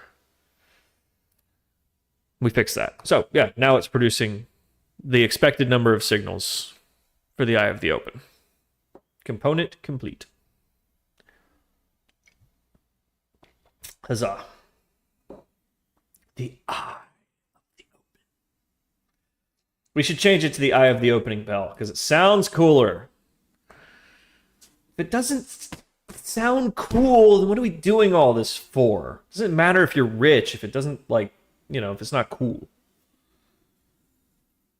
There's some guy out there who's a billionaire from, like, waste management. Okay. So you're rich, but, you know, are you cool? You know, would you rather be a billionaire from waste management or a billionaire, like, selling snowboards? You know? The eye of the saucepan? What? Why, whatever do you mean, sir? Master of garbage. It's a stone cold waste master. I dig it. Okay, so if we hadn't run into all of those bugs and things unrelated to the thing we were building, it would have only taken us like an hour or two to build this component. Because we got the bulk of the work done, like when we had the idea. Like we literally had the idea on stream, did this analysis in like under an hour, confirmed the presence of the signal, and then we still ran into a handful of bugs along the way that we had to sort through. Just to do that, because we weren't using like our aggregation methods the way that, you know, we thought we were. I remember that. Anyhow, and then once we confirmed it, it only took us like half an hour to code it into Java. But then we ran into a bunch of bugs in the back end along the way that we had to fix, and that added like a day or two. So yeah, if we didn't have all those bugs, we could have really done it in like 2 hours. That's pretty cool. So we got to accelerate that cycle time, and it will naturally accelerate as we build more and more of these strategy components. Will Roy and Kitty eventually get in trouble? No, probably not.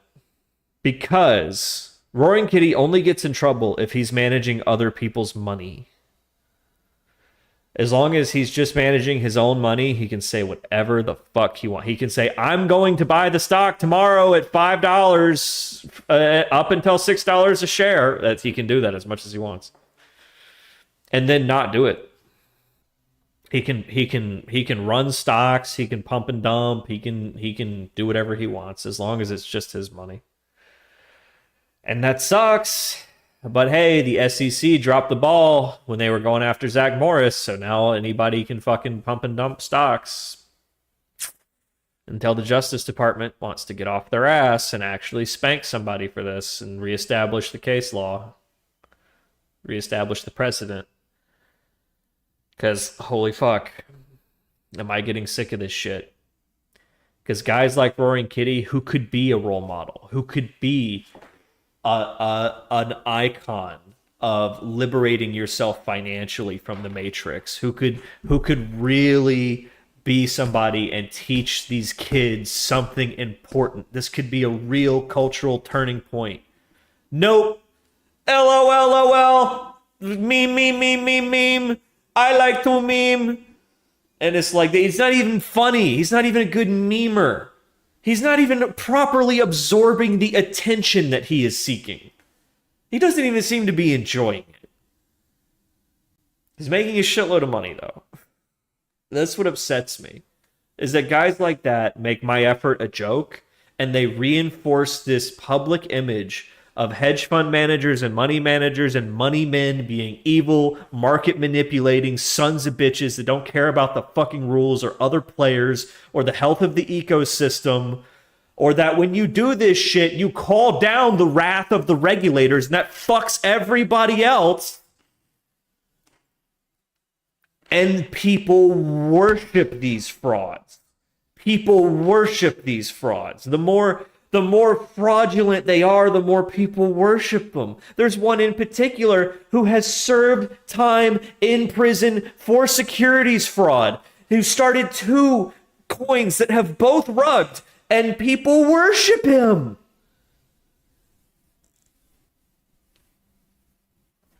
If people are worshiping convicted fraudsters, like, I don't know what else I can do other than just try to be a better example, and that means I gotta work 100 times harder to get half the results. But fuck it, I want to fix things. Like I want to break this public image of the hedge fund manager as this evil villain, and I really wish I could slap people around who go around intentionally aping that image, because they're making it worse, man. It is a nightmare to start a hedge fund. I've been thinking about nothing else for 15 years. It is a nightmare. I'm going to need $200 million.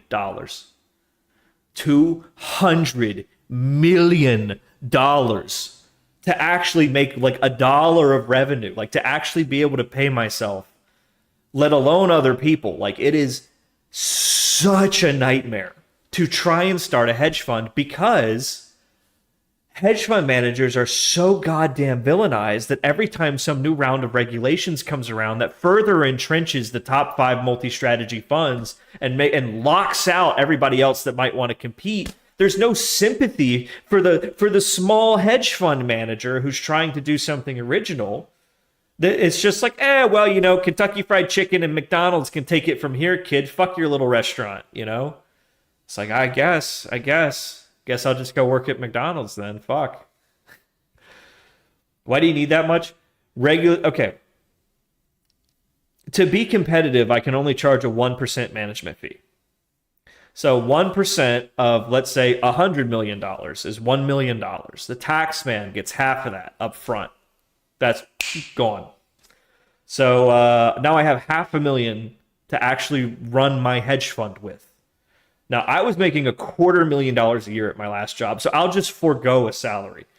I got to get an attorney. I got to get to do all the compliance stuff. That's $30,000 to $50,000 a year out the gate. I got to get a third-party auditor to make sure that I'm staying in compliance with all the regulations that my attorney is telling me how to comply with. That's another 50 G's out the gate. So now I'm down to $400,000, right? Data, servers, compute, that's going to be 50 to 100 G's. Because once you're an actual operation, all your fees for that stuff, 10x. Go look at the fine print. Polygon, Data Bento, anywhere. There's the professional fee and there's the amateur fee. So the second you're actually managing money, your costs for everything 10x. Okay, so now I've got like $300,000 left, maybe 350, on managing $100 million to actually pay people to actually do the money management. So maybe I can afford 2 people if I take no money.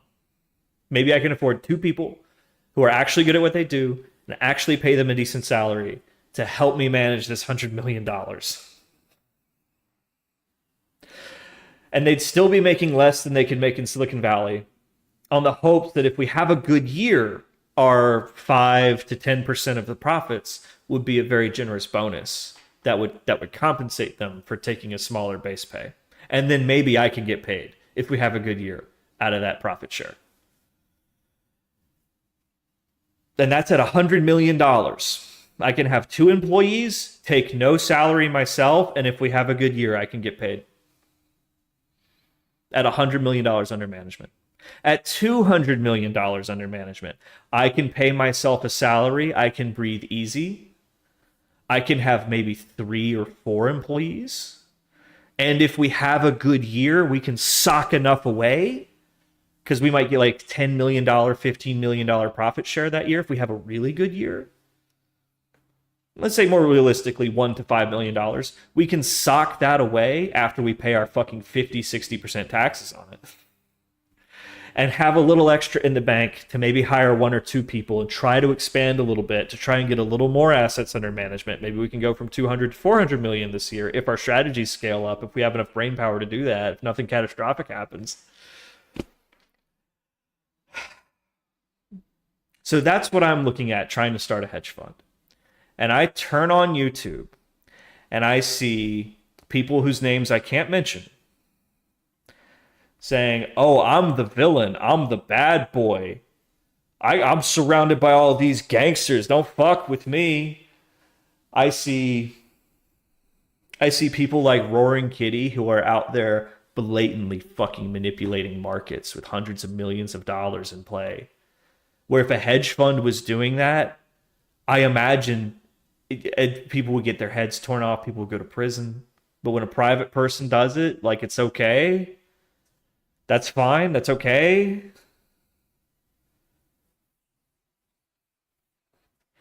It makes my effort like a joke, you know? Like, that's why it bugs me. I am going to work for the rest of my life to try and build something that might someday take 1% of Ken Griffin's market share. Maybe 1%. Maybe. That would be an achievement. That'd put me in like the top, because of the Pareto distribution of these multi-strategy funds, just getting like 1% of Citadel's assets under management would put me in like the top 20 hedge fund managers. Just in terms of assets. That's how much money is like aggregating into these multi-strategy funds. It's really scary, like where the industry's at because of these moats, like I just talked about. Sorry for ranting, but because there's these moats where you have to have $200 million to start a fund, where you used to only need 200,000 because they weren't so tightly regulated. Because of these moats of required capital, the multi-strategy funds that have these economies of scale, where instead of one guy running one fund and having to pay all the back end, you have one company with like 50 funds in it and they're all sharing one lawyer, one accountant, you know? So it's like more cost efficient. Those economies of scale, they've taken over the whole industry. So Citadel, Millennium, Point72, Cubist, Jane Street, you've probably heard of Jane Street. That's what they do. They're multi-strategy funds. So if I actually get this off the ground, one of them will tap on my shoulder and just be like, hey, kid, you know, you really want that nightmare, or you want to jump straight to the part where you make $1 million a year? Come to Jane Street. Come to Citadel. Come to Cubist. So yeah, so when I meet with Masayoshi-san, I'd say 2 billion. I'd just say 2 billion. Fuck, it worked for Elizabeth Holmes, right? Worked for Adam Newman. Adam Newman said he needed $4 billion. And it worked. That's it. He just said, I needed $4 billion. And Masayoshi-san was like, you're not thinking crazy enough. What's the story? I forget how it goes. Masayoshi-san, he walks through one WeWork, which they say was all staged. They say that Adam Newman staged the whole thing to be like picture perfect. I don't know if that's true. That was the depiction that I saw in We Crashed. But yeah, one walkthrough, what was it, less than 20 minutes, in the limo to the airport. They scratched out the contract on the iPad, $4 billion. Elizabeth Holmes raised $1 billion in hard currency with nothing.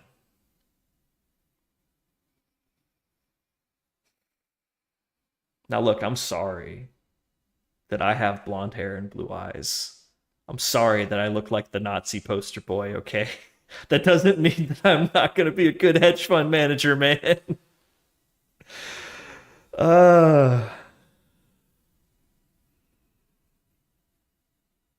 It's going to be twice as hard too because I don't have the pedigree.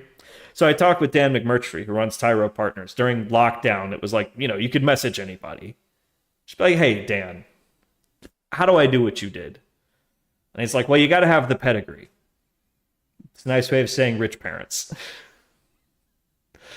He'll be the first to admit that that's probably where a lot of his capital comes from. Well, you know, sorry, dude, I went to Mercer. I didn't go to MIT, not for lack of trying. Um, so that means I got to have the results, man. I got to have the track record. Yeah, that takes 2 to 5 years to build if you can get everything running smoothly. So hopefully this year, this past year, I just wanted to get up and running. We are up and running now with a week to spare. Mazel tov. It's a girl, Money Penny. This next year, I want to get cash flow positive. I want to like for real get this thing churning. I want to be the algo trading guy on the internet. If I can pull that off, back that up with another 2 or 3 years of results, I can do a cap raise. I can get a hedge fund off the ground. I'll have the reputation and the track record. So don't miss that show. That's going to be a good show. Because even if I crash and burn and fuck it all up, it's going to be a great show. It's going to be content, baby. Content.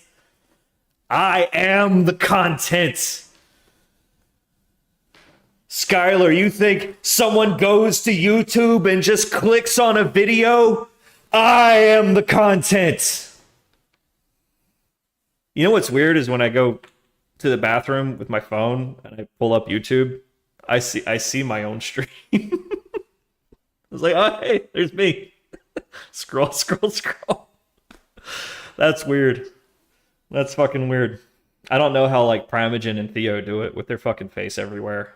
I'd go crazy. I don't know how Pirate Software didn't go completely insane this last year, becoming basically the most famous dude on the internet.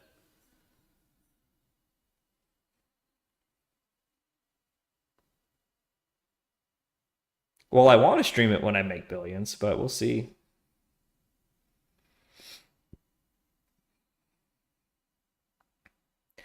Am I going to stream when I get to that level? I want to. This is where... So you know how I said Roaring Kitty can do whatever he wants because he's only managing his own money. So he can say, I made $100 million last year. Or he can say, I'm buying this stock. Or I bought that option. Or he can post a screenshot of his terminal. Once he's managing other people's money, he can't do that. That's advertising your services, which is illegal. You've never seen a commercial for a hedge fund because hedge funds cannot advertise. They can only advertise, they can only market to qualified, accredited individuals. That means basically multimillionaires or people who have the right certifications, that they clearly, in a legal sense, understand the risk of this investment. Normal, everyday people cannot invest in hedge funds. It is illegal to show them marketing materials for hedge funds. So showing you my trading while I'm managing other people's money could be construed as advertising our track record, our performance to unqualified, unaccredited investors, which is the fastest way to lose your license. So you have to be a registered investment advisor to advise a fund, to manage a fund. And that's, you got to follow the rules. So Martin Shkreli, just as an example of a name that I pulled out of a hat, broke the rules. And he has been blacklisted from the securities industry. So he can never again become a registered investment advisor. So he can never again manage other people's money legally. So you don't want to break those rules. They don't fuck around. They will ban you. So, unfortunately, at some point, if I do achieve this dream 3 to 5 years from now, I will probably have to stop the day-to-day live stream. And it'll become more like a podcast, where I will have an attorney write out as much as I can share on a week-by-week basis. I would love to be, my goal is to be the most transparent hedge fund manager in America. I really want the world to be able to see everything that we're doing. I don't care about the competition. I honestly don't. they can go fuck themselves. They're not going to be bother stealing our shit because our broker is too busy trying to steal it anyway. That's a whole other dirty part of the industry called alpha capture. There's no point in trying to hide your secret sauce because the broker you're trading through is selling it to the competition anyway. If you're one of their top performers at any brokerage house, they literally are selling your trading records to the top 5 hedge funds. It's called alpha capture. In some cases, they even hire their own internal brainiacs to come reverse engineer your alpha, and then they just sell the strategy to the big hedge funds because the brokers can't trade it themselves. This is a real thing that brokers do. Goldman does it, Morgan Stanley does it, JP Morgan does it. I interviewed for the Morgan Stanley alpha capture team. It was called TIDE, stood for something, TIDE. I tried to like blow the whistle on this, and everyone I told it to was like, yeah, dude, that's standard. That everyone does that. You didn't know that? Yeah, detergent. I wonder what they were washing. So anyhow, so I want to be open and transparent, and I am hoping this is kind of my fantasy that I can write a letter to the SEC to explain what I'm doing, to say, hey, I would like to be completely transparent with any disclaimer you tell me to put up, with any stipulations you tell me to abide by. But this is why I want to do this. Like, I want to shatter the illusion, the public mythos of hedge fund managers as evil, market manipulating sons of bitches. And I want to show people that we are hardworking brainiacs, just like Mark Zuckerberg and Elon Musk, out here doing the nitty gritty dirty work. And yes, if we can pull off an economy of scale, we get very rich. But most of the time, it's just heartbreak. The hedge fund manager, with rare exception, should be a sympathetic figure in the same way that, like, I don't want to say firefighters are, but like in the same way airline pilots are, right? You're doing a thankless job that for the most part does not pay very well. But if you happen to be the best at what you do, you might make some good money. No more bad boys. I want good boys. I want good boy hedge fund managers. It's totally going to backfire because nobody likes the idea of the good boy hedge fund manager. I mean, that's probably why Martin marketed himself as the bad boy hedge fund manager, because it works. It gets clicks. People like to react to that. They love to be like, "Oh, you're such an evil capitalist," and he can just deploy the Milton Friedman rhetoric and, win every time. I understand. It's like Luigi, man. I wouldn't do it. I don't condone it, but I understand. Okay. This is good. Let me commit this.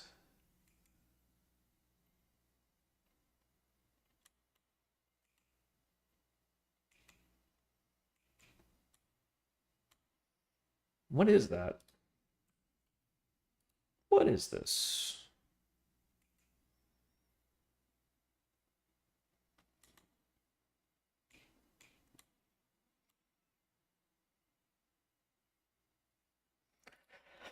It's rudimentary support. I'll put that in a comment.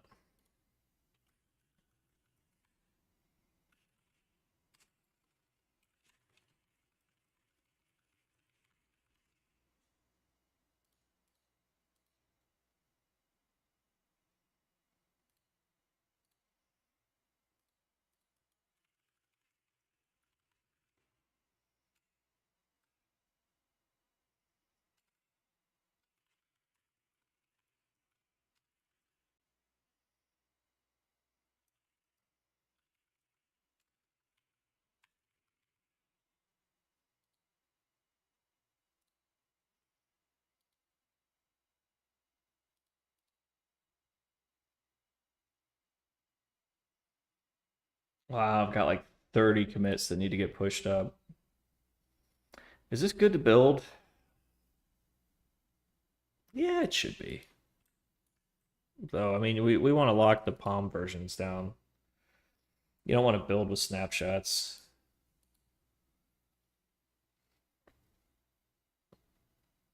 You can push up the 252 and the 152 core and Disco, respectively. Then we could push up the latest Disco or the latest REST API, and then we'll basically have everything up in the GitHub. I start getting nervous when I'm like 20 or 30 commits behind the GitHub.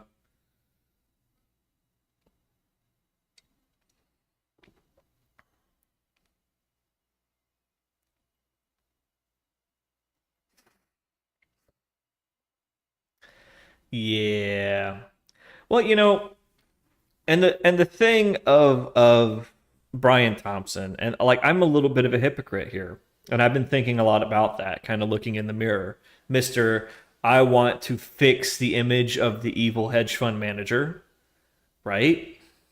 What if I just gave that whole speech about I want to fix the image of the evil CEO? I am a hypocrite to cheer on the murder of Brian Thompson, so I can't.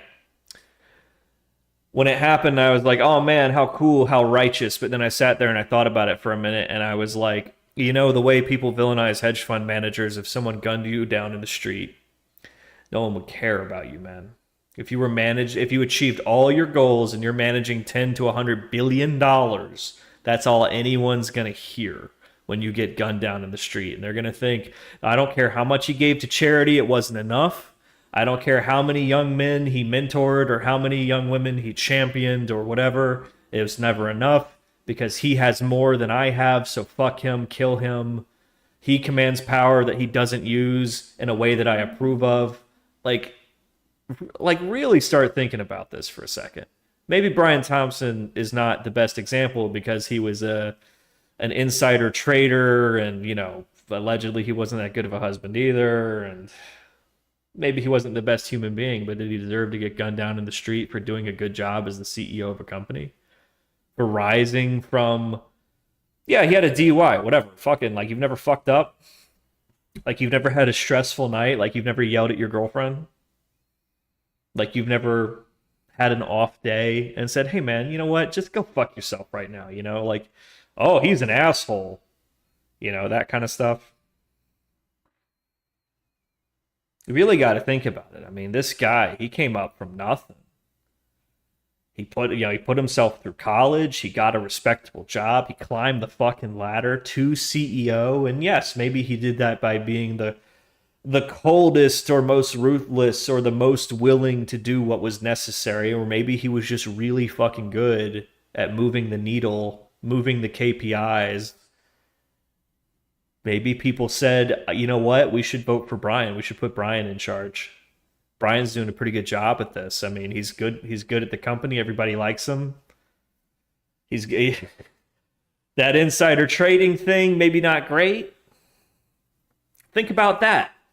What if the insider trading thing was going to cost him this job the next day? Like, Brian Thompson is just a symbol. In the same way that, like, the evil hedge fund manager is a symbol. A symbol that I want to dispel, a symbol that I feel is unjust. Yeah, after he took the position, they made record numbers. Yeah, they did. That's true. Doesn't that mean he was doing a good job? I don't know. What's up, Nana Banana? I feel like he was a member of a system with perverse incentives, but we're all members of systems with perverse incentives.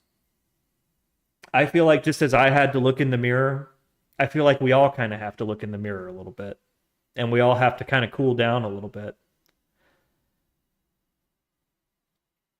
Healthcare should not be right. We don't have an infinite supply of healthcare to distribute, so it shouldn't be a right. In the same way that electricity should not be a right, that gold bricks are not a right. We don't have an unlimited supply of them to go around. We can't evenly divide all of the doctors amongst all of the people. You know, we have to prioritize. That means we have to create systems that decide who goes first and who goes last. That means someone's always going to get unjustly treated, even if the government runs it, even if a super algorithm runs it.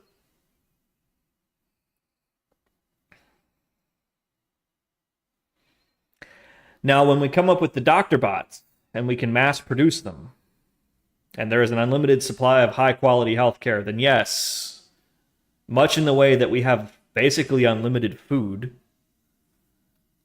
you more or less have a right to food in this country, thank God.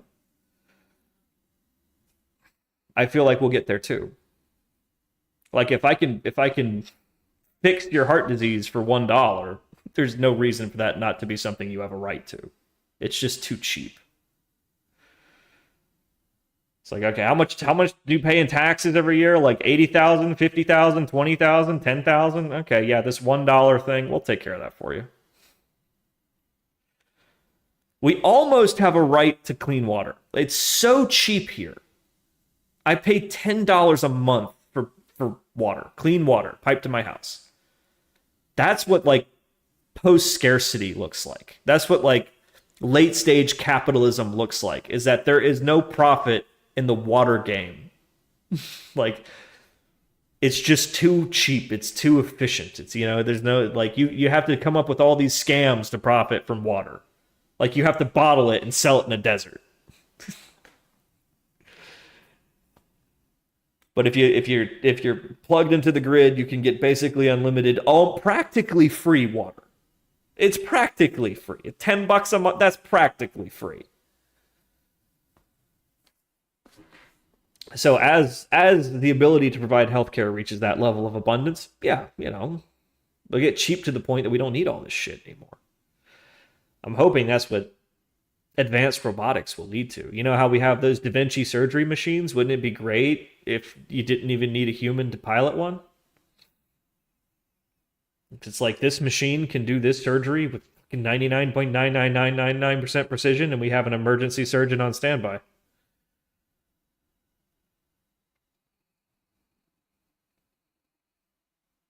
We'll get there. We will. And then human doctors will still be a rarity, and they'll still be a luxury, and it'll still be a thing of the ultra rich, but you know. Why does a drug cost $23,000 for one pill? Because it's really expensive to manufacture. Because it's not an economy of scale yet. Now, in some cases, like Valorant, Daraprim, Turing Pharmaceuticals, yeah, there are predators out there that are acquiring the rights to drugs and hiking up the prices to exploit and game the system. And I honestly feel like there should be a regulatory crackdown on that. There really should. Or maybe even a program where the federal government just gobbles up generic drug patents and says these are Creative Commons now. Every time one starts falling behind, they're just like, yeah, we're just going to buy that and make it Creative Commons.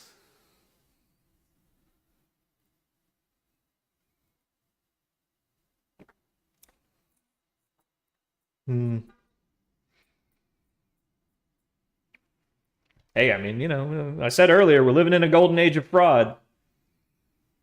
I just really had to look in the mirror when I found myself cheering for Mario, or Luigi, sorry. Cheering for Luigi. Just kind of had to be like, what if it was Ken Griffin? What if it was Ken Griffin? If you don't know who he is, he's basically the current most successful hedge fund manager in America, non-retired. Jim Simons is dead. Stephen A. Cohen is too secretive. No one knows who he is. But Ken Griffin, he's a big public face. Everyone knows him. He's a very successful hedge fund manager. If he got gunned down in the street, that would be billionaire. Brian Thompson was not a billionaire. Everyone keeps saying billionaires, billionaire class, billionaire CEO. Brian Thompson had like maybe a net worth of $50 million. Maybe. Probably closer to 10. It's not a billionaire. That's comfortable. That's very comfortable. That's, my house is paid for, my kids' houses are paid for, you know, my wife can start a flower shop, you know, that's comfortable. That's not billionaire. But if Ken Griffin got gunned down in the street, people would say billionaire. They'd say the richest man in America, one of the richest men in America, the third richest man in America, the number one head, the top compensated hedge fund manager. This man made $5 billion this year. He has $50 million penthouses in every major city in America. He's got the 100,000 acres in all these key areas. Like, he'd be pretty easy to villainize. Oh, he gives less than 1% of his net worth to charity. Did you see how they got Elon on that one? Like, oh, you paid less than 1% of your net worth in taxes. And it's like, net worth is not income, you dumb, dumb, dumb, dumb person. But still. Ah. Hmm. Makes you wonder. Well, let's see. Ken Griffin's up there. He makes a couple $1 billion a year.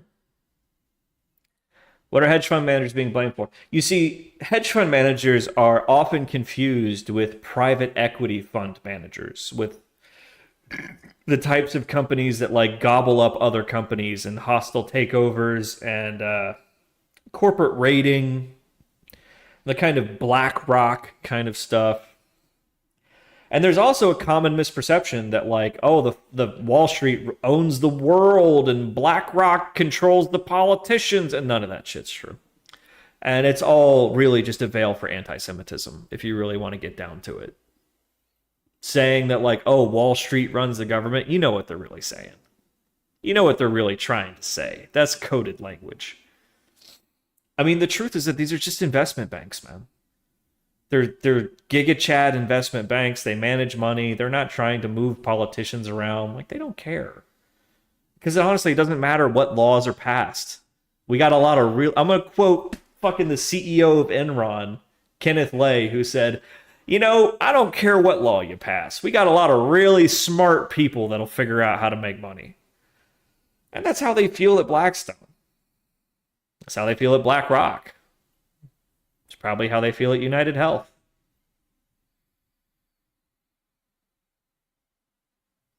I don't know. I don't know.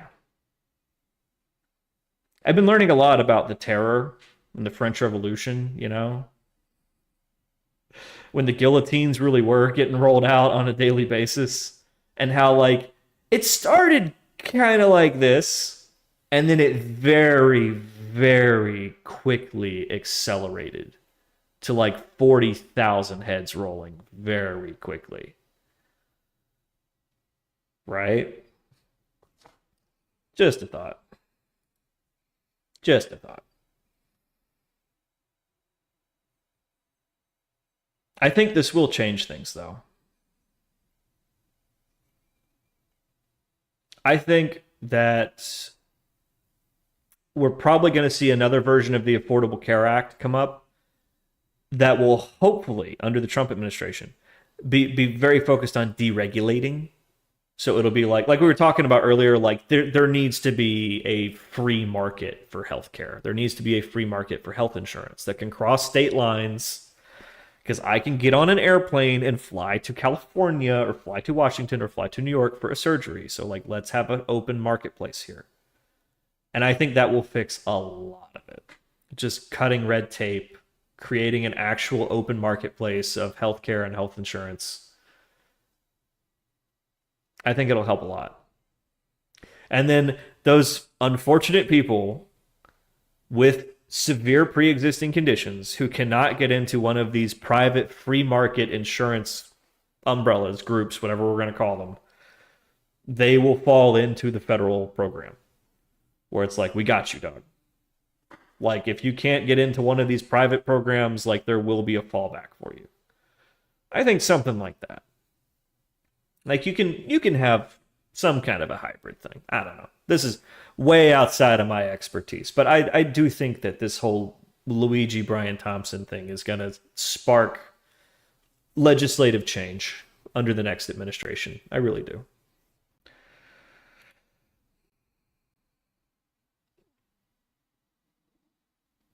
Well, there's just kind of like an untenable thing going on between the hospital conglomerates and the insurance conglomerates and the federal government and all the private insurance companies, and it's all just kind of logjam, and everyone's just trying to screw everybody. And like, it's not really about milking capital from the individual patient. It's about like the hospital trying to milk capital from the insurance company who's trying to milk capital from the federal government. Like, they're all trying to milk capital from the government, and you just get caught in the middle.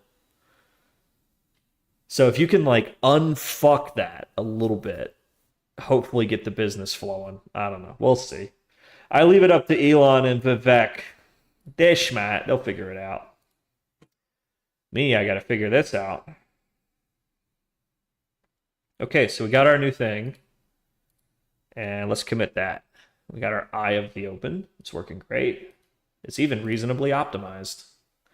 It needs a logger. Yeah, that's right. We need a logger. Let me put a logger in there. Moshi moshi. What does that mean? What does moshi moshi mean?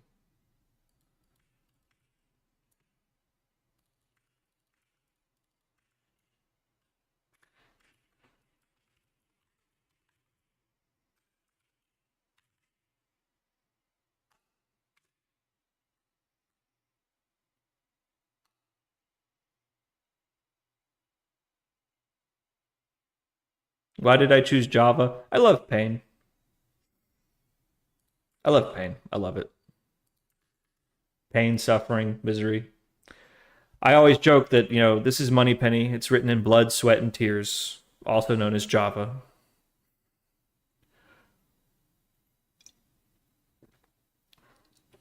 Okay, so Moneypenny is written in Java, but all of the heavy crunching is really taking place in like a SQL engine.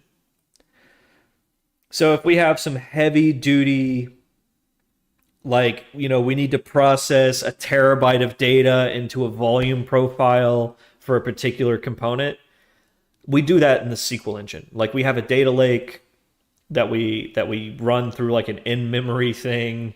It's very efficient, believe it or not. And we can create these super queries with Python IBIS. So we can do all this data frame-like analysis. Here I have an example handy. We can do all this like data frame-like analysis, and then it compiles down into a SQL query, which we can just fire at our data lake. Just plug in the dates and fire it at the data lake, and boom, right? Works like a charm, right? And because your SQL engine is written in C or Rust or whatever, that means that all of the heavy-duty number crunching is happening at optimum efficiency. And then otherwise, we're just moving data around. We're subscribing to this thing, we're facilitating it into this thing. And we pick Java because it is really, really great for plug-in architecture. So we build this analysis, we convert that analysis into a Java, some Java, which compiles down into a jar. And then we put that jar into production. So like all of our strategy components are plugins, which is pretty cool. So that way we can grow this knowledge base piecemeal with our little strategy components and not have to have a giant monolith. So yeah, plugin architecture. I kind of wanted to learn Rust this year. Kind of glad I didn't, because it seems to be fading away. But yeah, we didn't do Rust because at the time, Rust didn't have good plugin support. We only have 47 repos, I think. How many repos do we have? We have a lot of repos. Got a lot of repos, man. We have 46 repositories, not 47. Sorry, pardon me. I was off by one. But hey, more and more of our repos are strategy components, and that's good. That means we're building up our knowledge base. All right, so we fixed the bug. Eye of the Open is ready for production. Let's get it all committed up, and then we can move on to, we could do an upgrade or two for the web app. It's been on my list for a while. I want to be able to delete a component from a search space so that I don't have to have like a new search space every time I want to run a test. I can just right click on the component and hit refresh. Maybe even, wouldn't it be cool if the component would highlight in red if it detected that the code has updated? Because we do have a checksum of each component. So it would know like, oh, the jar has changed. Highlight in red. Would you like to refresh? Something like that would be great. That's kind of a wish list. For now, it would just be good to be able to remove one and then re-add it. But yep, the eye of the open signals the end of the volume spike associated with the opening bell, if any, in the bound instrument.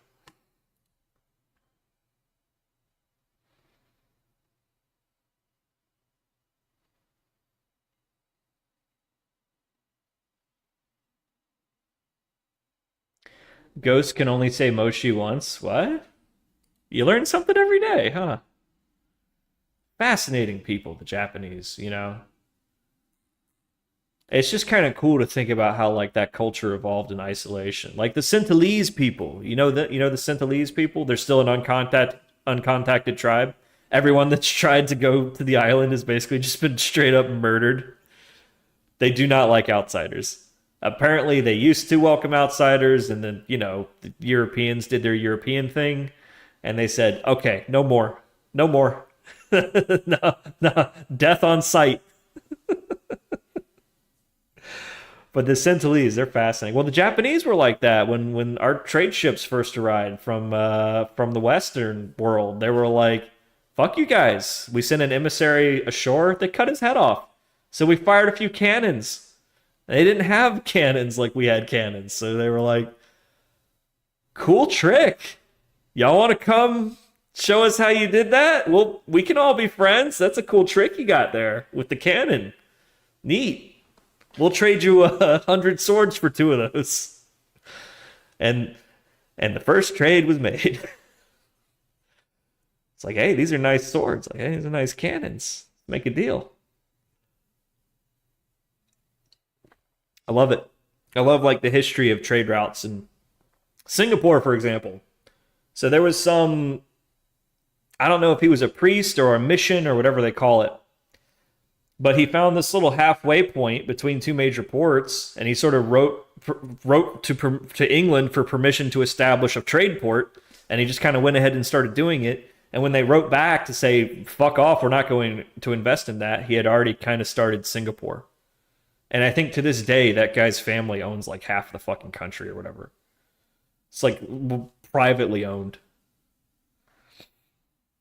Somebody knows more about that than me. Isn't there like one family in Singapore that like owns half of it? Like the OG Crazy Rich Asians. I love that movie, by the way. Fucking love that movie. I'm such a sucker for it. I fantasize about marrying into a rich family someday.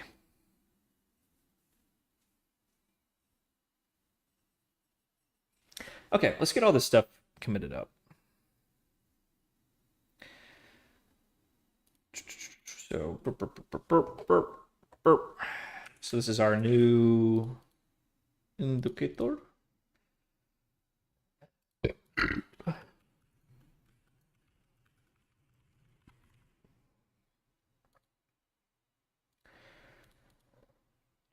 Push.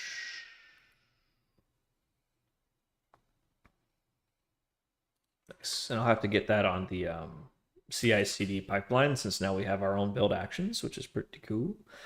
Oh, let's push up the original analysis so that we can keep track of that if we ever want to go back and change it.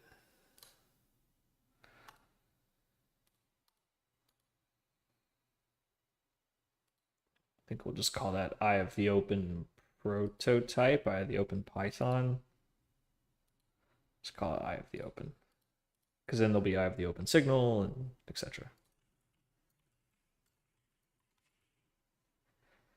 We might even want to have an Eye of the Open context too. The original Python notebook.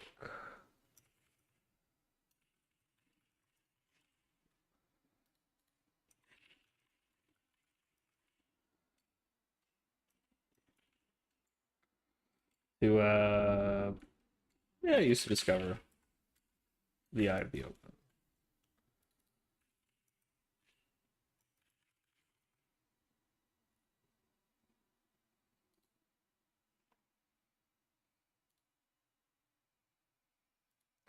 Okay, manage remotes.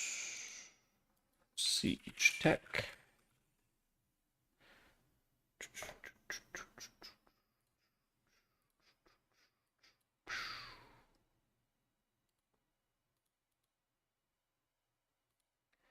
Ooh, yeah, we need a better get ignore.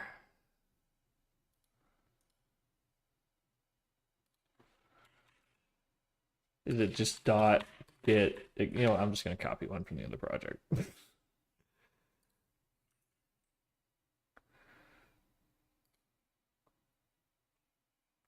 How goes the battle? Oh, we won.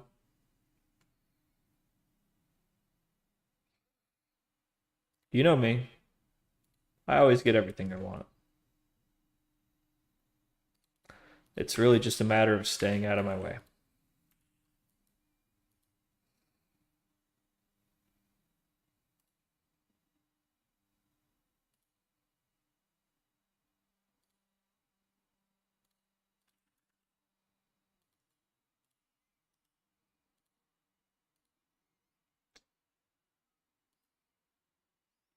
There we go.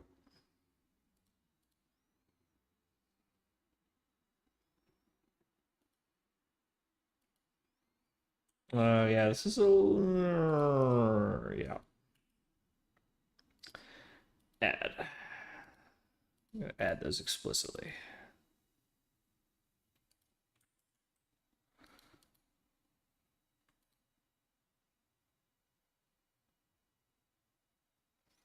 What about the virtual environment thing? We have to like freeze our requirements, right?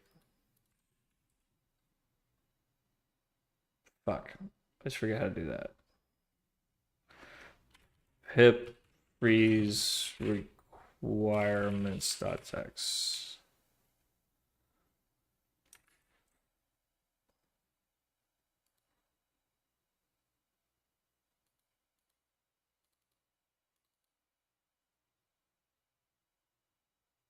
Pretty sure that's it. Whatever, just commit it.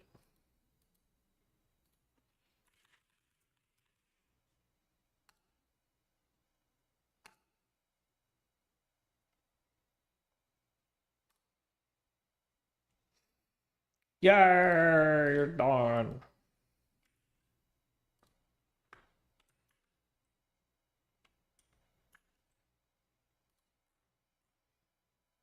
And I'll come back later to make sure that we've properly preserved the virtual environment, which is kind of moot because we run it on our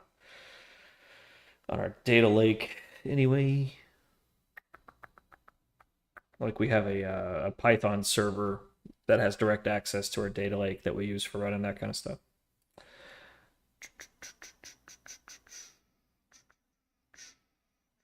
All right, let's start with core. So we've made some updates to core. Let's make that so we're 251 snapshot. Check our git release should be 2.5. Yep.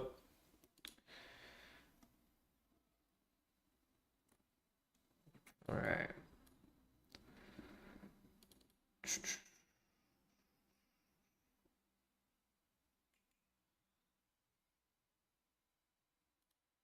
So this is basically our refactoring annotation search.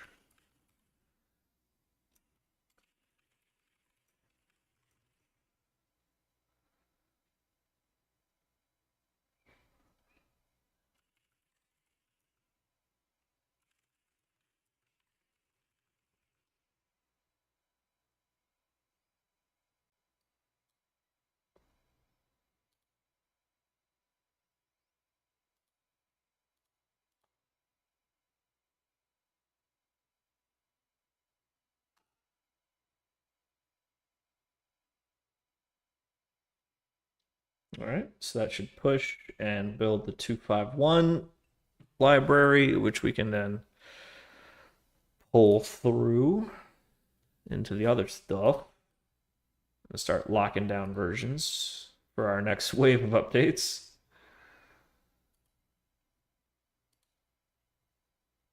How we doing here? Nope. Show me the job.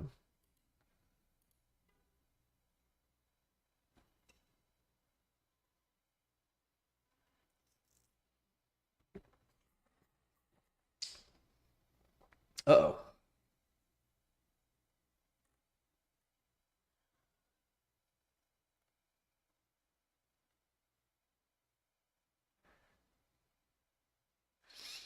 Oh, I gotta disable some of the tests.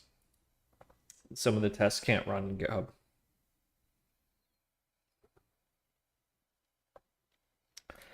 Oops.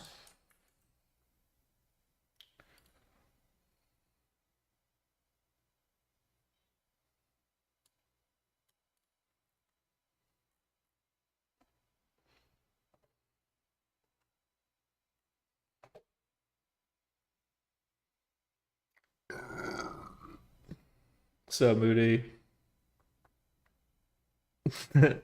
Cute.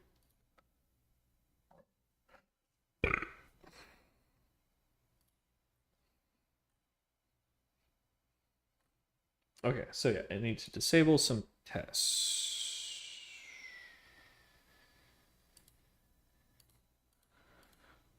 Oop, wrong one. All right.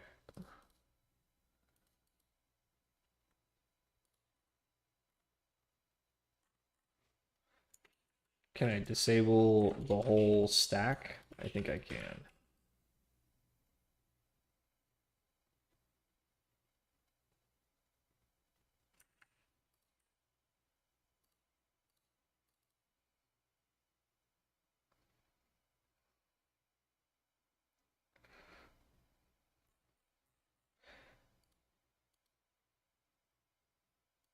Okay, and that is what went wrong, right? Yeah.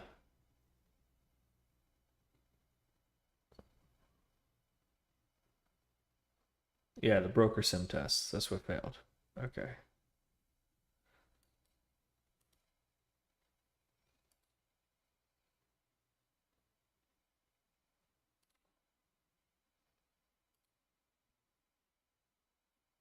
Okay.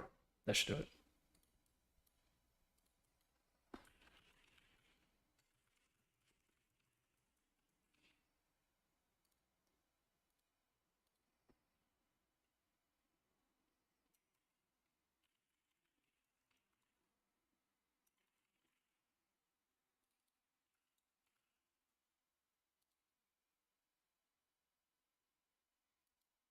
What's up, Achilles?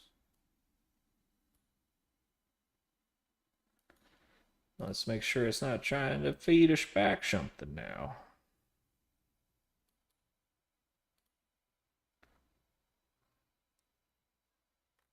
Yeah, we're good. Let's push.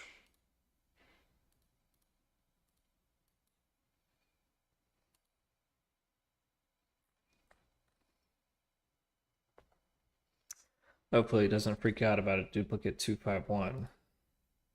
Or I think it'd be 252.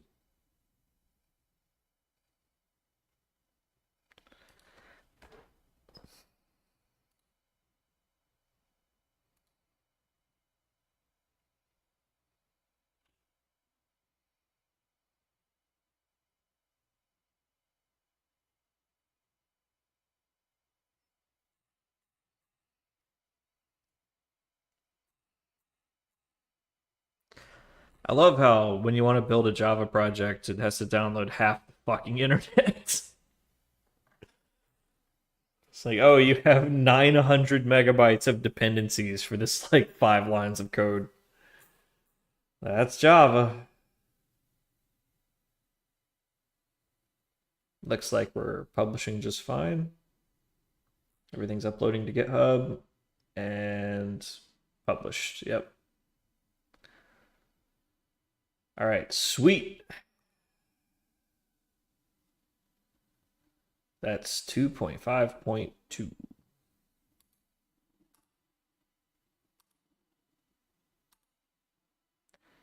Oh, 251. My bad. All right, excellent. Now we should have a little backwash that we need to sync with before we put that repo to sleep for tonight.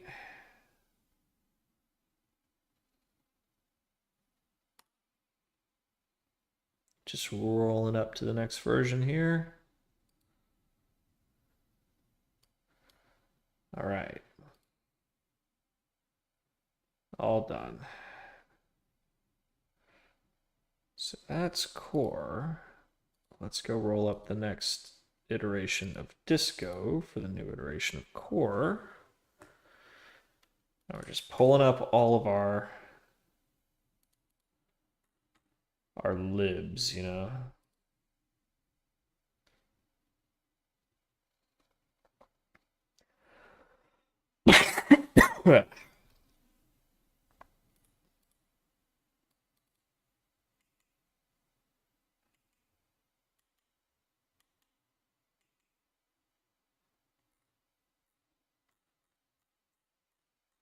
Oh gosh, not really much change there.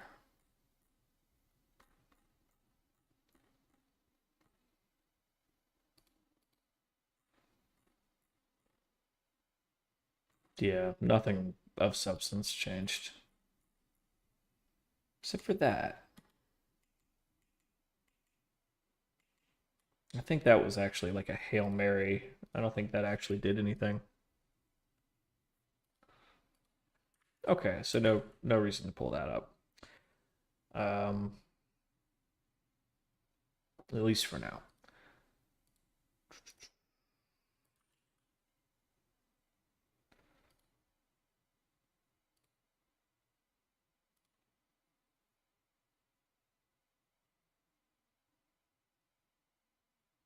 Okay, so we can go ahead and move on to our data source manager. And pull in 251 officially. Bingo, bango. All right. Since we updated the query, we can sort of do two birds with one stone.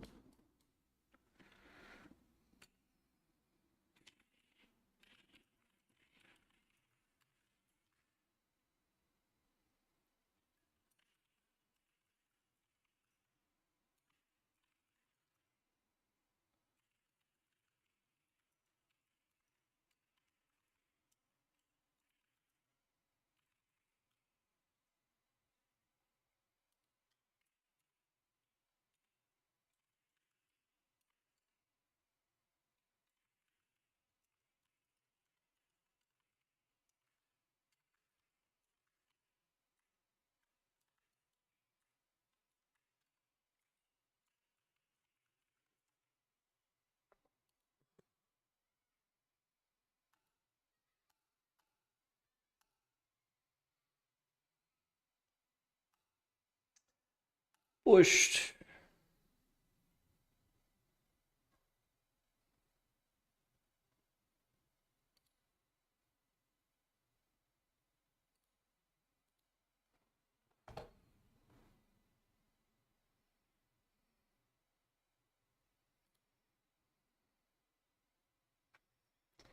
All right, so not bad. Not bad.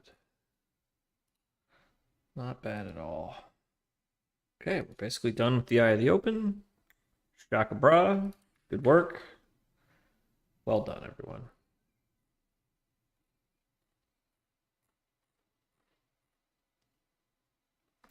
Oh yeah, still needs holidays, but I don't think we have that in our database at the moment, but we will be adding it soon. In the meantime, we don't have too much to worry about. It'll activate on holidays, generate no signals. Because there's no volume, no data to generate signals with, and then it'll stop listening 5 minutes later. So it should be pretty fail-safe. Pretty fail-safe. Yeah. All right. So back to our REST API for the strategy discovery app.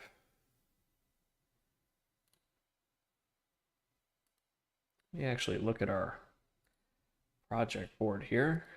Let's get caught up. All right. Eye of the open is done.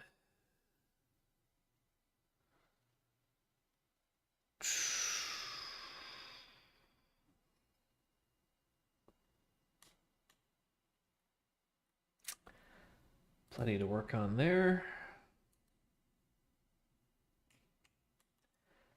How are we doing here?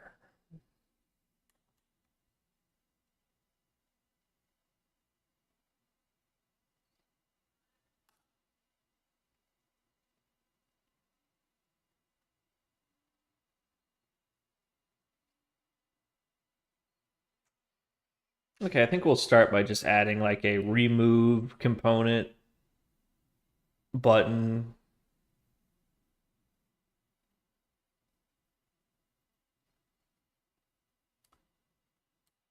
Basically just turn each one of these into like an issue that we can just churn out.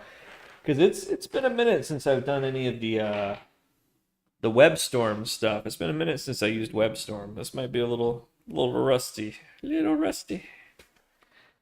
Oh, take a quick restroom break. Never a little risky. My legs!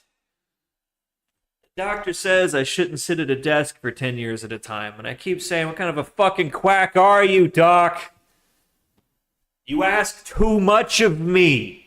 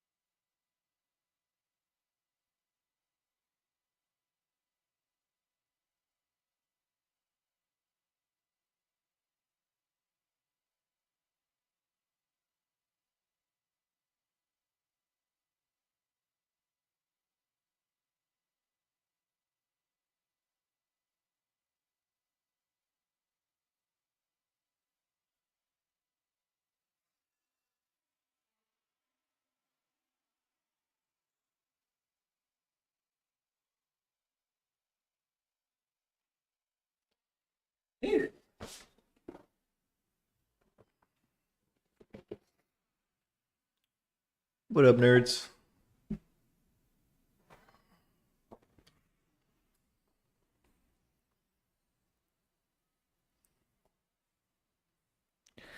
Hey, yeah, man. Algo trading's a bug. Once you get bit, I gotta warn you, you're here forever.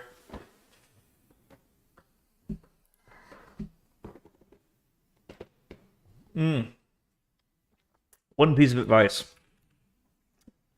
When you start diving into like strategy, you're gonna find a lot of technical analysis, moving averages, RSIs, any kind of way of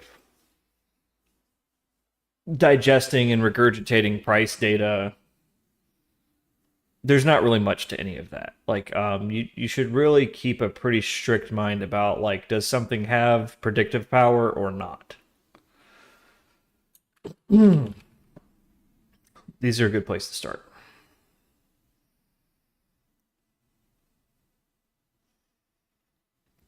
And hopefully, I will have a nice series of blog posts of like little articles that you can use to build up your thinking about like trading strategy and risk diversification and correlation and that kind of stuff, as well as a series on trading tactics. I want to just start kind of like pouring my brain into these little piecemeal lessons that build on top of each other, where each one's just a couple of paragraphs and maybe one or two charts.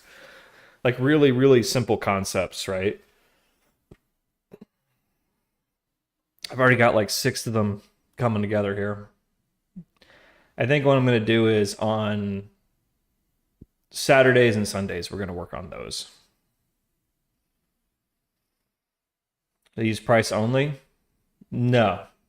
No. You can, and there's a lot you can do with price.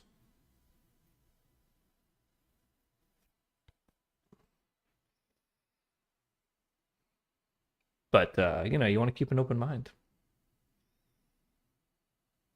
Anything is grist for the mill, It could be historical price data, but there's also like weather data, earnings reports, and so on and so forth. Whether or not Congress is in session. There's not going to be some surprising piece of legislation passed if Congress is not in session. Are we awaiting the release of an earnings report in the next 10 minutes? Because a volume spike between here and there would have a much different context than one at a different part of the day. That kind of stuff.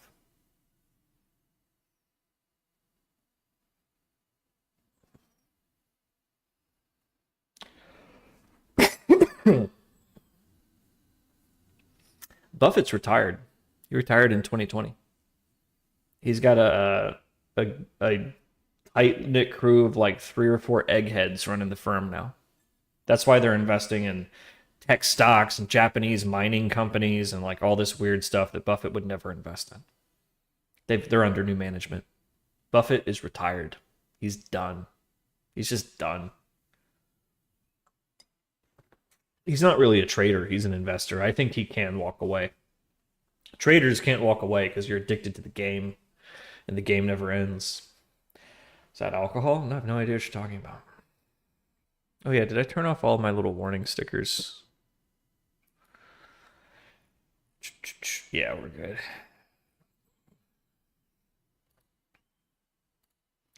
Okay, I want to remove component button. That's what I really want. I want to be able to be like, remove this components.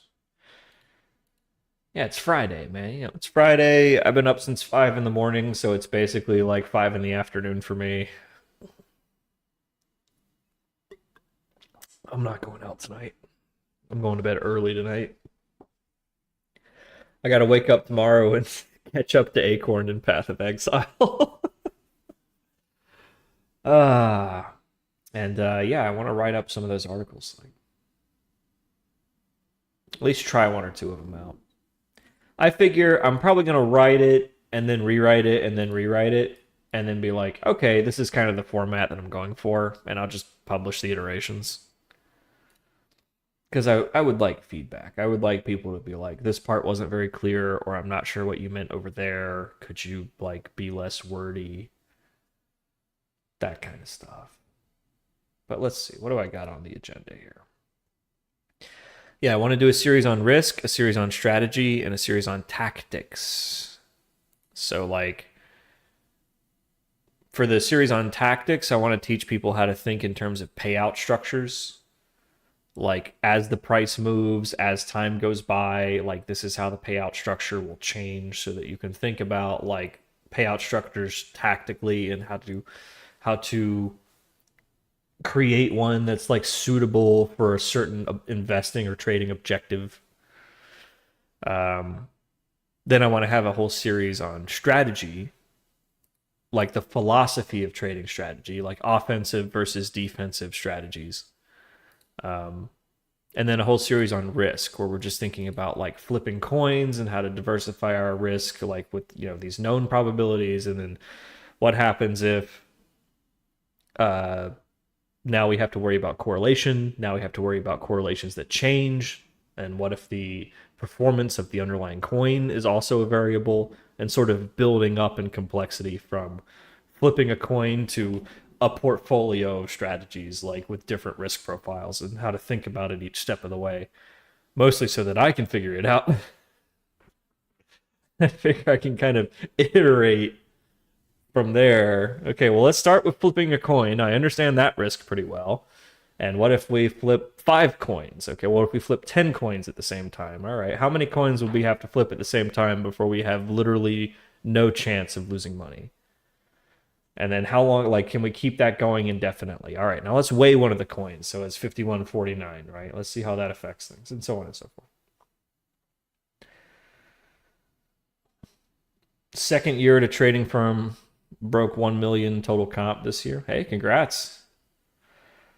You know the drill, man. I'm sure senior traders have told you you'll be there for 1 to 5 years and then you're done. So don't be spending it all on hookers, restaurants, and booze, or whatever it's called.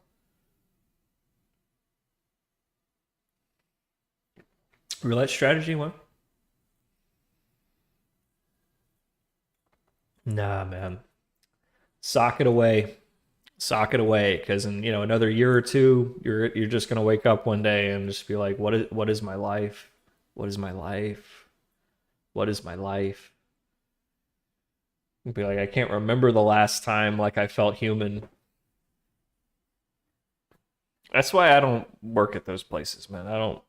Even if I could compete with guys like you, it's just I just don't want to do that. I'd rather fly my own flag and make a lot less money. Because at least at the end of the day, I know that I built something. I'm not just kissing King Griffin's boot. But then again, I've only ever had toxic jobs, and I always wondered, like, what if I had a really great first job with like a really supportive, like, father figure of a boss that, like, was really like there for me and like championed me? Like, oh God, I'd be a totally different person. I wouldn't be this like anti-authoritarian, like independent radicalist. Do I read any philosophy? No, not since I was a teenager. Nietzsche, no. When you look deep enough into Nietzsche, it looks back into you. I The only two philosophies that I even think about these days are Stoicism and Machiavellianism. I feel like Marcus Aurelius and Machiavelli are the two cornerstones of Western philosophy, in my humble opinion. And I know they're kind of contradictions, but I also feel like they're not. I feel like Marcus Aurelius teaches Stoicism. His journals were his journals. We were never supposed to read those. And surely, if he's in the afterlife, he regrets every word he ever wrote. It's got to be humiliating for him to know we're reading that. Because that was like his one expression of pain. He wrote these books to himself to say, just be patient with these people, Marcus. If they killed Socrates and he was a good man, what do you think they're going to do to you? And he would write to himself like these really caustic like truisms, like, can you really be so sick of vile and evil men considering that you are one? It's like that kind of stuff, just tear right through all the flowery language, because he was the emperor and he didn't want to be the emperor. He just wanted to study philosophy. And but he also had this philosophy that the gods assigned him to this post, and it's your duty to stay at this post until you're relieved, because God forbid somebody else who's not as stoic as you sit in that chair, right? So we think of him as a pretty good ruler, sort of the only example in history of someone who just gave power back, except for maybe George Washington. I think he's underlooked, that guy. He could have been king. He decided not to. Anyhow. And then you have Marcus Aurelius.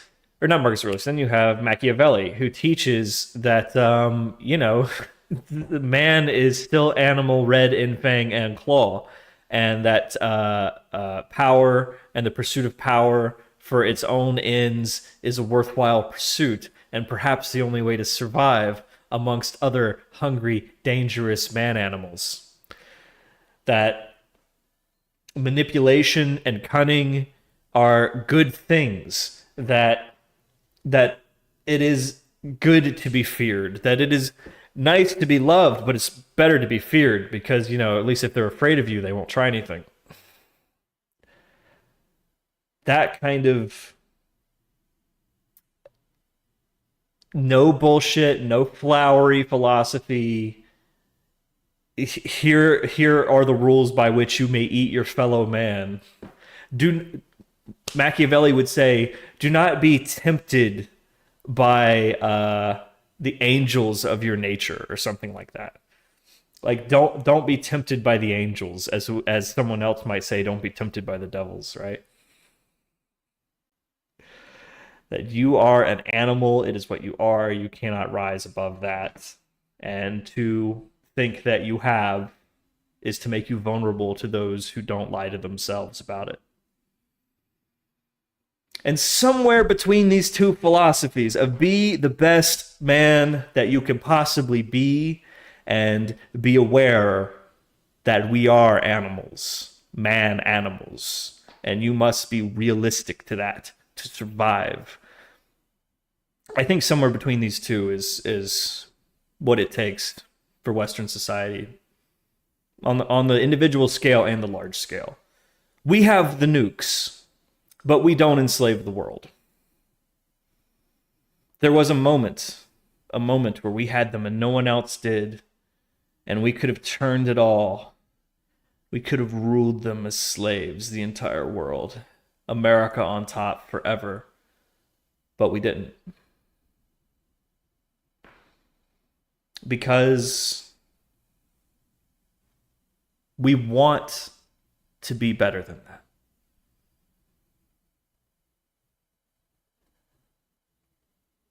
And so far, so good. You gotta speak softly and carry the big stick, right?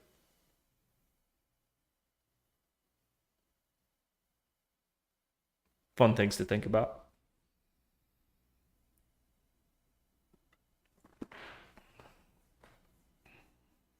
The Soviets had the bomb, dude.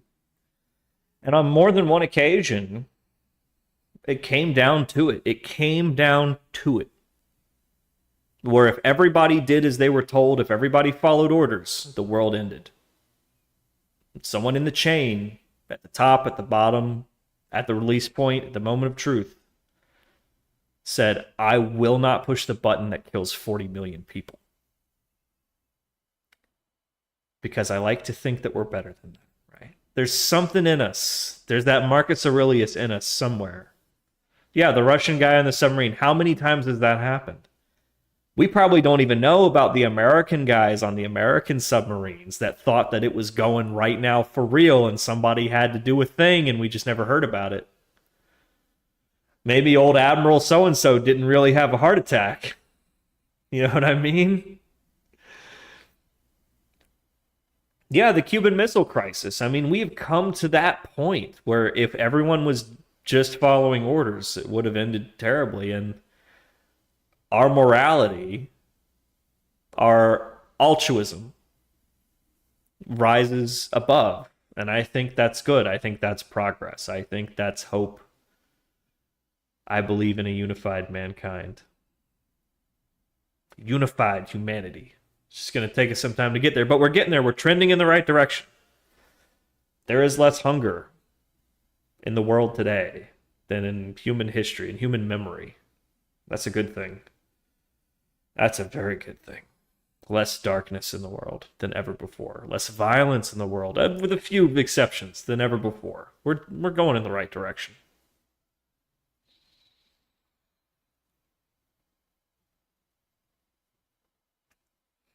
AI is going to enslave us all. No, I think it's kind of beautiful that like we thought AI was going to be a bunch of Terminators, and it shows up and it really just wants to help us navigate the infinite sea of garbage data that we've generated for ourselves.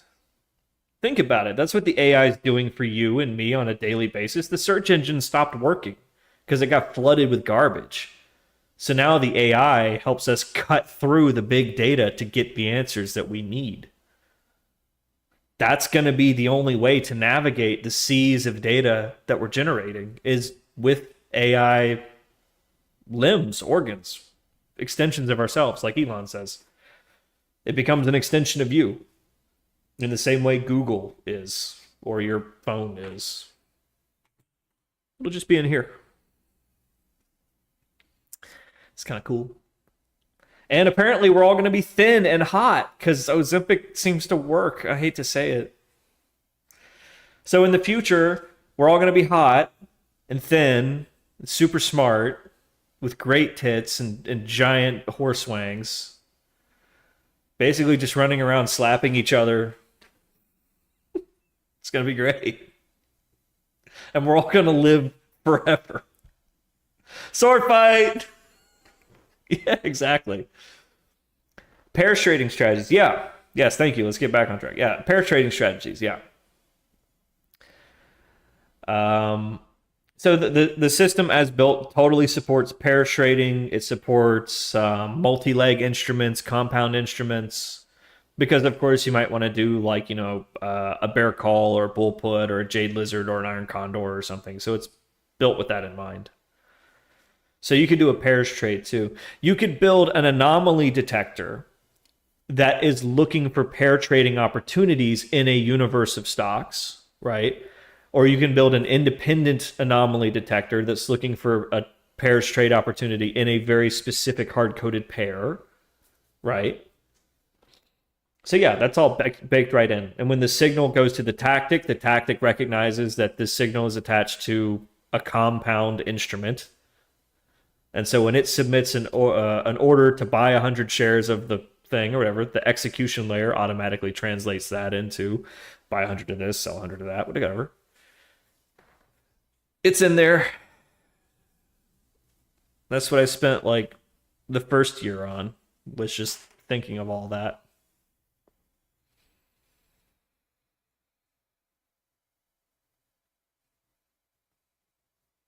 Hmm. The third man said no. Yeah, isn't that nice? Isn't that nice? I'm sure we've had our fair share. But I mean, look what's happening now, right? Compare the Ukraine today to when the Soviets invaded Afghanistan and the CIA, Gus Avocados and Charlie Wilson and all of our band of characters from Charlie Wilson's War banded together, cooperated with the Egyptians and the Saudis and the Israelis to get Soviet manufactured weapons into the hands of Mujahideen fighters to create an insurgency against the Russians. And we had to do this very, very quietly because if the Russians knew we were doing it, we would risk nuclear war.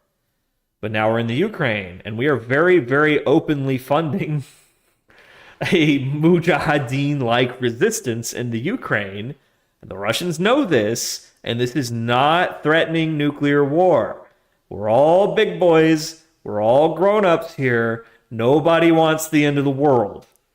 But we're all willing to throw a couple $1 billion in our hot new toys and our old generation tanks at whatever the fuck this is about. I don't even pretend to understand what the conflict is about, but no one is saying nuclear war.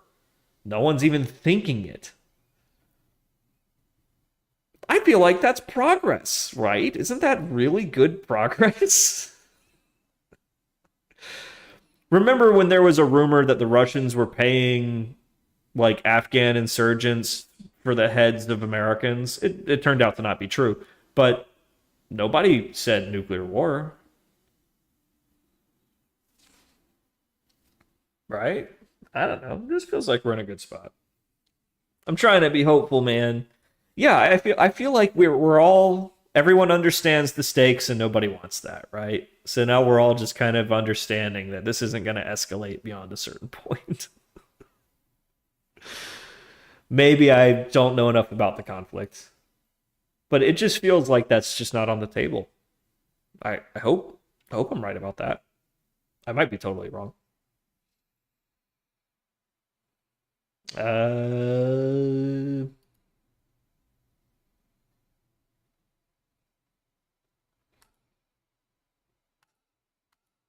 let's generate some strategies. Why not? See, it's generating trades. Oh, not too many, but a yeah, we might need to debug our strategy discovery algorithm.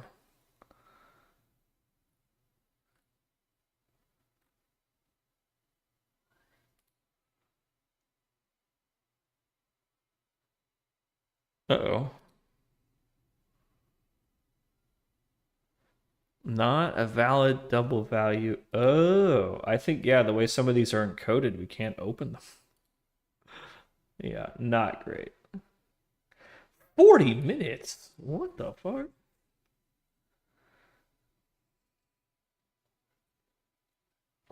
So most of these executed almost immediately. That might be a bug in our tactic. Do we have the 5-minute one in here? No, we need to put that one in here. Yeah, and our strategy discovery needs some improvement.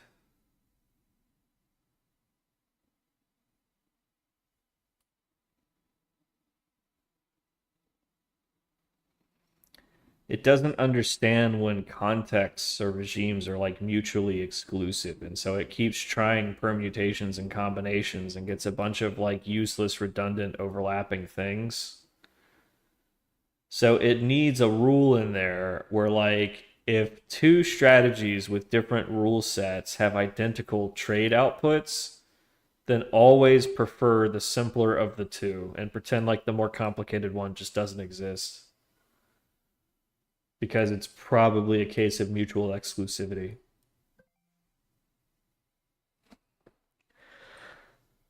I kind of want to refactor the whole strategy discovery thing to use SQL queries.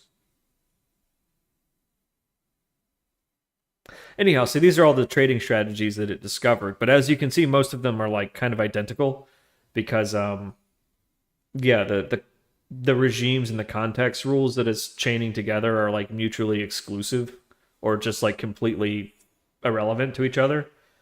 So even though the rule sets are changing, it's still producing the same outputs because it doesn't understand that they're mutually exclusive. Oh, thank you, Pew. Hmm. A book for OOP. Hmm.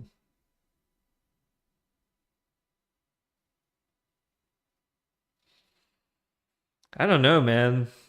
I kind of got it with like, learn C++ in 24 hours and like Java for dummies when I was in like 12th grade. So I was learning object orientation when I was learning like, social studies. It's just kind of drilled in there for me now. Um, I would seriously just recommend YouTube, man. Like, I'm sure you can find like a Fireship video or something that like really nails it.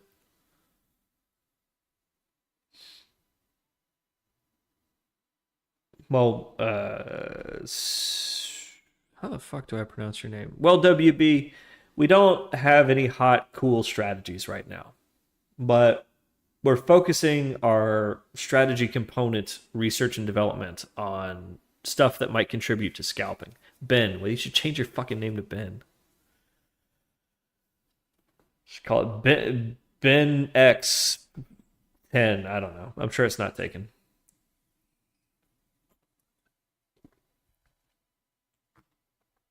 Oh, I used to do something like that. Swafford. Swafford. Makes me think of that Marky Mark movie where his name was Swaggard. What was that one? Sniper? Pretty sure.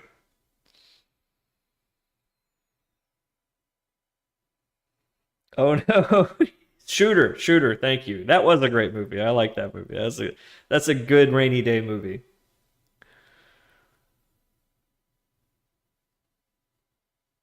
Oh, so you own the original, but you forgot the password. Oh no. That's okay. I want to get the Algo Bro Twitter account, but some spammer has it and hasn't logged in since 2012, and they won't give it to me. I gotta wait for Twitter to change their policy. Anyhow,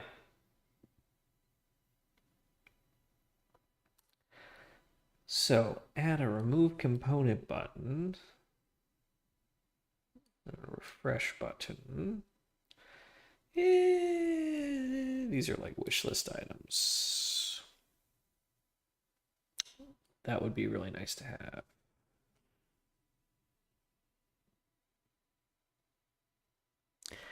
Yeah, the cumulative P&L and drawdown chart is misleading. So, like when we're looking at a strategy that we've discovered and you see this cumulative chart, like this is misleading. Like these six trades, in some cases, might be like right on top of each other, might not all necessarily happen at the same time, might not all be taken, might not all be sized the same way. Like, so it's kind of misleading to say that that's the performance, right? It'd be better to have like a distribution of returns, like like a Monte Carlo of like 10,000 permutations of that return stream, so you can see all the different possible drawdowns and stuff. That gives you a good distribution of expected performance and a good distribution of expected drawdown, which is a little more realistic when you're thinking of it as a return stream and not just a particular backtest. Of like, if this is the statistical properties of the strategy going forward, for example, this is kind of what you can expect, this distribution.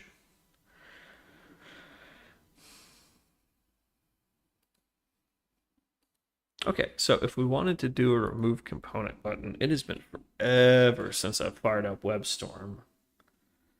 I'm sure it's got some updates here. All right, hey, still good.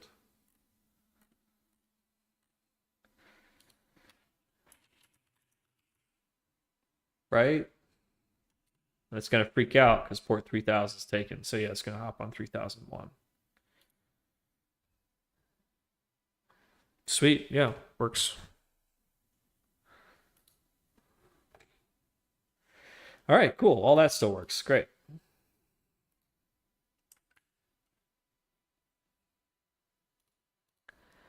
Man, this has been a minute.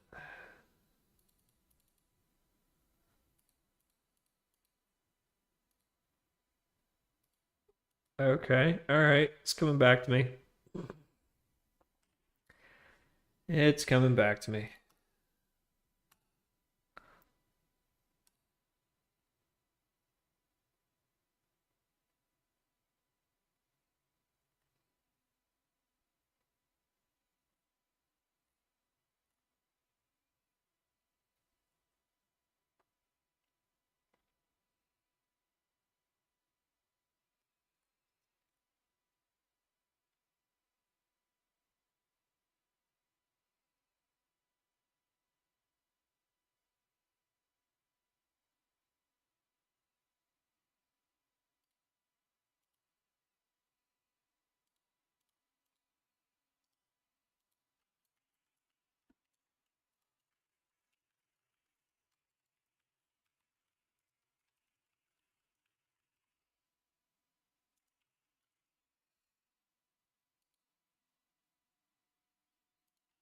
I'm gonna write down an idea.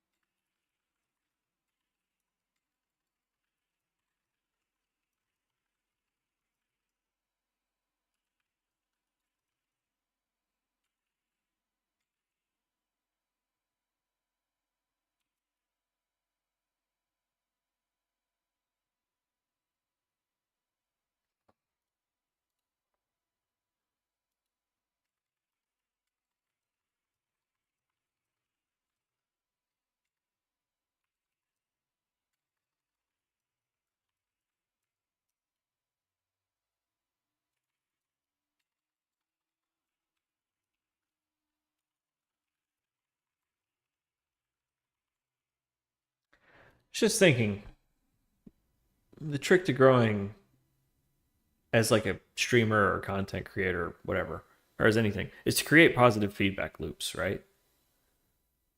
Like I want to create a positive feedback loop where I produce content that fans out across the platforms, draws in new viewers and followers so that the next time I push a piece of content, it goes out further, further, and further, like creating like a feedback loop effect, right? And that's always a good thing. Just a thought. I wanted to write that down before I forgot it. Okay, so here's our ad strategy component. Well, hey, Ponzi's grow. The thing about Ponzi's, they be growing. So we could just add like a little button to the cell that we could click to like remove a component.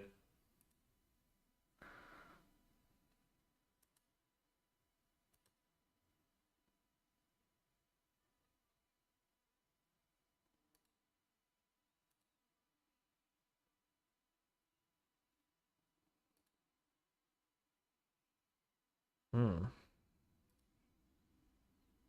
But we should really like clear out these old strategy spaces because gross. Okay, so yeah, we want to add a button to remove a component.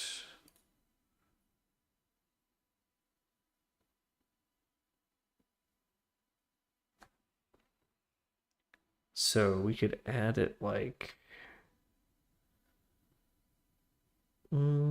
I don't know. I don't want to have it be always on.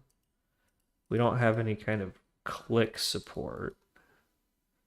So if we want to do that, we'd have to have a select and a right click menu. This is all shad CN components, right? So let's go take a look at that.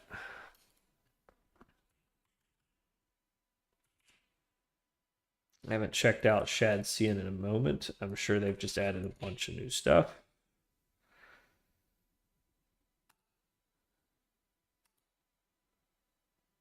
Oh yeah, that's a good idea. Like a fourth column that's got like a little drop down, like a little drop down ear. Yeah, that's a good idea.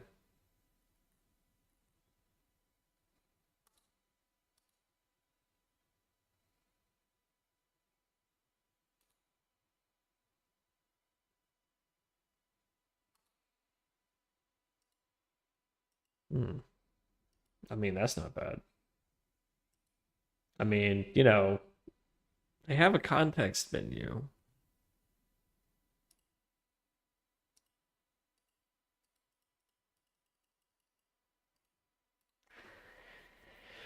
That worked just fine, gets the job done. I'm liking that. Let's see, drop down menu. Yeah, basically same thing. I'll take context menu. Well, it feels like the context menu is not as obvious as the drop down menu because the drop down menu was like, there is a button here for you to push. The context menu, you have to know it's there, right? Not that this is intended for use by anybody other than myself, but I am a fucking asshole. I mean, I might get really stoned and forget. It happens all the time. We had a whole stream the other day where I was like, wait, I coded this already? Oh, I guess I coded this already. Okay, we'll do the next thing. Oh, I coded that already. Oh, fuck. I really gotta stop coding drunk.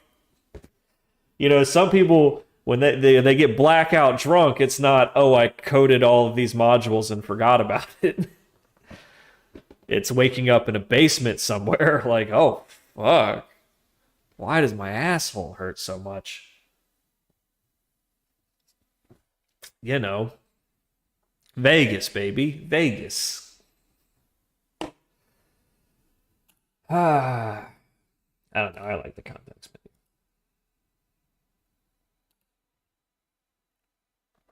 menu. I mean, look how simple that is, right?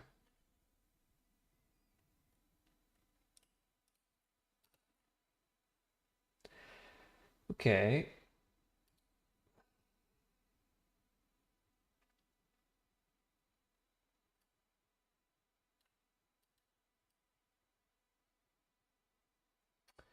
So we'll add a context menu with, right now, just remove component. Then later we can have refresh component.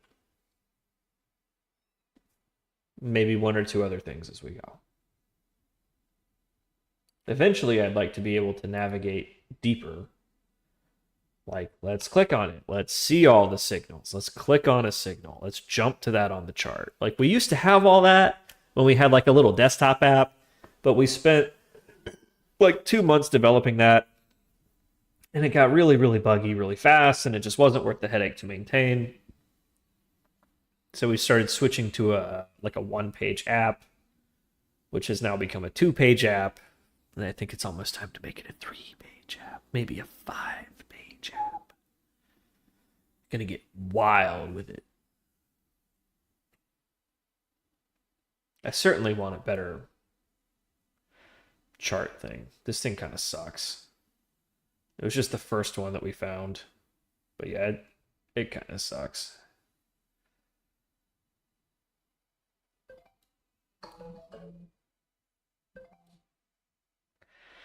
My God, my phone just beeped 4 times in a row.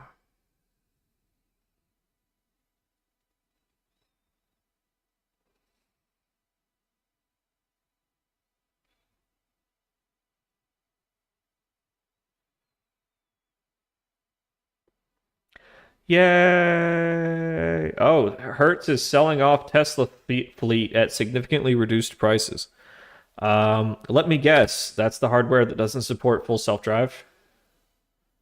Isn't that a thing now? Or like, yeah, all the Teslas look the same, but they have yearly models that make them more and more compatible with the latest full self-drive tech.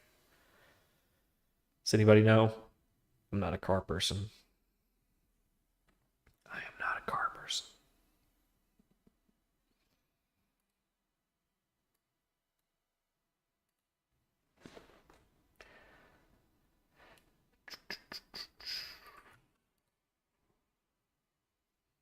This wouldn't be live trading operations. This would be disco. Eh. Should it just be the Moneypenny board then? Or, Disco apps could be its own Kanban board. So then we'd have the Disco Kanban board, the live trading ops Kanban board, and the strategy component pipeline Kanban board.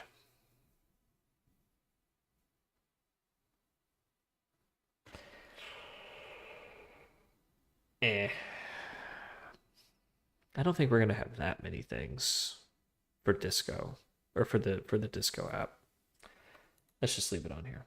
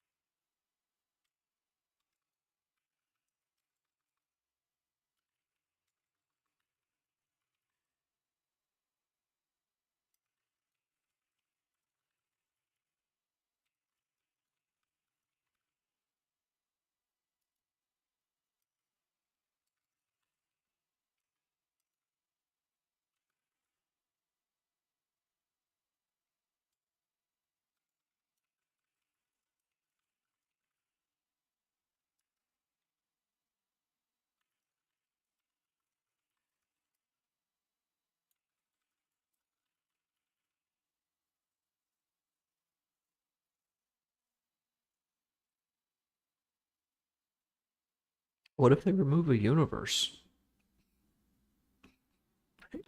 The endpoint's got to support that, I guess.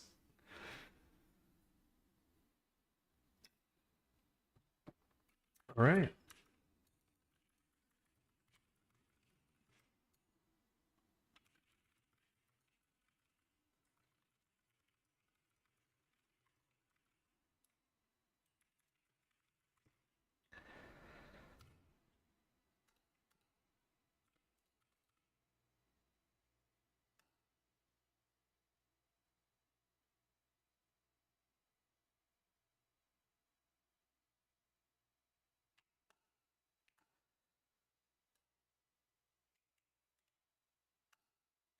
Whoop, whoop, whoop.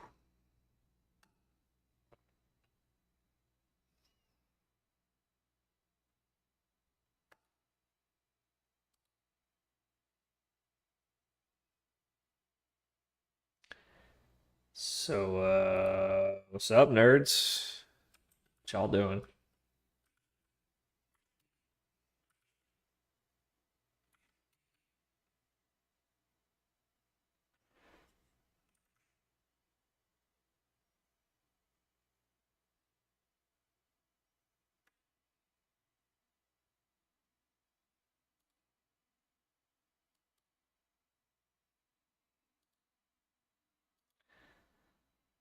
Right.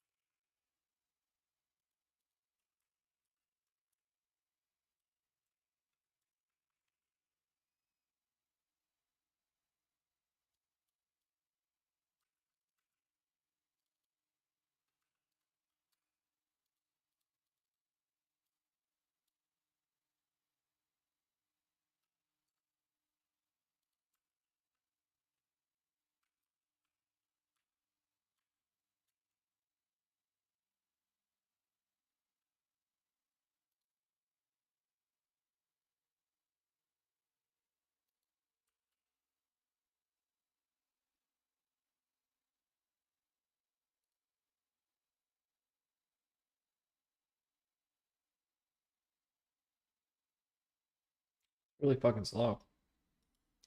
Hey, that works, but it fucked my table.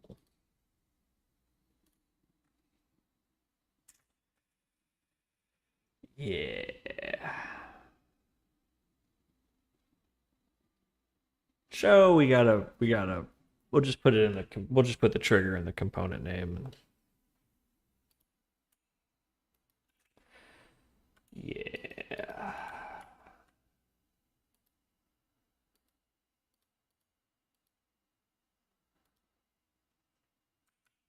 About here.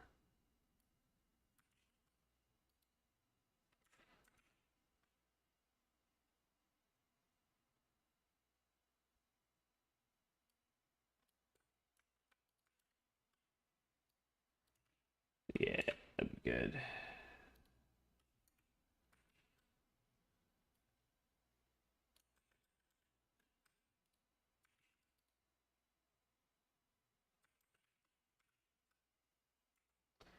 I don't have to do that, do I? It'll auto refresh, won't it? I'm remembering now.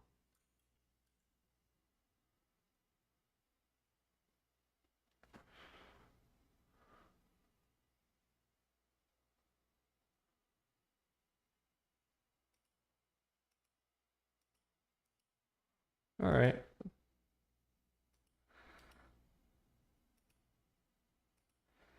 I'll probably need to disable right click everywhere else, but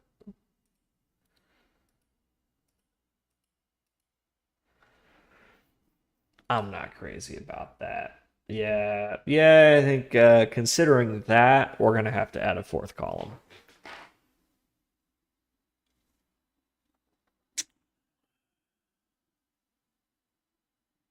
Yeah.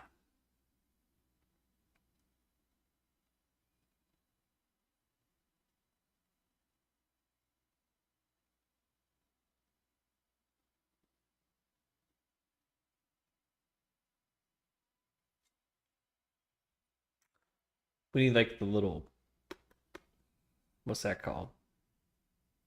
Hamburger, little three dots. I got that somewhere, right?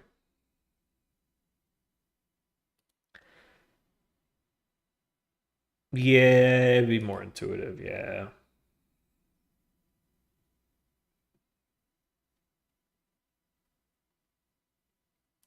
A vertical ellipsis. Yep.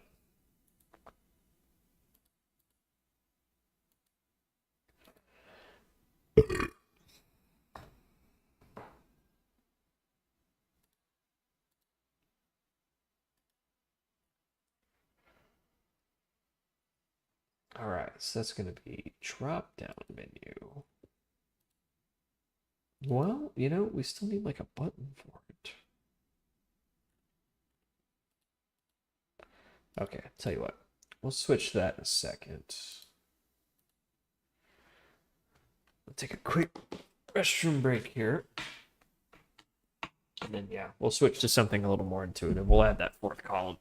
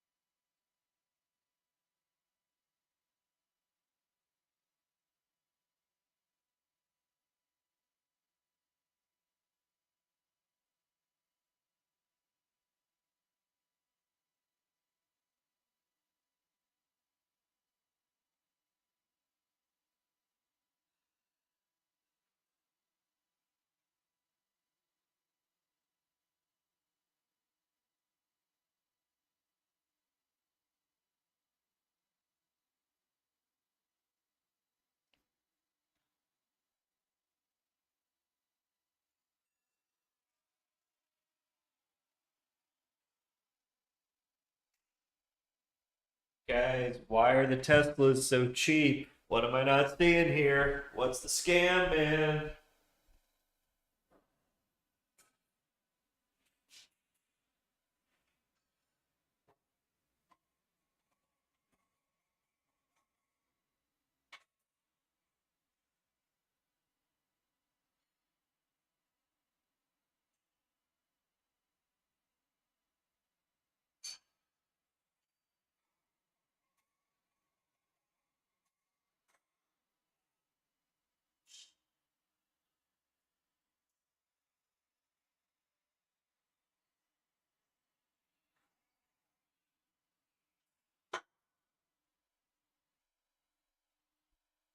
Oh, a story about an Amazon guy abandoned his packages, but it got like pushed to me 4 times. That must be going viral.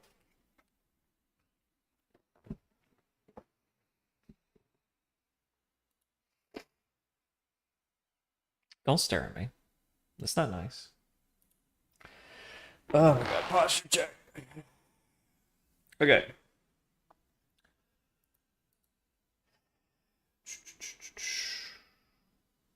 Yeah, but I still need no boots and oh, they have charts now? Ooh.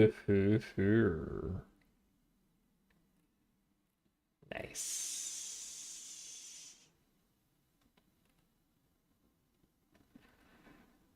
Oh yeah. These might come in handy.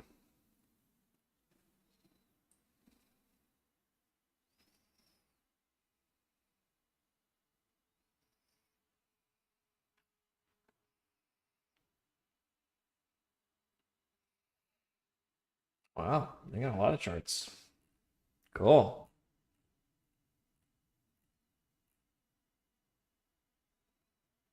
Yeah, it shows it can just be a standard button, but I know I've already got like the icon pack installed.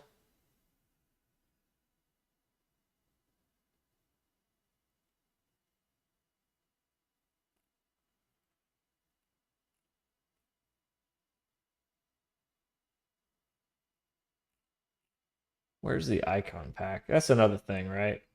Yeah, Lucide or whatever.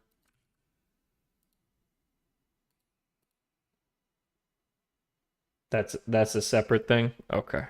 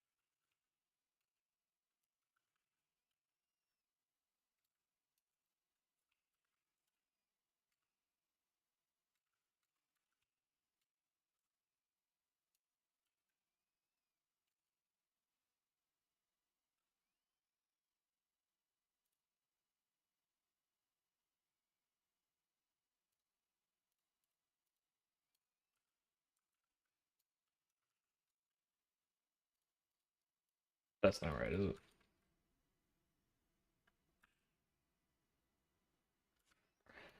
No.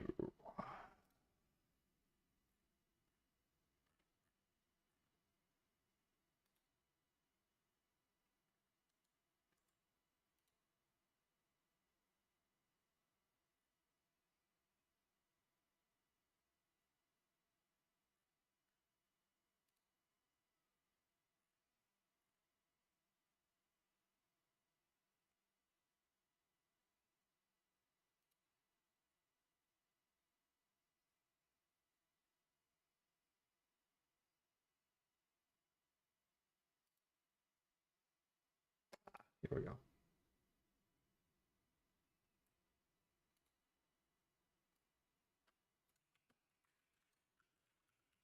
Oh, there it is. Okay. All right. I got it.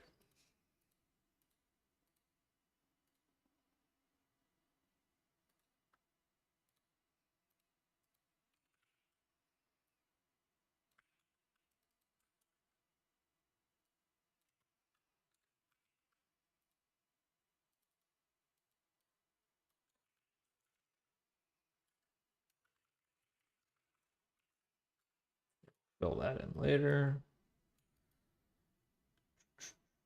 So, we have type here, right? Yeah.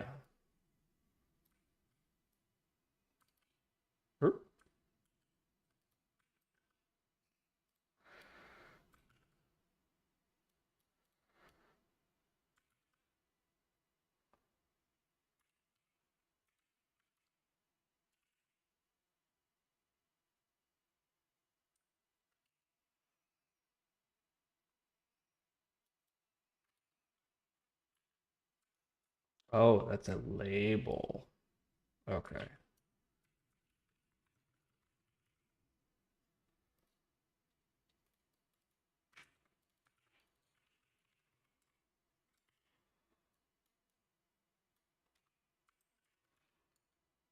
Derp.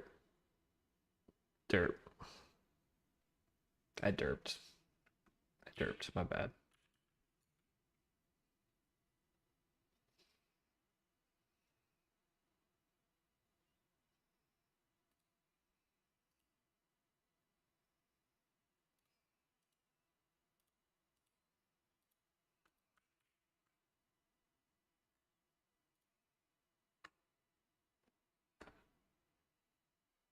It's kind of slow, but that seems to work.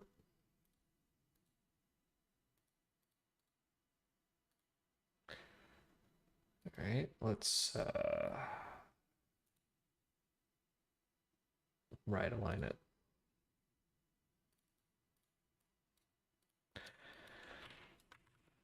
And that's like automatic, right?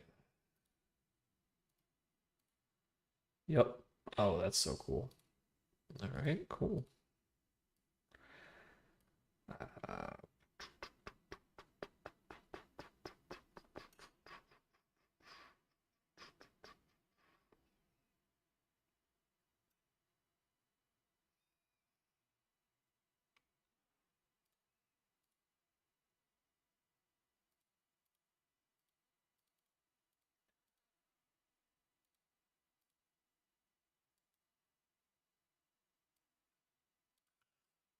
okay, how about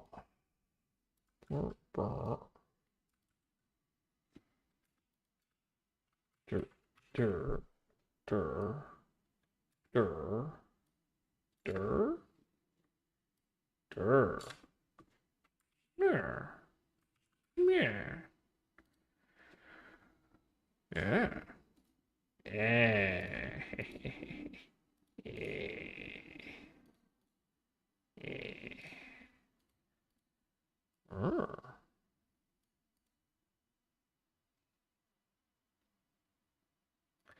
Okay, so now endpoints. Gotta do the endpoints.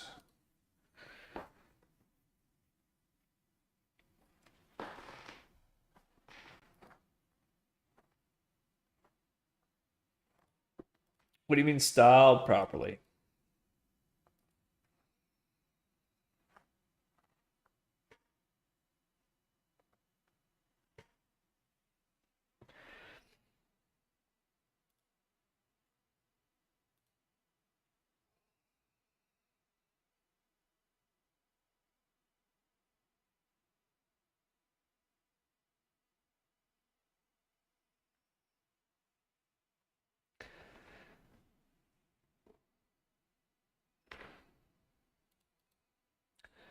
Oh.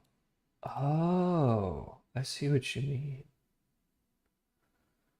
Okay. Yeah.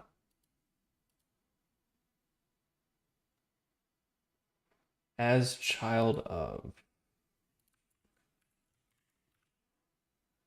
Got it.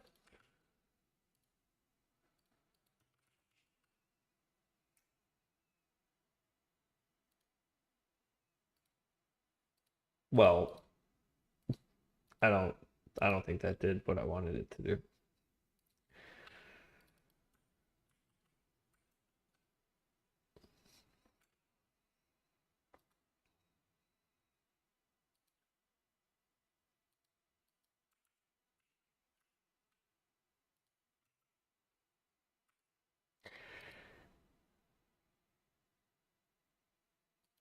Okay. So I just put it like here because that's what I did. And then see how the alignment broke. So I'll take it out, put it in. So I don't think that's it.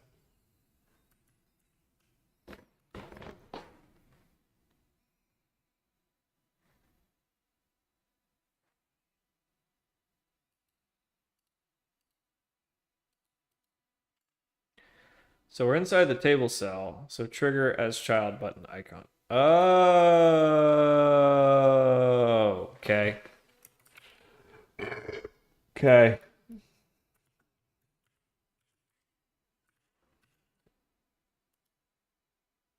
Is it literally just called button? Yeah.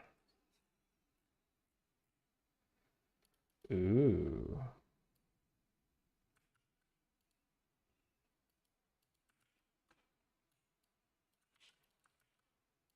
Destructive, sexy.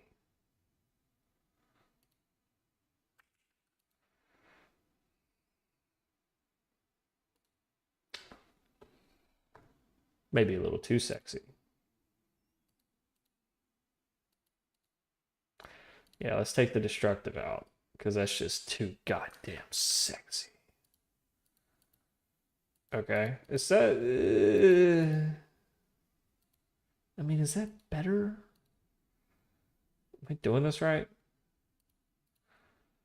Can it like indicate that I have clicked you?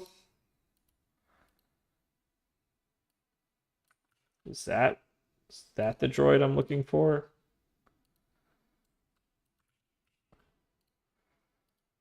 No, won't stay highlighted. Well, I think if I wanted it to stay highlighted, I basically need a drop down.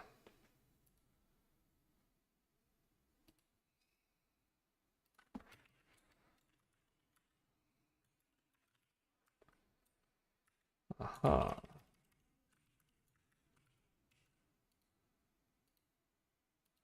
Yeah, but this. I get the highlight, but I want it to kind of stay highlighted when I click it. But then that wouldn't be a drop down menu, right? That would be like a combo box or something.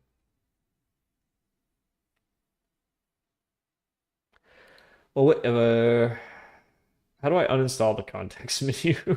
Because I kind of installed it. It's not really a thing, is it? You can't really uninstall them once they're in there, can you?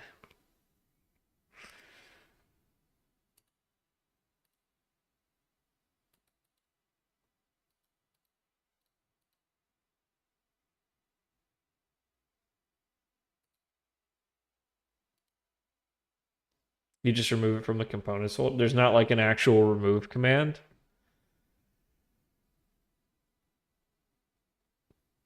Surely there's a remove command.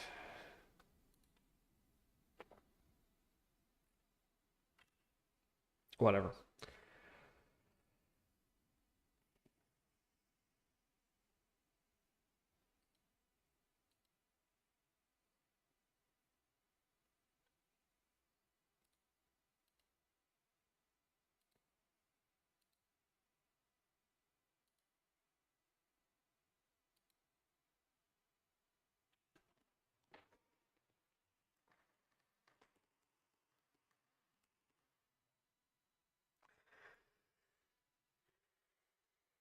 I guess this doesn't count until it's functional.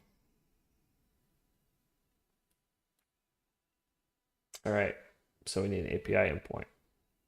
What's up, FM?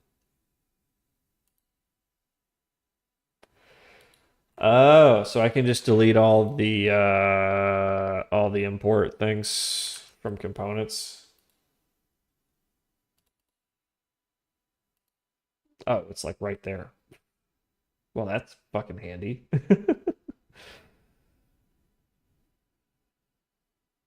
Yeah, they've improved it a lot. And they've added charts, which are cool, which I'm sure we'll find an excuse to use.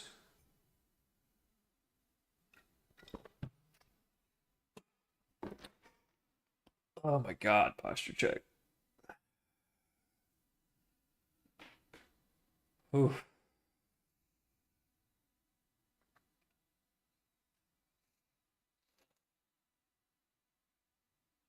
Okay, so for the API endpoint, yeah, those charts were looking pretty. As I was like, don't get distracted now, Algo. Don't get distracted by the shiny new charts.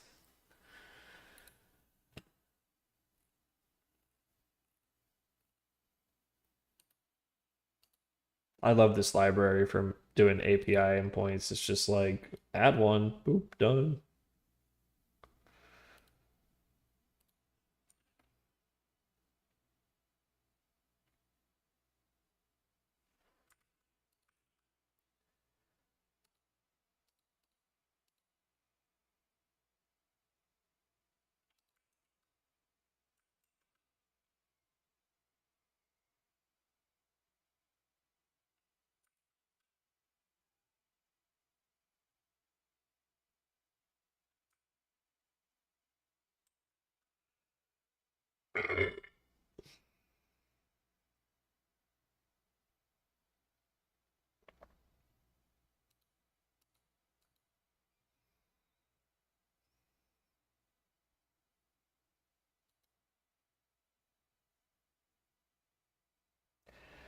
Yeah, we've looked into TradingView a few times. Their free one doesn't support annotations, which sucks.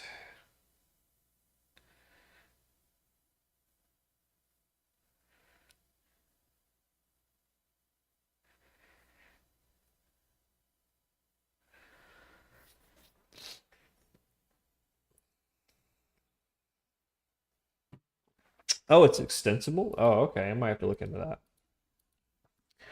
Dude, at this point, I should pay someone on Fiverr to do it for me. It's like, come on,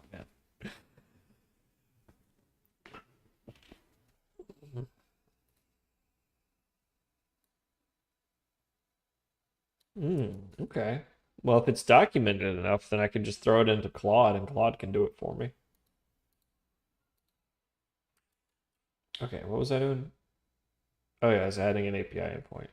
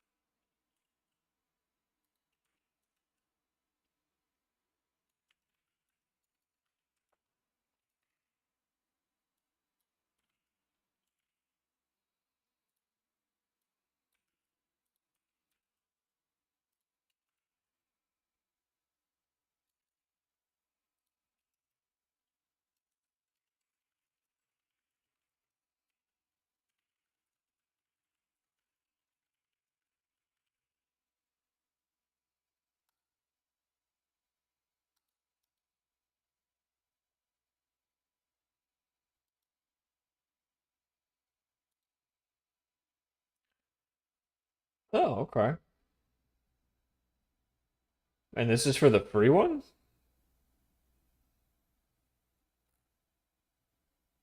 You're sure this is for the free one?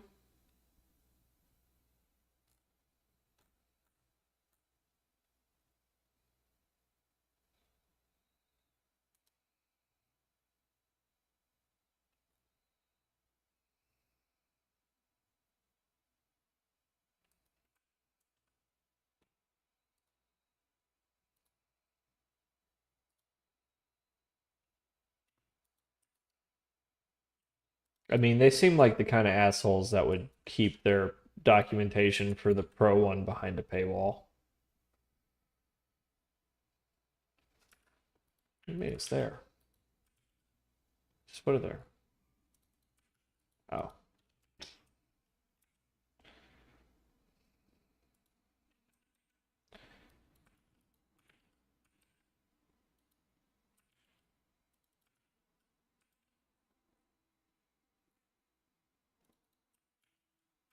There we go. Okay. How to do this.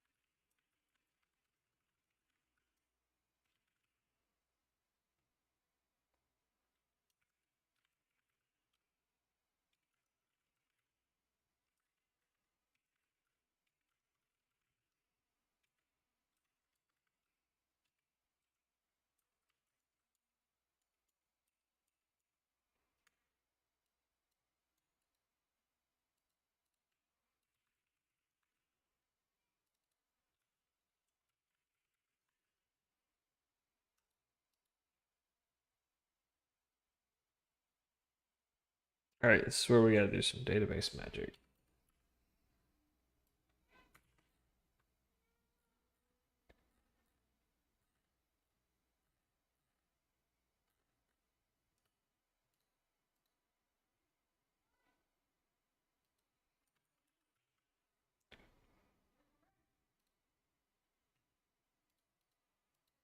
You basically just pass it straight to the database, and then it cleans up.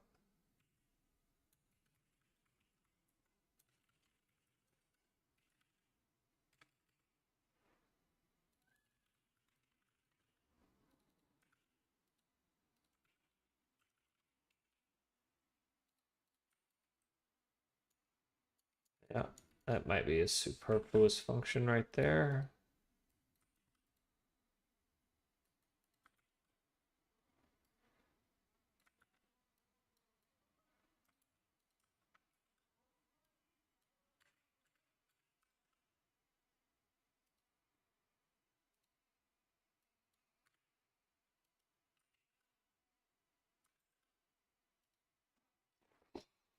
Huh. All right.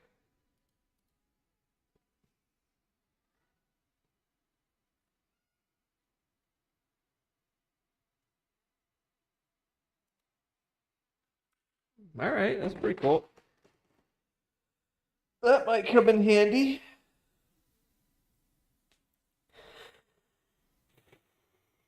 That certainly might come in handy. Ooh, almost hit the surge protector there. Oh man. I might order sushi tonight.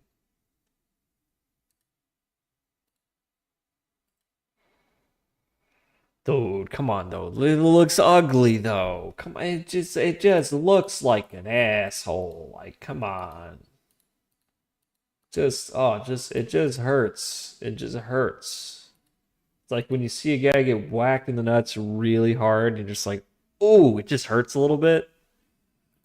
Just feel it right in the tip. Just, hi. Gotta cross your legs a little bit. Gotta pull it in. That's what it feels like when I look at this. It's just baseball bat right to the dick.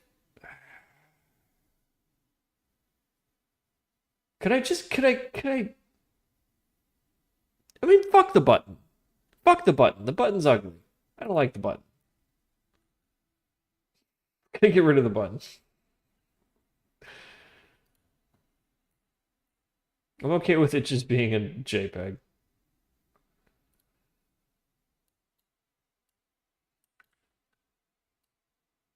Like, if the button's not going to be responsive in any way other than a highlight on mouse over, then fuck it. Zero fucks. See that, that looks better. It's cleaner. It's in line. I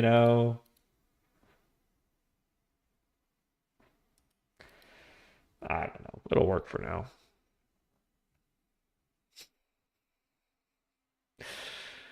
Bill Swafford has subscribed to your YouTube channel. Thanks, Bill. I still get OS alerts for each one.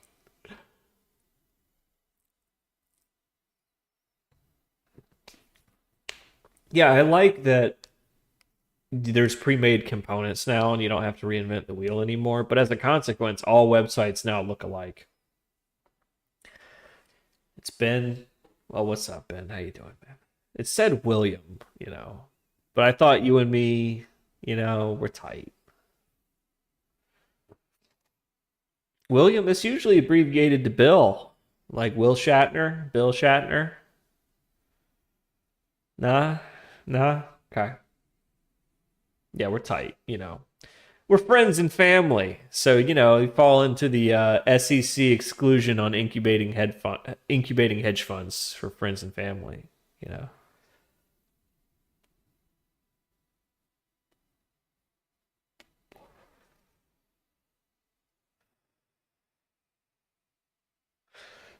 Well, I'm not a designer, and what I usually do is go over to like V0, which now you have to sign up for and pay for, but it was free once upon a time. And it would slap together all your stuff for you, and that's how I made most of this. Is just had it do it for me, and then kind of like did a little copy pasta from there. Okay, let's do that endpoint. So the endpoint is basically just telling the database to drop the component, and then that's going to have like some ripple effects throughout the database based on the kind of component it is. So we might want to include the type of component.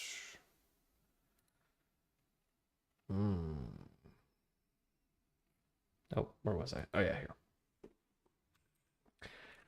So, yeesh, we have a database.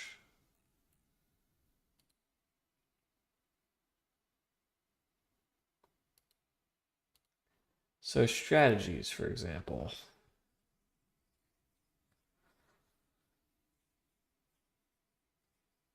So, like, if we're removing a signal annotator, then we need to see if that's a signal annotator on any strategies that we've discovered and remove those strategies. If it's a context annotator, then we need to see if that's in the context stack of any strategy, and if so, remove the strategy.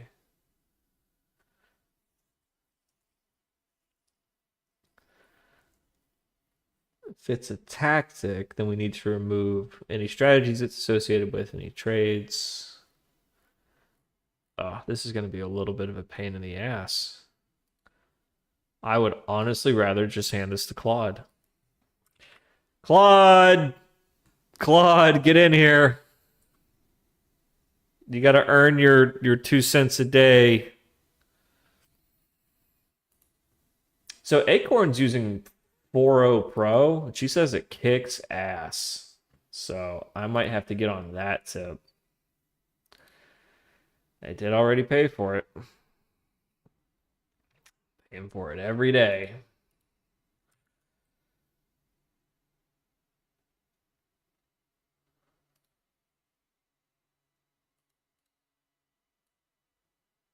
If you see me bouncing, it's because I'm jamming out.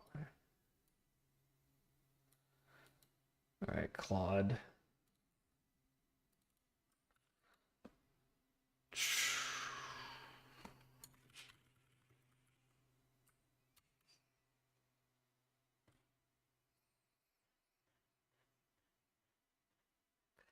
Now the JetBrains AI can't do this.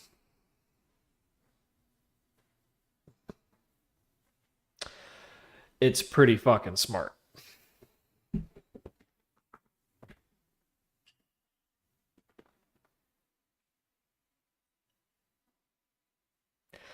My brain doesn't always brain so good either.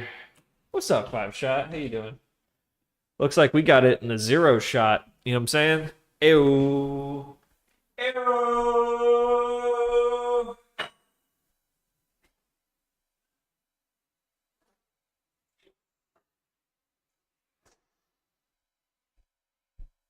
Chat. What would you say to Joe Byron right now?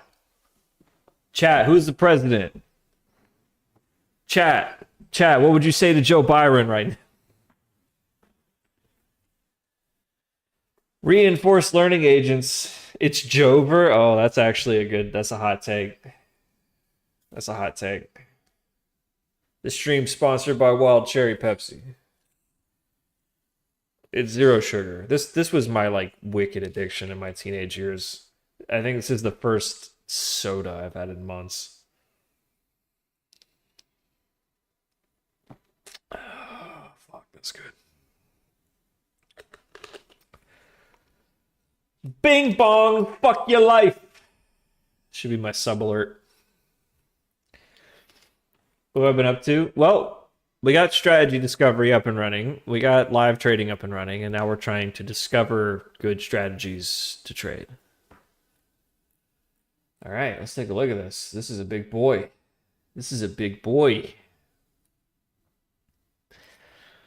I'll help you implement the remove strategy component method. Looking at the code, this method should remove a strategy component entry from the database and handle any related cleanup. See, it intuited that shit. All I had to say was implement this method. I was like, okay.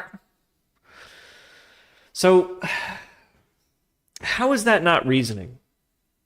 It reasoned. How is that not reasoning? God, I never tried any of the new Red Bull flavors because they don't make them in sugar-free. God, every time I see one, I get so tempted. I have to stop myself.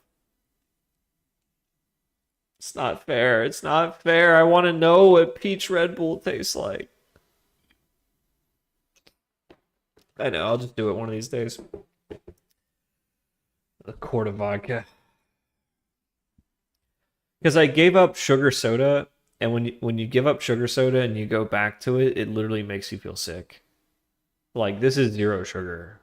Like, if I had a real sugar Pepsi, I'd puke. I'd literally puke. My body can't handle that much sugar. What? They make those now? No.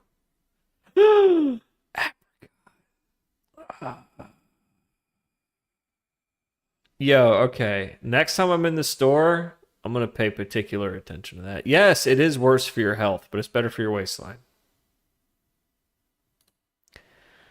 It's worse for your health. It's better for your waistline. That's life. Deal with it.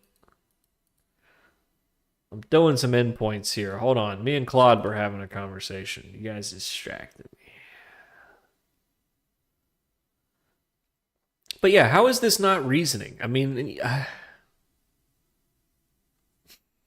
how is this not AGI? I you know. Am I accepting applications? Yes, all applications are generating exceptions and being thrown out. All applications submitted generate an exception. Yes, we are exceptioning applications. I'm sorry, it's a programmer joke.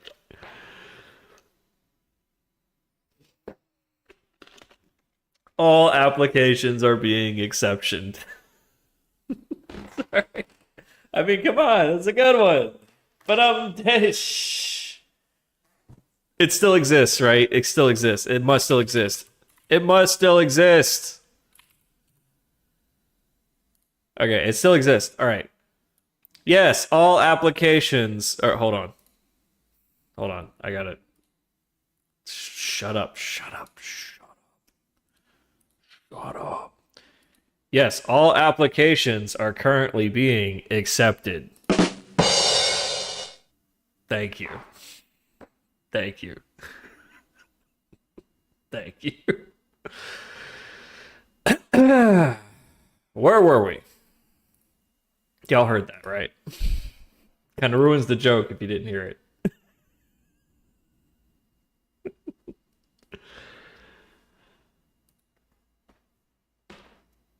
You want to apply to the AGB firm? We're getting there. We're getting there. Did Claude? Yeah, it looks like Claude figured out that there's some knock-on effects, right? So yeah, you want it to be synchronized so it's concurrent and thread safe. You want transaction based, right? Right. That might I don't know if that's gonna work, but we'll see. Um Actually, we have enough transaction stuff in the example we gave it that it probably got that right. Yep, component type specific cleanup. So it looks like it selects the component type intelligently, right? Very cool. And then it switches over component types. It even uses our integrated component type thing. Is that real? Do we really have a component type thing? Yeah. Yeah, we do. We don't have an of, but we can fix that. It intuited better code than we have. But yeah, it seems good. Look in here. Right. Right.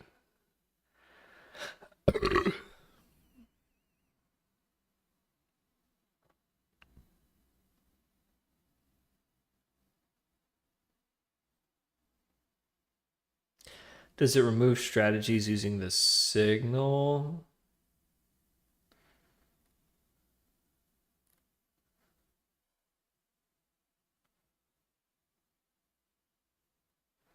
Right. Okay, so it's deleting strategies that use universes. It's deleting strategies that use tactics. It's not deleting strategies that use contexts or signals. Okay, so let me tell it that. You should also delete strategies. It.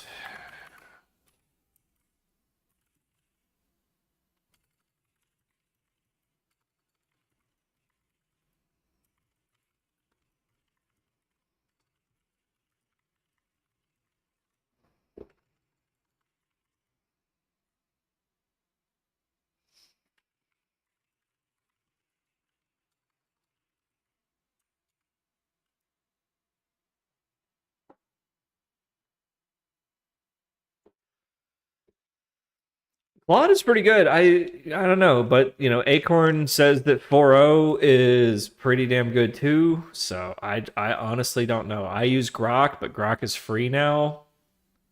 Grok is free now, here, just so you know. Pretty sure. Saw an announcement about that the other day. Felt kind of pissed about it. I was like, I paid for this shit. God damn it. I got that Black Friday deal. I paid $100 for this shit. Now it's free. Fuck you, Elon. Fuck you. Give me my money back.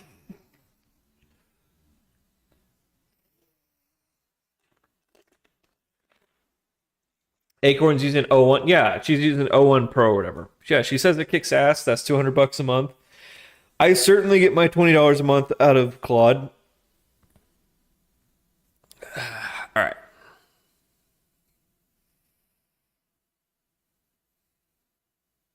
Cool.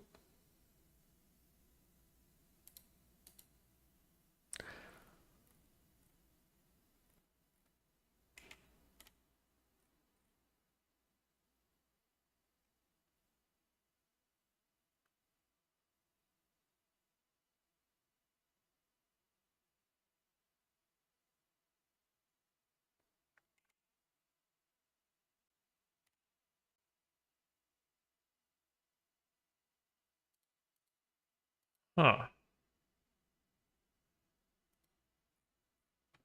Let's just toss it in there and see how it looks. I'm struggle to read code in this editor.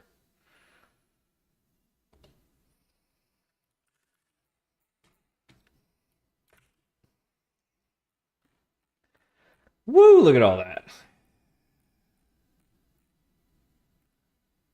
That's dude. Uncle Bob is crying. This method makes Uncle Bob cry. Don't make Uncle Bob cry. Don't make Uncle Bob cry.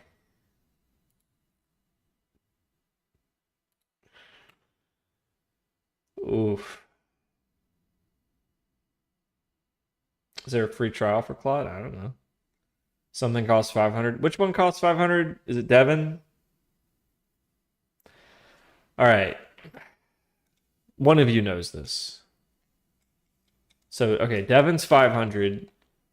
O1 Pro is 200. Which one's 2000?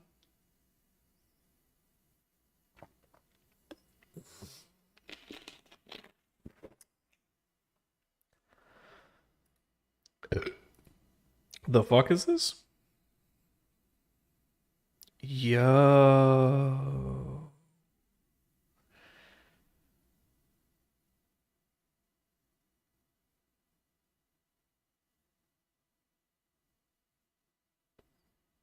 Thanks, Afam. I will get that. Thank you, buddy. That is a thing that I will get, but not now. All right, so is this going to work?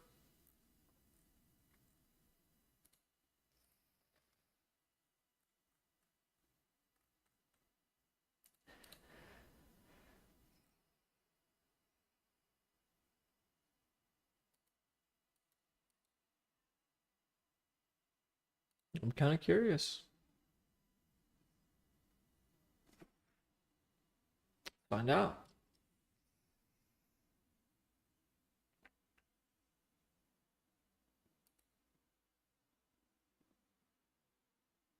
That seems very straightforward, right? Right.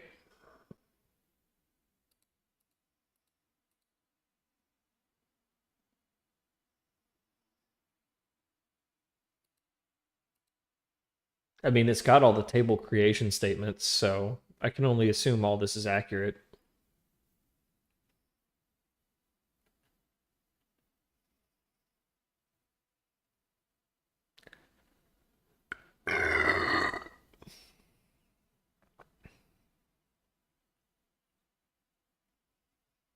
Delicious.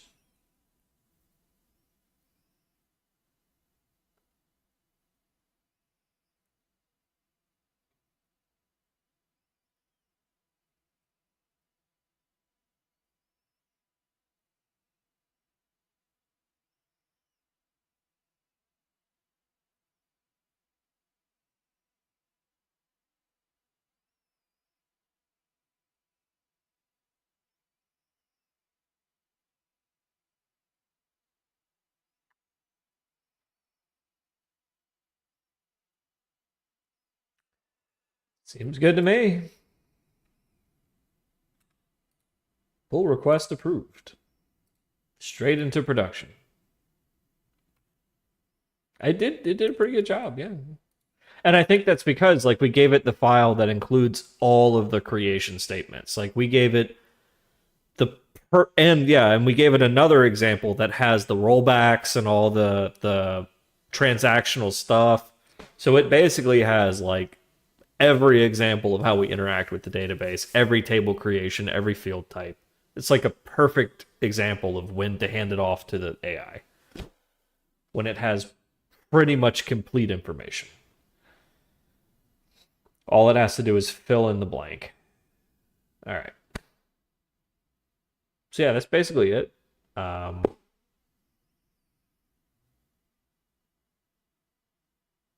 Let's do it. Clean package, rebuild. And then we do the front end to hit the API endpoints with the same kind of message that we do to add the components. Should be pretty straightforward.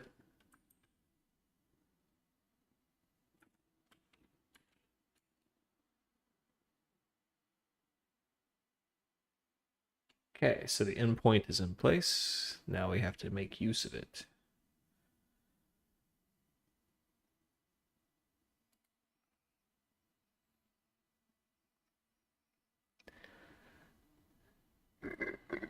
Now, that's been a minute for me.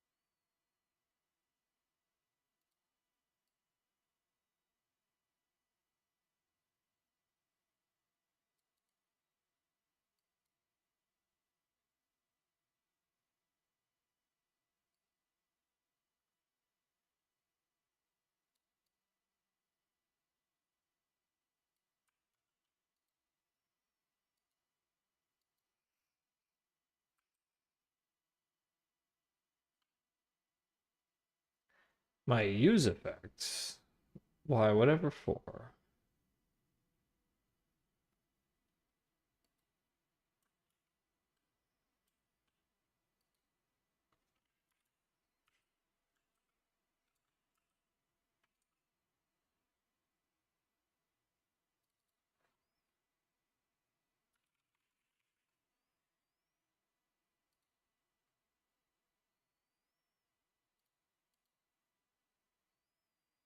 We have a component ID, right?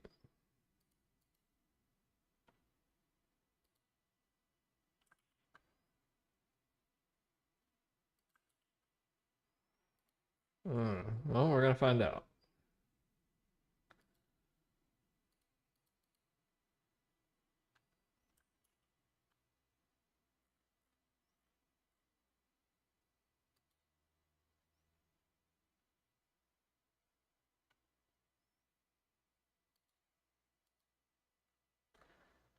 Let's see, I think we've got all the message formats here. Yep. So component details, component ID. It's component ID.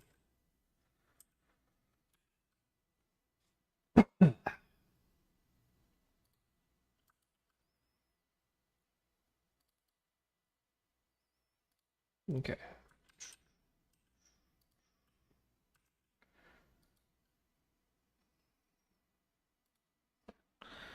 Back over here. Component ID. Right? Right. I hope. Is that not right? Doesn't seem to like it.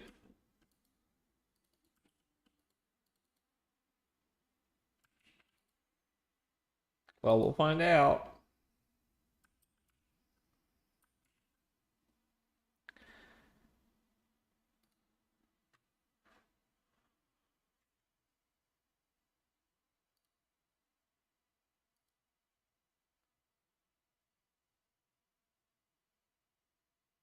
Oh, oops. Yeah. Wrong endpoint.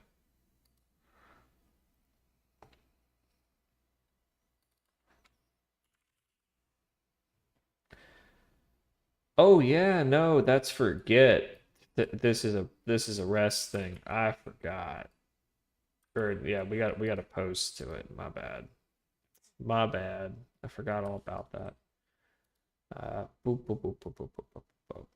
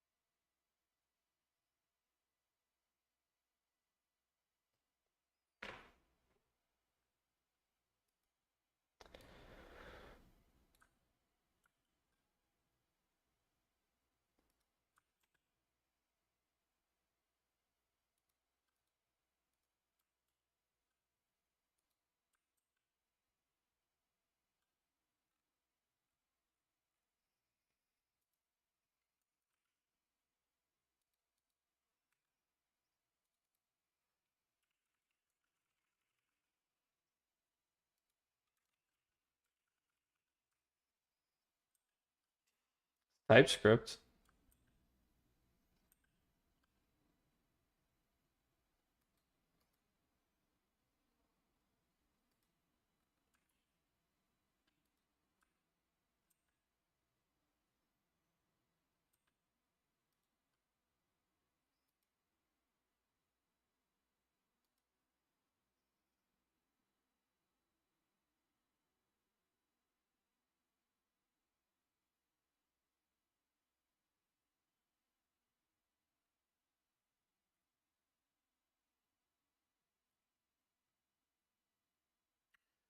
Ah,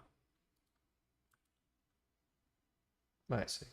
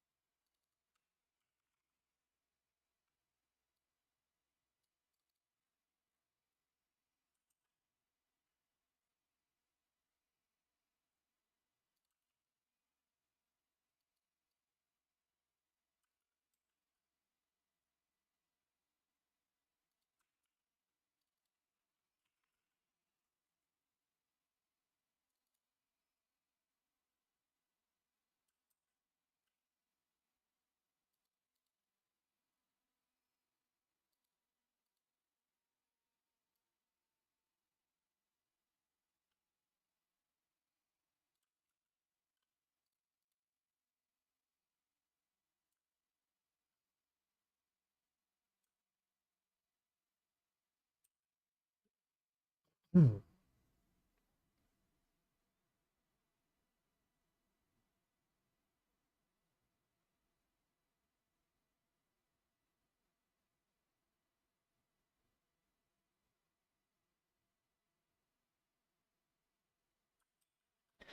Well, how do we select?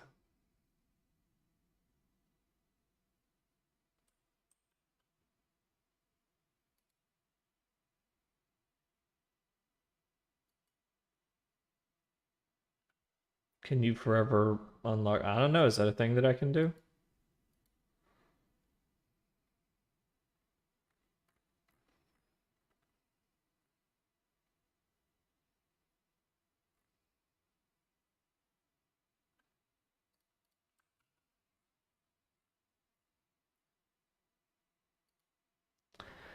Burp, burp, burp, burp, burp.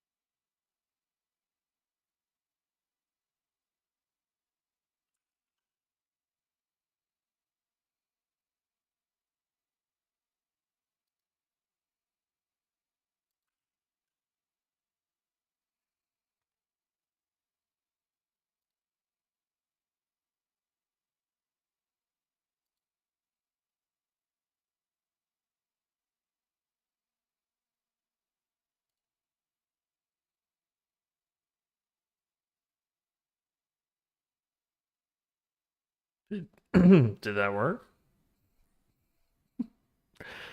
Unclear. No.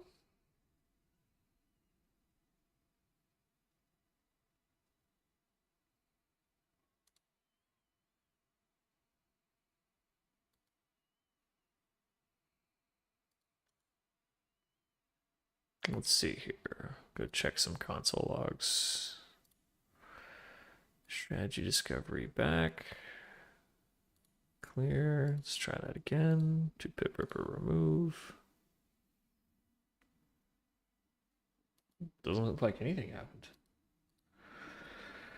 Okay.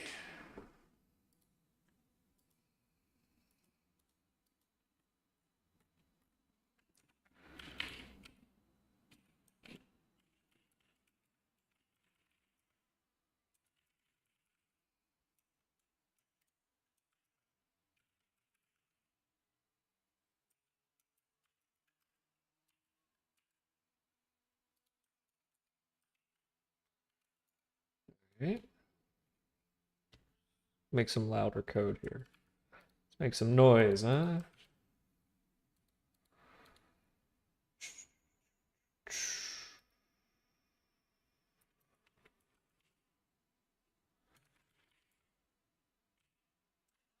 We have a log in here? Oh my god, man. Well, whatever.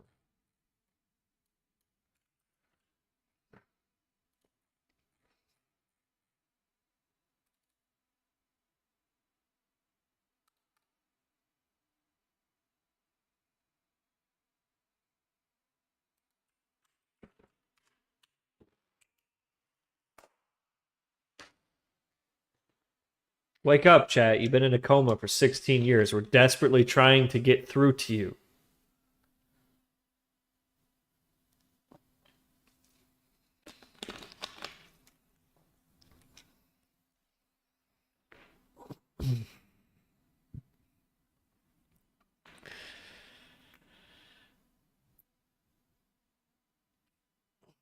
Which is easier to get rich with, coding or trading? Coding, dude. If I had just had a coding day job all these years, I'd be a millionaire already. But that's not really how I wanted to get rich. So honestly, don't know if I would have made it this far if I was just working the day job. Would have been like, what's the fucking point? Is this all there is? I got a buddy who's going through that right now. He's got the house, he's got $1 million in the bank, he's all set up for retirement. He's like 40 years old. He's just like, fuck, is this it? Is this all there is? Because he and I, like, I mean, we always thought one day we were gonna have this crazy successful startup company, and we'd be like Steve Jobs and Steve Wozniak and do that thing, and it just never really worked out. Well, we did our things independently. We're doing all right. He stayed the career path, and yeah, he's doing all right. He's got the husband and a kid and a house, and they travel. But he's just like, is this it? You know? I guess I just work at Adobe now. I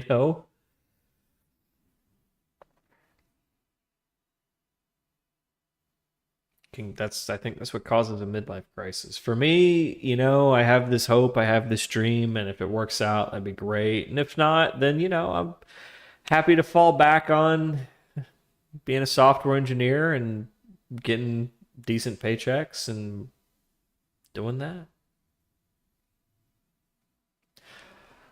But this is worth trying, in my humble opinion. It's worth trying. For me, anyway. This is just something that I feel like I have to do. It's important to me, you know? It's important to me. Okay, so let's try this again.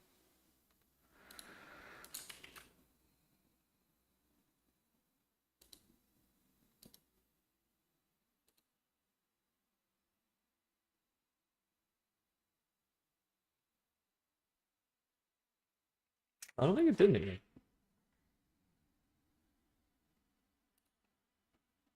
Like it didn't output anything.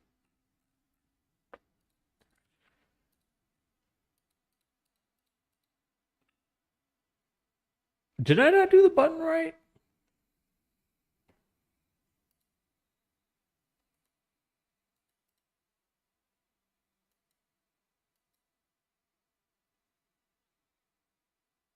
Oh, okay. That did something. I mean, it's still there, but at least it said it was removing it. Okay. Okay, so the strategy component ID was null, but the search space wasn't.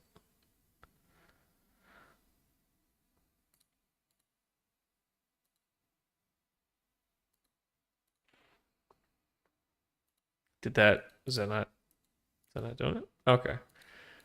Uh, yeah, hold on, removing component null from search space. Right, so the component ID is empty.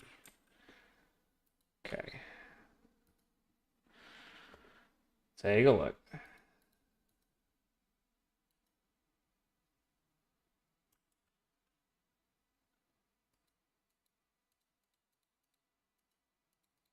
Okay.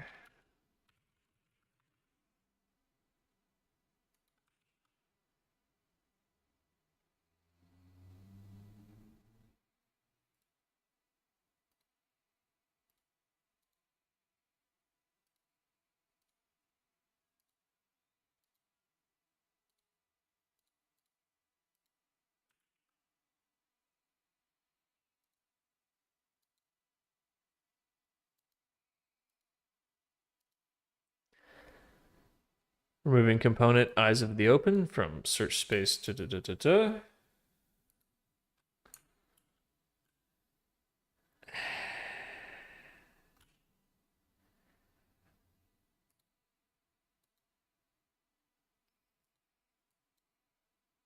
I mean, it's clearly getting the command, but the components are still in the search space. All right, all right, all right, all right. We're getting there. We're getting there. We're getting there.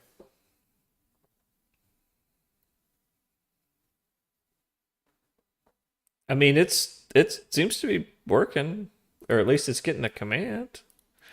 All right, 2-pip ripper. Come on, remove. Yeah, yeah, yeah. That's right. Check, check. Eyes of the open. Oh, yeah, you're right. It's not selecting right. Now it'll say eyes of the open, right? Yeah, you're right. The selection thing's not working right. That's why it was blank the first time. So, okay, I think Claude actually got ahead of me on this one. Claude was like, there's another way you could do this.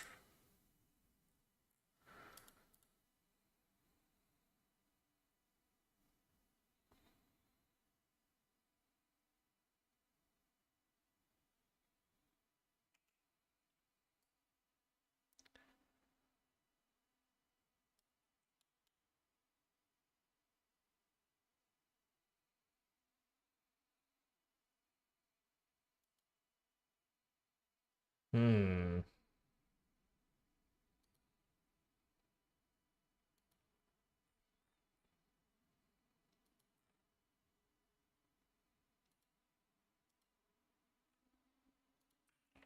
Okay.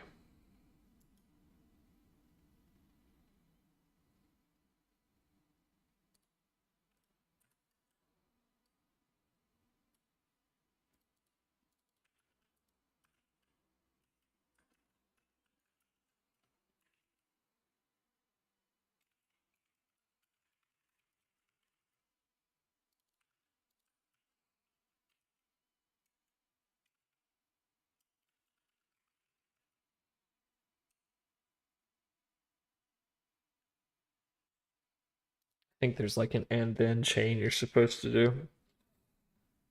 Claude's on it. How are things? Doing great.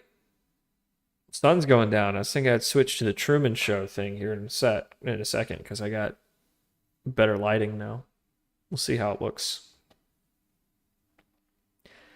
But yeah, when it gets dark, I like to do this thing.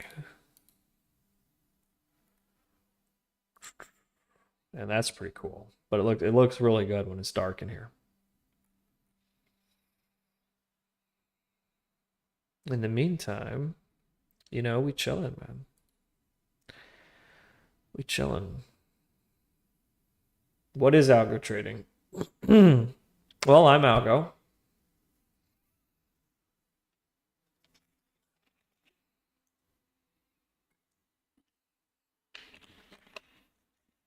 Yep. How are you? All right, let's see.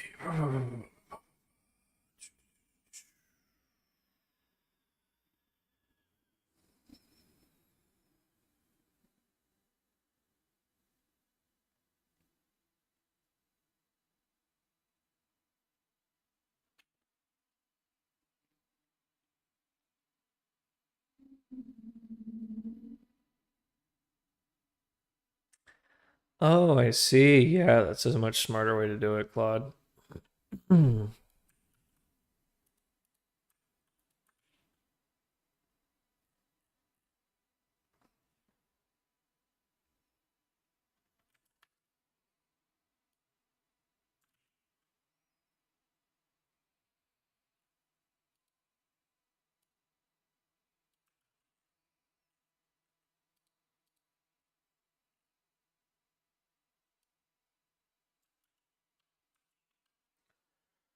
Yeah, that's probably much smarter.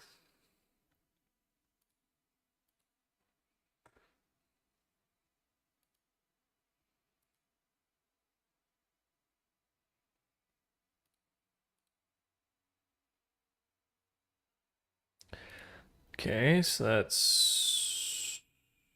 this should be eyes of the open. Yep, okay. Looks like that fixed it. Hmm. Okay, does it work though? No.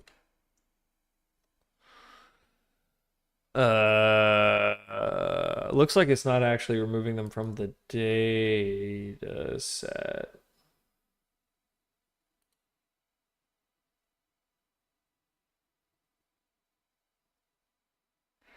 Yep, that is basically correct. We have a trading strategy discovery algorithm, which we use to discover novel trading strategies. We build tiny little strategy components, kind of like Minecraft blocks. And it does all the combination analysis to figure out if there's anything worthwhile in there. What's up, Chezzy? Chezzy in the VIP chat that don't nobody know about. Chezzy, what would you say to Joe Byron right now?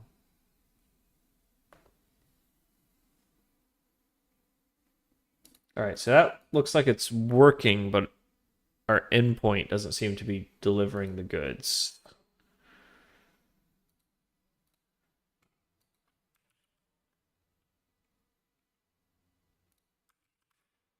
Kind of curious what's going wrong.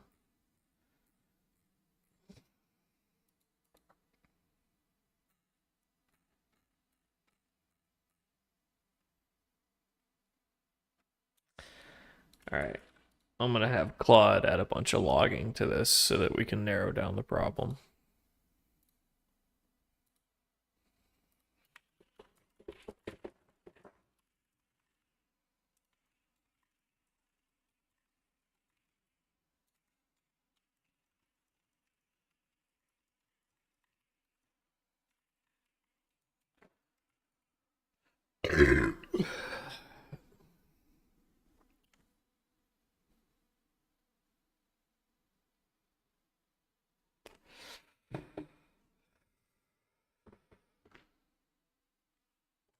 Ugh.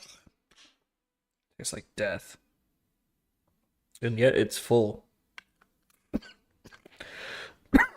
I'm okay.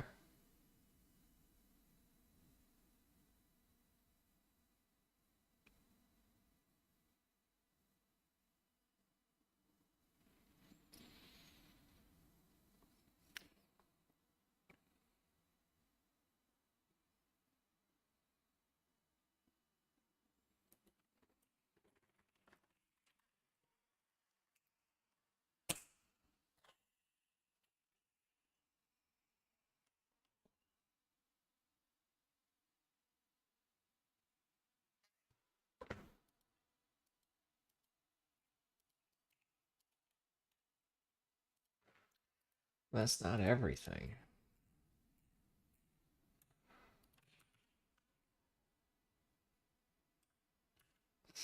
It's like too damn big. Okay, how about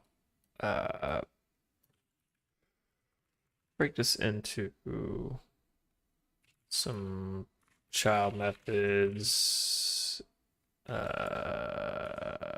add logging via system.out.println.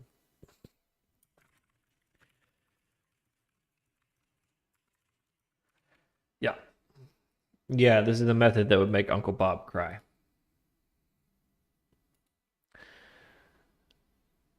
We have no doubt about that.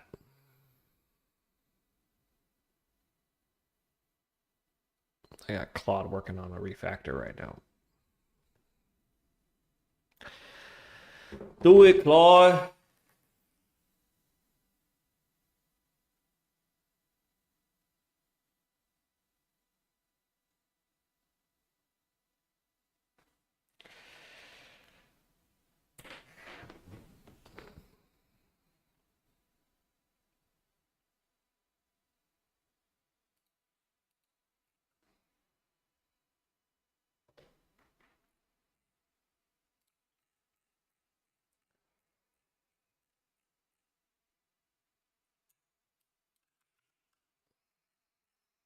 Woo! Now that's a statement.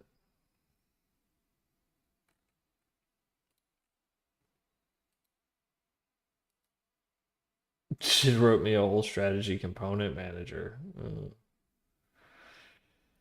Oh, we don't need that.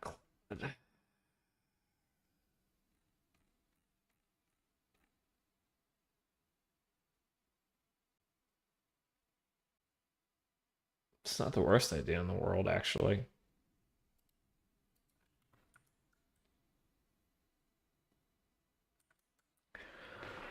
Hmm.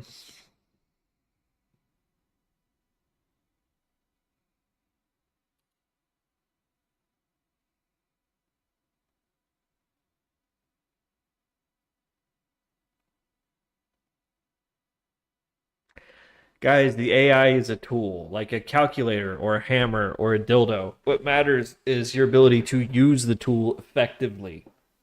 Okay? Now, a dildo is not a hammer, but if you can wield it effectively, you'd be amazed what it could do. And a hammer is not a dildo. I don't know where I'm going with this. I'm just getting punchy.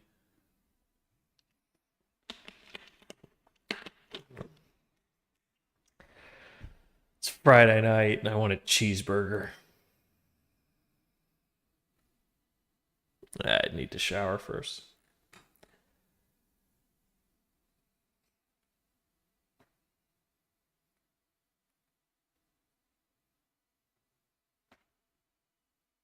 I got some disco going. Jamming. All right, yeah. We need a simpler version of this because this is a redonkulous method. Yeah, well, you might as well just go with Claude's idea. Whatever.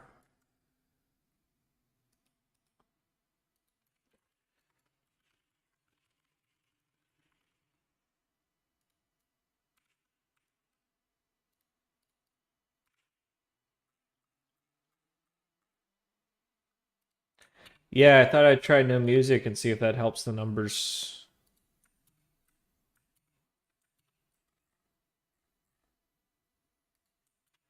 Because I've noticed that like larger streamers don't do music except for Asmongold. And I think Asmongold does it just to troll.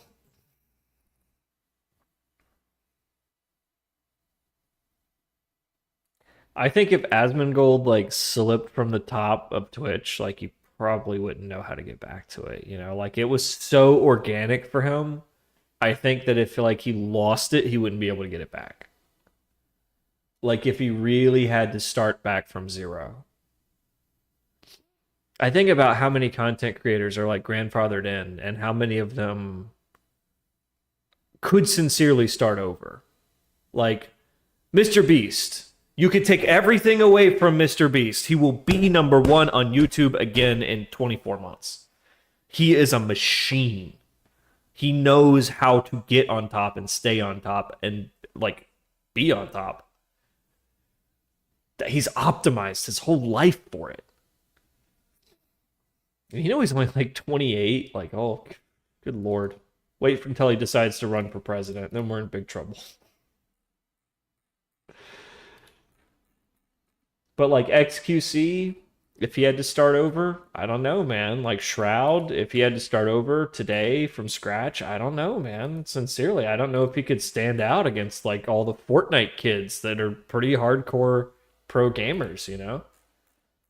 It's like what makes you special if you're not the first generation of pro Counter-Strike players like Shroud was, right? Like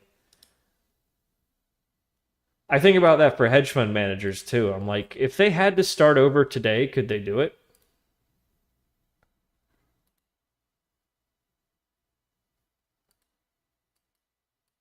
Just a thought. Okay, so now we have this strategy component manager, and we're going to need one of those in here. It's going to need to share the connection.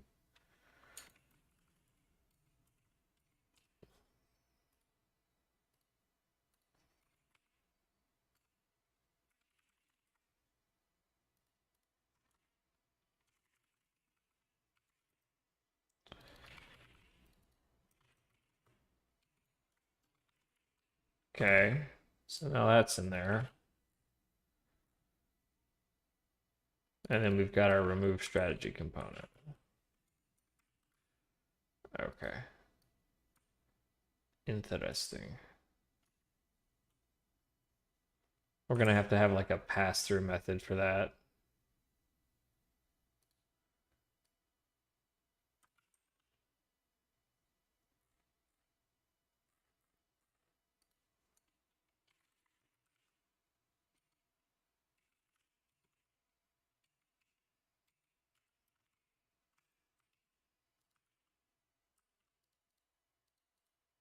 Okay, that should patch it in. All right. See how good Claude's code is. It should at least tell us why the previous Claude code was failing.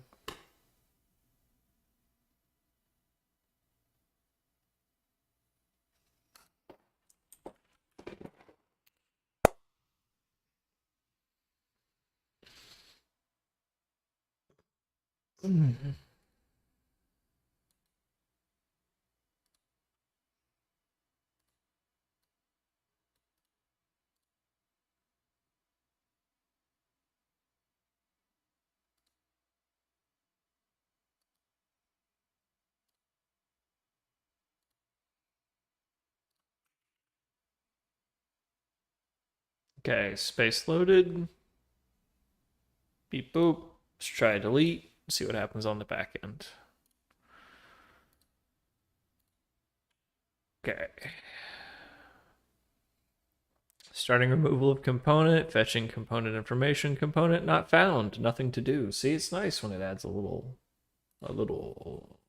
pistachio, you know, a little panache.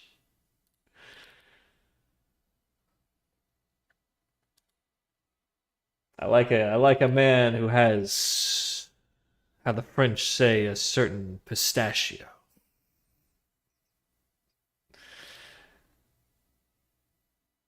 All right, let's get to the bottom of that. Component not found. Get component info.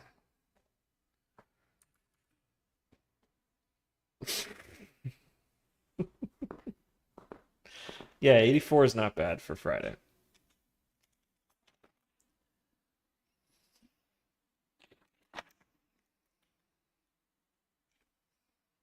Not bad at all. Ugh. Ugh. I don't know. If y'all want to get real freaky, we can pop a bottle of champagne and play Alien Isolation. You know, turn the lights down real low, get real freak nasty with it.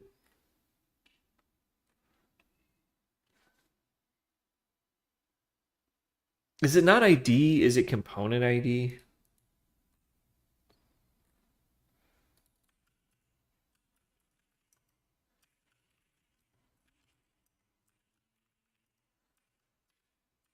So we have the creates over here. It's ID. Okay.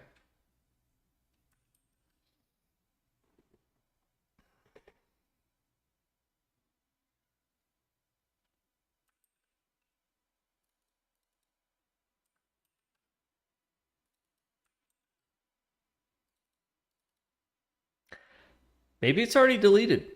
Maybe we kind of broke it. Let's make one from scratch and then try to delete from that, because maybe we broke it.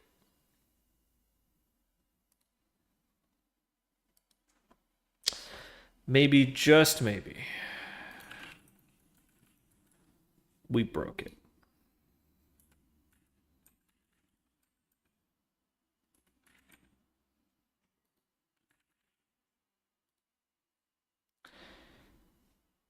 Chat. If you had one chance, one opportunity to have everything you ever wanted,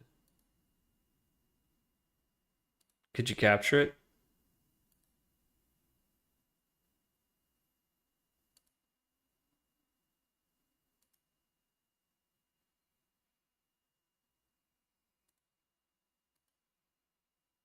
She's going, baby.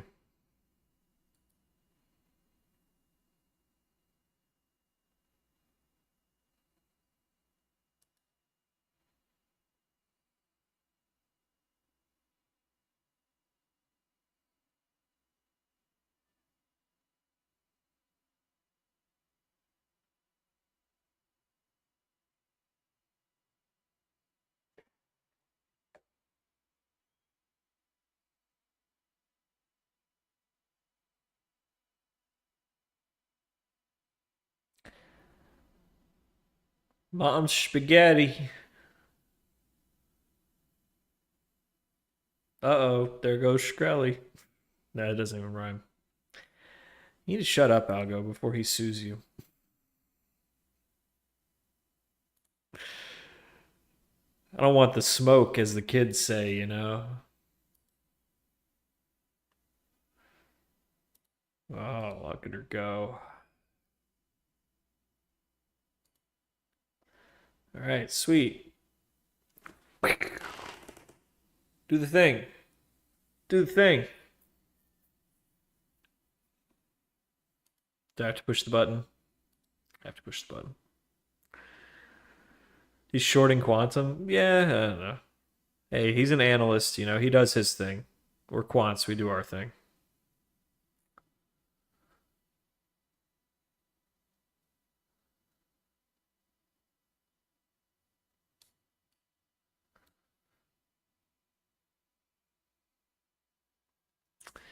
All right. Now let's see if we actually delete one of these. Does it do right?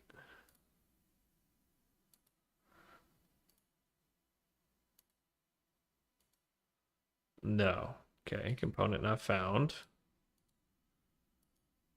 Component not found.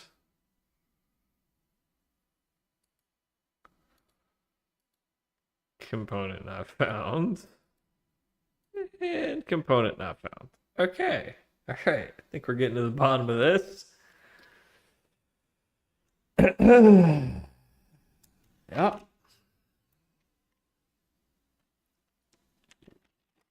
How you doing, chat? How's your night going? Productive, I hope. Okay, so I think this is because we're passing it the component class and not the component ID. So it says removing component two stonks. It should say removing something like that. It should have like a UUID there. So I think we're sending it the wrong metadata from the front end.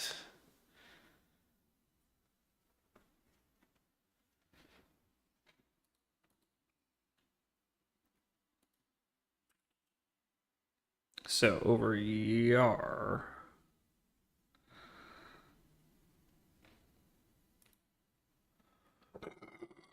YARP.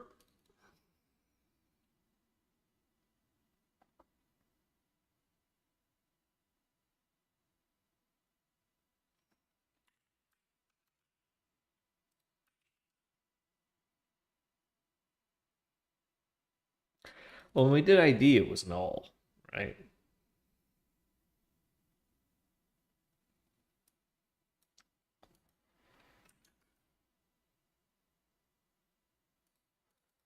So let's see. Component details has component ID, type name, complete search ID. Search ID. I think that's what we're actually looking for.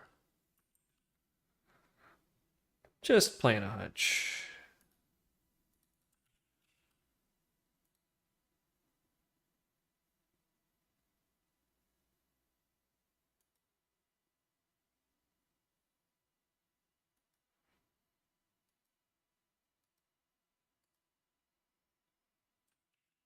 Okay.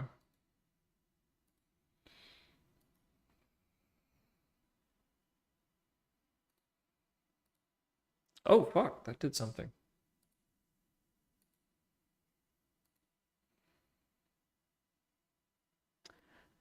Found component of type tactic with class. Okay, so we're right on that. Executing delete, rows affected 10, error during component removal rolling back, constraint error violates foreign key constraint because key result ID is still referenced by a foreign key in a different table. Huh.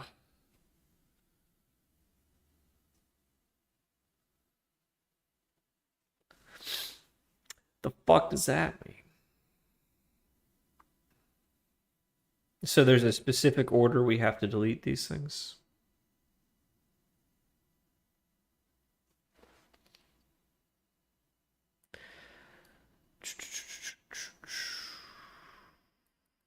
Interesting.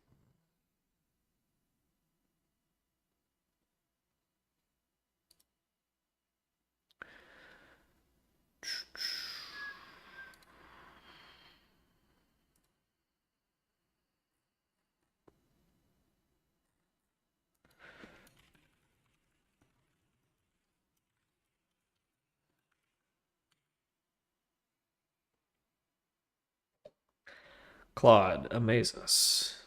Come, Claude, let us reason together.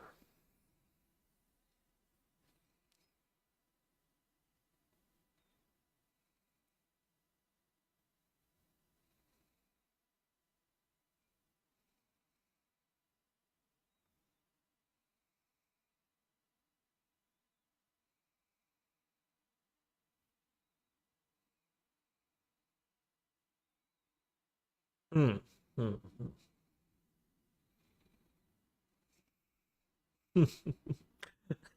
The birthday party. That reminds me. Yeah, the the the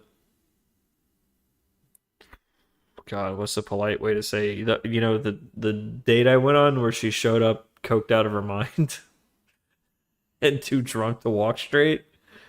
Uh, yeah, she invited me shortly before that. She invited me to a birthday party for her dog at like a really really nice venue.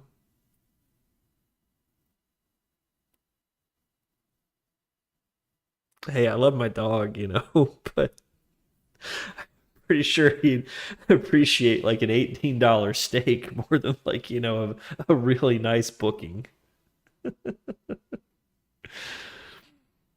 Uh, I need a dog. It's dog time. It's time to get a dog in my life. I like dogs. You like dogs? Chat, you like dogs?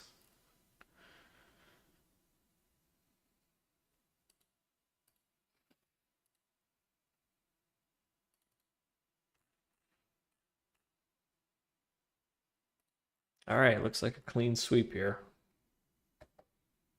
Let's try it.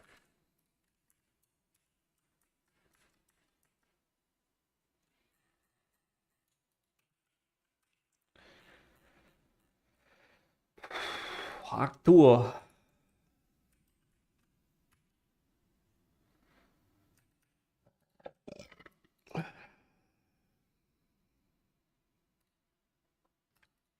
Huh. So do I want to order in sushi? Go out for a burger.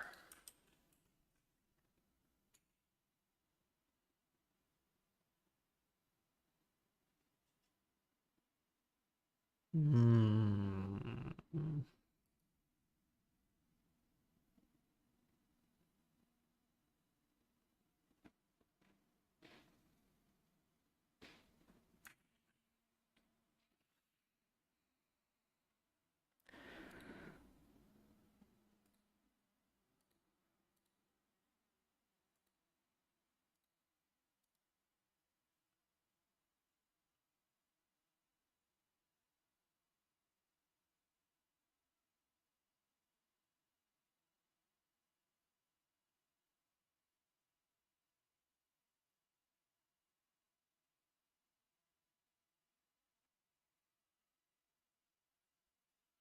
I'm still getting the foreign key thing.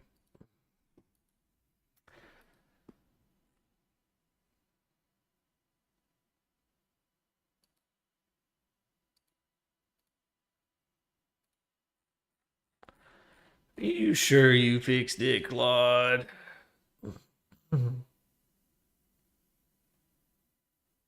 Okay, well, let's try a couple more components. Okay,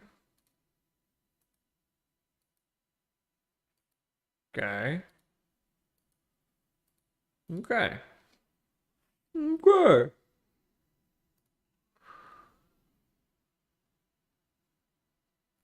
What a tangled web we weave.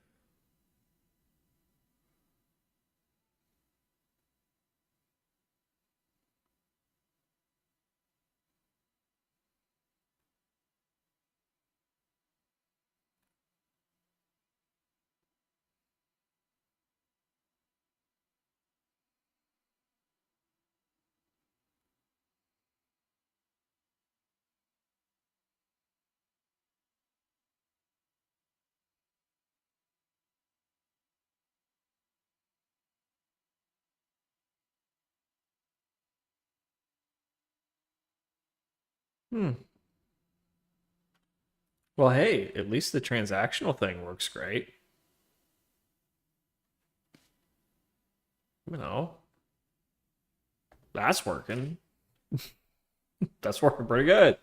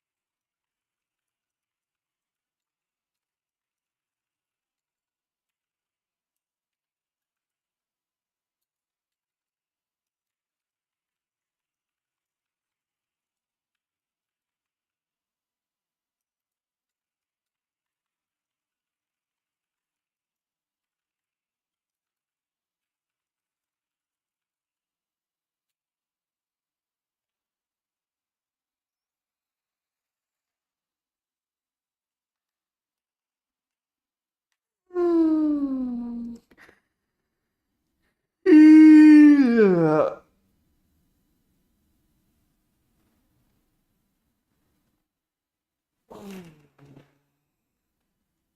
Yeah. Yeah, Philippe, I feel you. It's like every time you want a chart, you have to have it like dumped to a file. Um, that's pretty much what Macrovest was doing with his Gamma Degen tool. I think he would just have it like generate images, and then I think now he's got it to an interactive chart. But like initially, it was just generating charts for him to flip through every day. Now he's got it down to like an actual interactive thing. Now that he knows what he needs, right? So that might be the way to do it. It's actually what inspired me to do my little one-page thing. Shout out to Macrovest. He's a schmuck boy. He's a really schmuck guy. You should probably follow him. He only streams like once a week.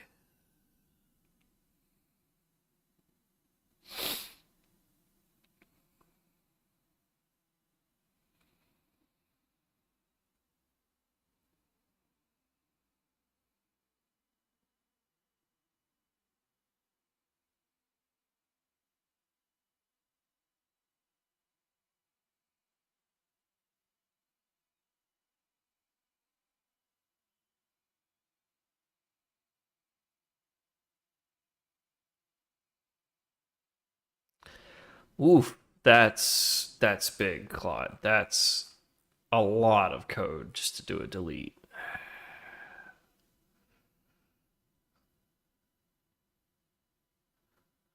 Okay, it's trying to standardize the order of operations. I kind of get it. I kind of get it. Father to us all. Yeah. Well, I stopped using that one, sort of for fear that I might misuse it. Like, it's you know, it's one thing to say that like Primogen, father to us all, right?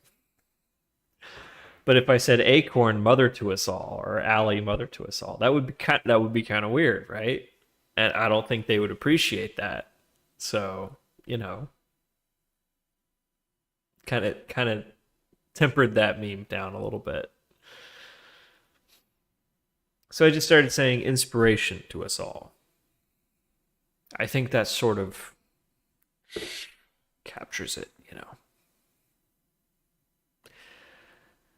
This is big, Claude. This is really big. But I'm willing to try it.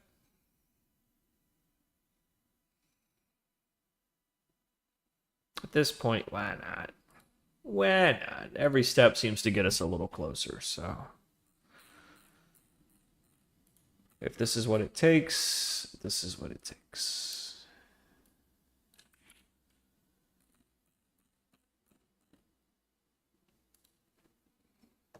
Man, complexity. All this just to do some deletes, huh?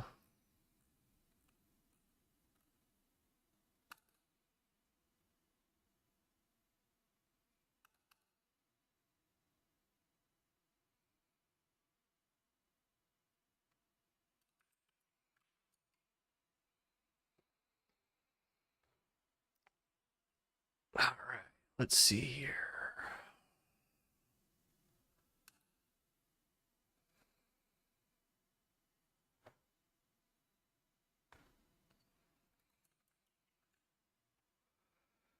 Let's pop over to Docker.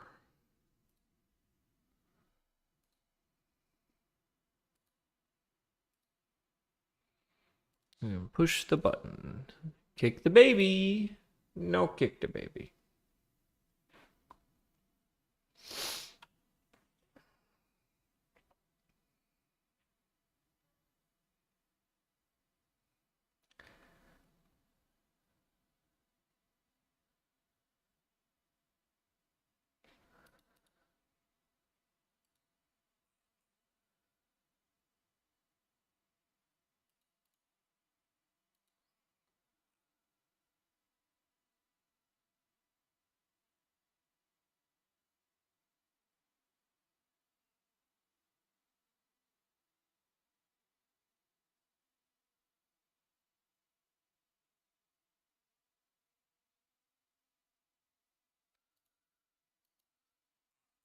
Uh-huh. It looks like we still can't remove anything. All right. That's like we could do this and do this and do this. So it looks like when we go to pull taxim results out, that freaks out. Did I just like build too many relations in my table to like the point where I can't delete anything because it's just too tangled?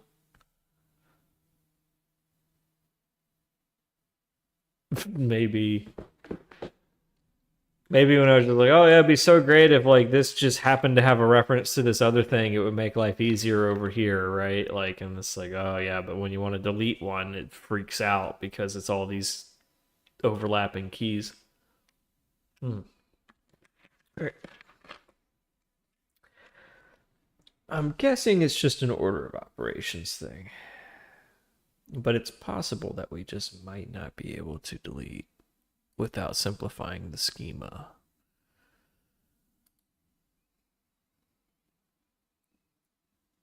Let's see, similar results.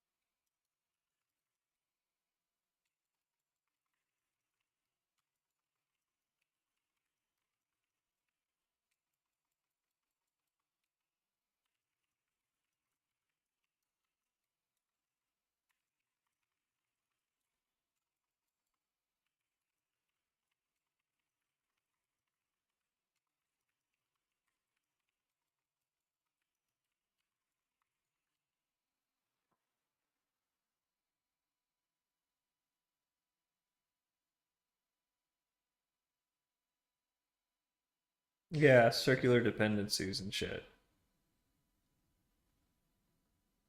That makes more sense.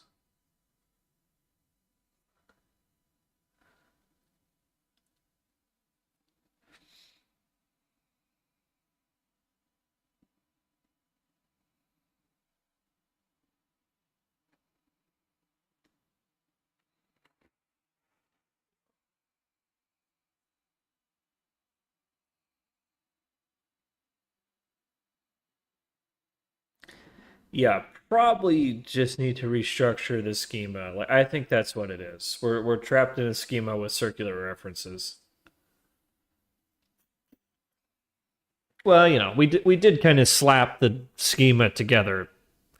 But yeah, my intuition is telling me that's what it is. It's like you've got some convenience field somewhere where you're like taking a shortcut in a relationship, and as such, it's a circular dependency. Something like that.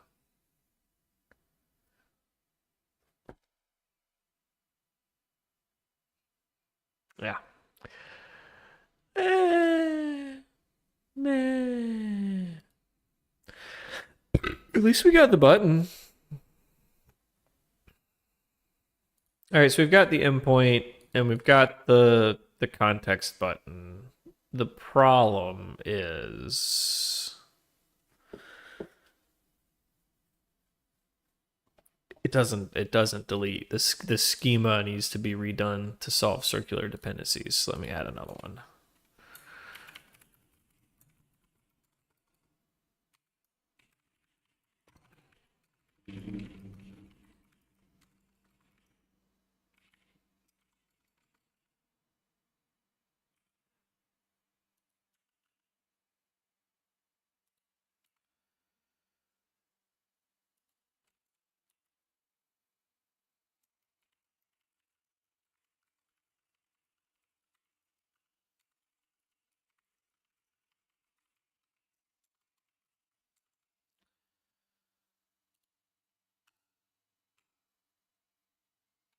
Okay, so added that last deliverable there.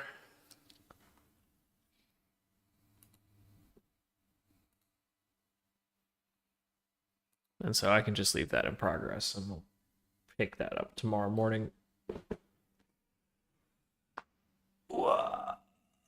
Oh.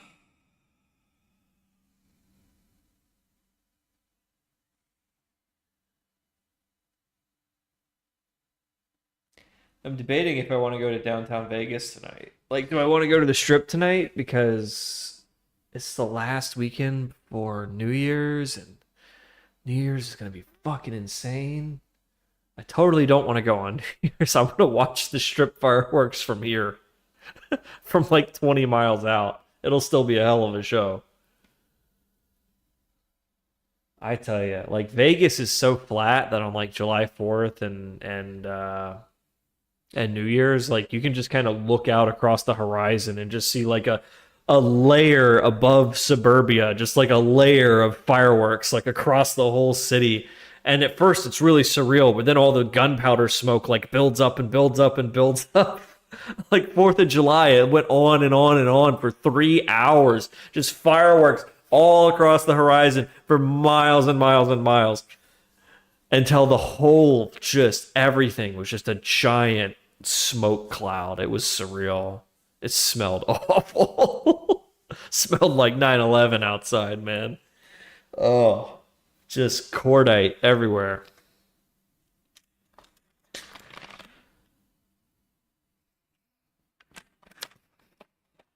Does the Strip have a club? The Strip has a lot of clubs.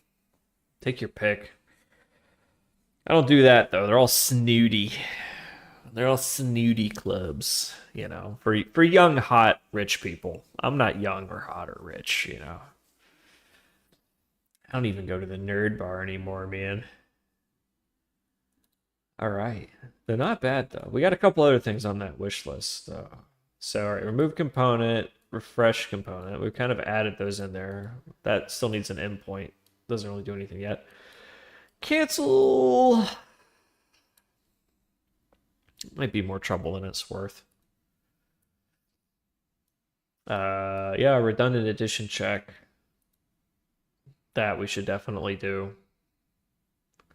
Be like, oh yeah, this component's already in the search space. Would you like to refresh it? Refresh. Never mind.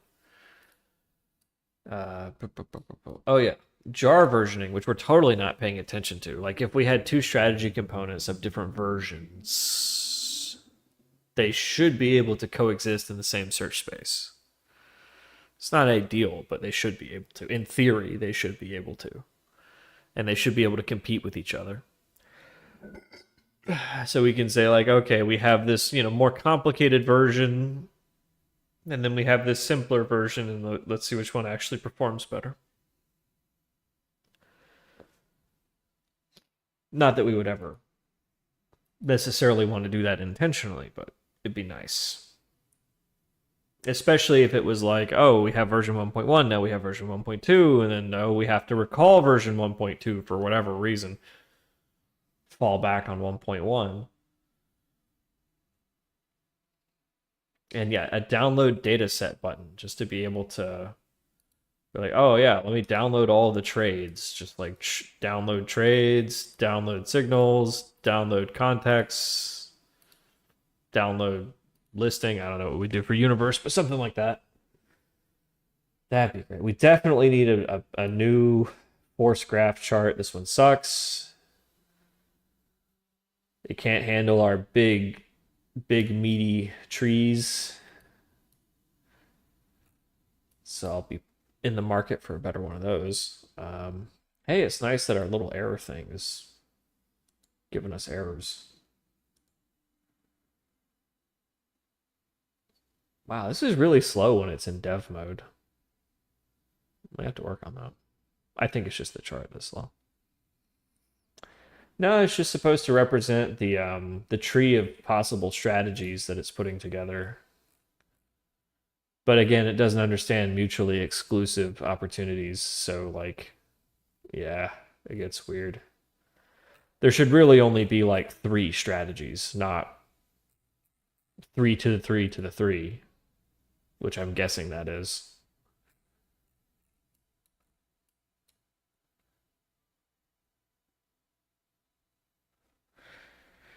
D3, I think this is D3.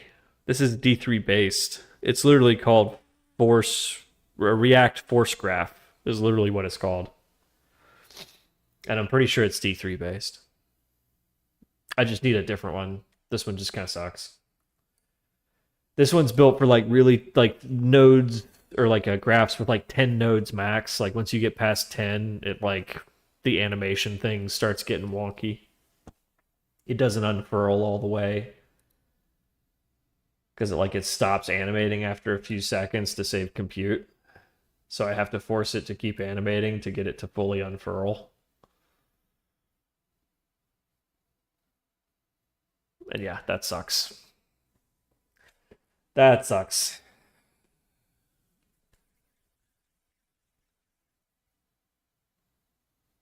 Yeah. Hey, I think the new lighting performed great today. I added some supplemental lighting to so that I wouldn't be fading in and out of darkness all day like I usually do. Because I have this apartment with great giant windows and all natural light, right? But you know, after a while, every time a cloud moves over, like my brightness just dips. All right, this is good. I'm feeling really good about all this. How do you feel about it, chat? Do the lights make me brighter? Something like that. How do you feel about it, chat? You feeling good about it? I'm feeling good about it.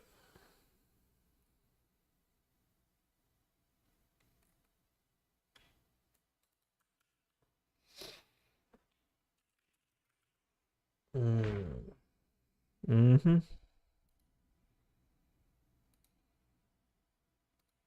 So, chat.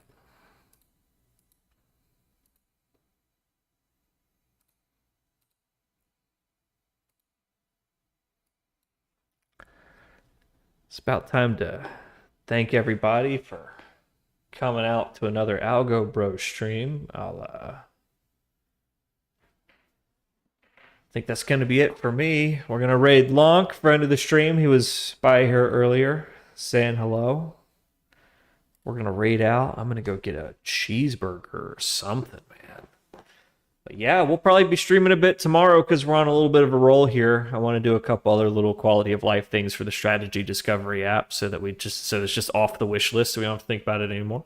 Focus on strategy component R&D for the rest of the first quarter. That'd be great. That's all for me, folks.